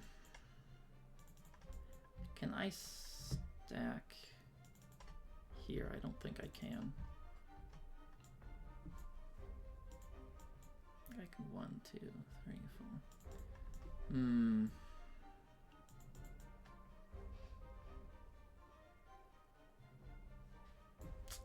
Maybe I don't want to risk going to Egypt simply because I want 4 units here, which means he can't defend C-Zone 10, which means he's going to have to not be able to attack France with his navy, and I can move those units away to Germany, which, in my opinion, is more important. But then again, he won't... He'll have 15 units here next turn, so it won't really matter if I do it this turn. Next turn, it will be a bigger impact. No, it still means his 3 units there can increase the pressure, so I think I will remain with the 4 bombers in France plan. Can this fighter hit somewhere else? It cannot. Okay, I think this is as good as it gets.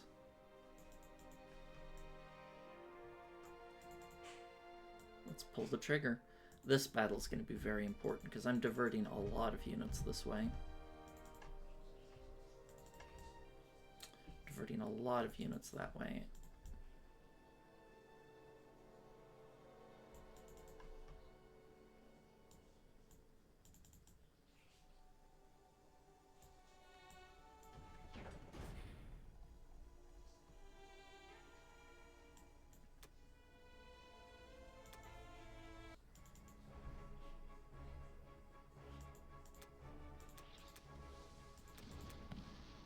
Good.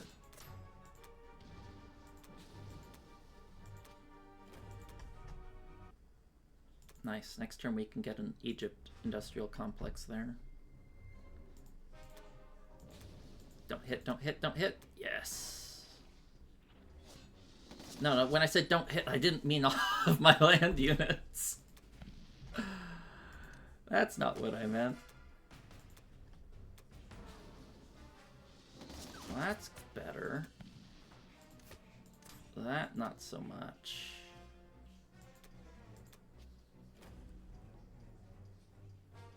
Well, it was a profitable exchange, and we can get it next turn. The problem is he'll be able to maneuver units here to potentially recapture.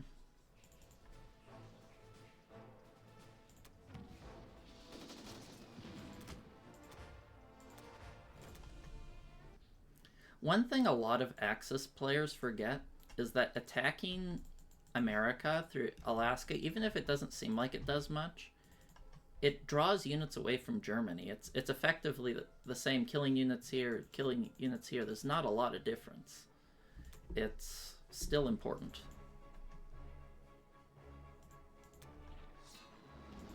Don't hit, don't hit, don't hit. Nice. Okay. Well, we missed the capture here, but we still got a profit out of it, and that counts for something. So, I was thinking, with this unit, do I want to still land it in Asia, is the question. Or do I want to land it here to pressure Western US? Let's do all the other moves first. Then we can get to the deep philosophical questions.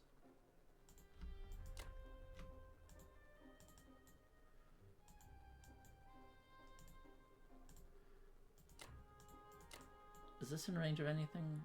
1, 2, 3. Then he could move his fighter there, but maybe we'll move them here. One. This might be a smarter... Well, the sub can be more pushed up. Okay, can we defend this? Let's move everything else first.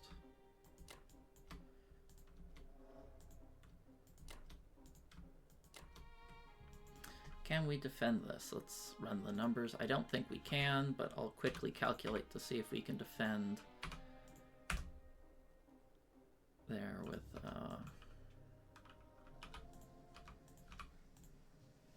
we cannot defend that, so let's move 2 infantry there,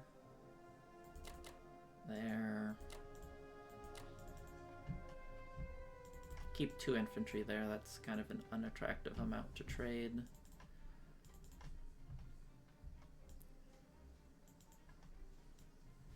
Keep 2 units lining everywhere to make it more expensive for Soviet Union to trade, and we do want them to trade.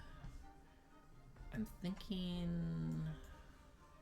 Let's move the aircraft carrier back to make this not an attractive spot. 1, 2, 3, 4.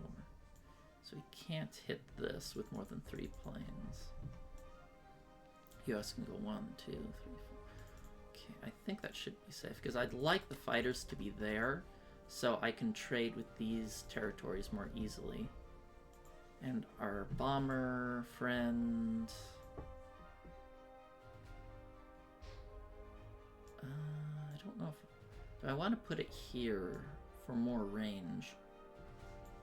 There's a potential bombing raid he can do there.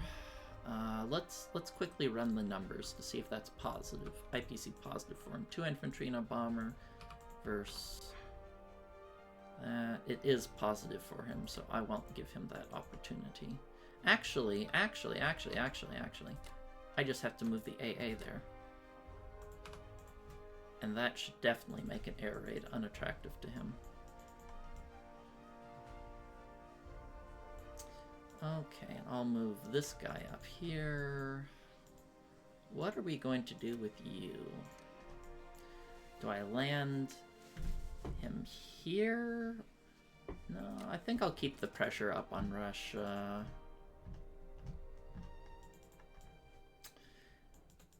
Because I think that if he's going to build here anyway, right? Because he's not going to want to take units from here.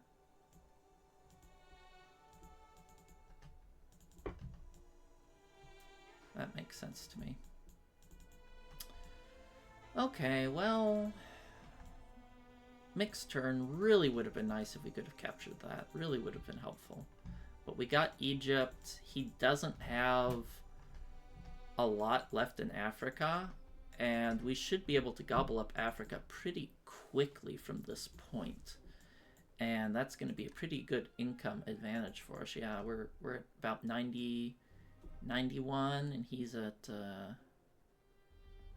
let's see, 60, 71, 77. Yeah, so we're winning the income battle, which is something. Well, I say we're winning it, but that's on our turn before they've captured German territory. So when you're ahead on income, you want to trade as aggressively as you can to get down their unit stacks. So we're going to keep doing that, and hopefully I can get the US to take me a bit more seriously in Alaska. Okay. There's nothing that can hit this, so I don't need to change my defense profile, right?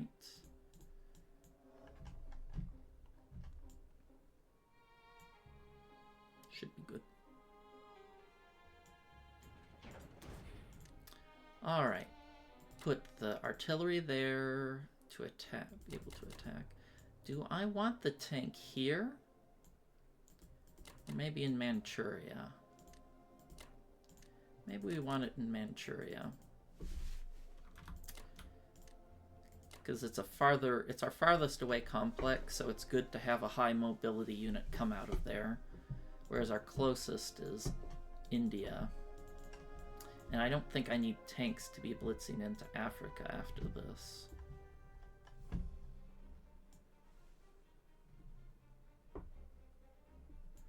Okay. Well, let's see what the total balance of power is. We're ahead, but that's at the end of our turn. So it's going to be the Allies' turn, and of course they're going to be ahead of us. But the fact that we've finally taken the income lead gives us some hope. Germany has quite a lot of infantry, so I think they can keep holding out for a while, and Japan will just build up more planes, more infantry. He's trading artillery and infantry versus just infantry. So that's going to get better and better. We got our naval lockdown here in France. These bombers, he is not happy to see 4 bombers here. I can guarantee you that. So we're, you know, this is anybody's game, I'd say, at this point. I don't think we're ahead, but I think, you know, with some good decision making and some good dice, I think we have a shot at this game. But it's going to take a while before the clear winner comes to light. So I'll call it here and see you guys next time for Germany 14. Wow. I did not expect the game to end here. So it looks like Rod did a big old attack on France. I believe he had like a 53% to conquer. So that's and he got horrible results. Yeah, he got terrible results. I think I got a I got a ridiculously good result here. Like, yeah. And looks like he decided to concede from that. Cannot blame him trading, you know, a fighter in 21 units for 12 infantry when the game was already pretty even, tilting towards the Axis advantage because we had the income advantage, and we're going to get Africa. So I guess, yeah, I must have miscalculated France. I thought I had odds to defend, but apparently I didn't, and he had a 17 IPC profit, 56% to conquer on it that I missed. But I got really good dice. Feel a little guilty, but you know, that's how it goes sometimes. We got abysmal results in that C-Zone 15 early on.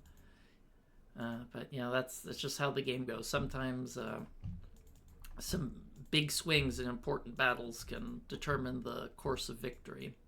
So really good game by my opponent. I think he played really, really well. You know, very, very few flaws. I think the only opening he left is when we were able to take India. I think he put a few too many troops up north and it let us take India. But other than that, pretty darn sharp game by Rod. You know, he's extremely meticulous. Very, very strong opponent. Anyway, a good game to my opponent, and this, I already cinched the first place in the Generals League, but this, you know, it doesn't hurt to have an extra win, especially in a game I was pretty sure I was losing. But you know, it just shows you if you keep playing, sometimes you can win even against a superb opponent. All right, well, I'll catch you guys next time.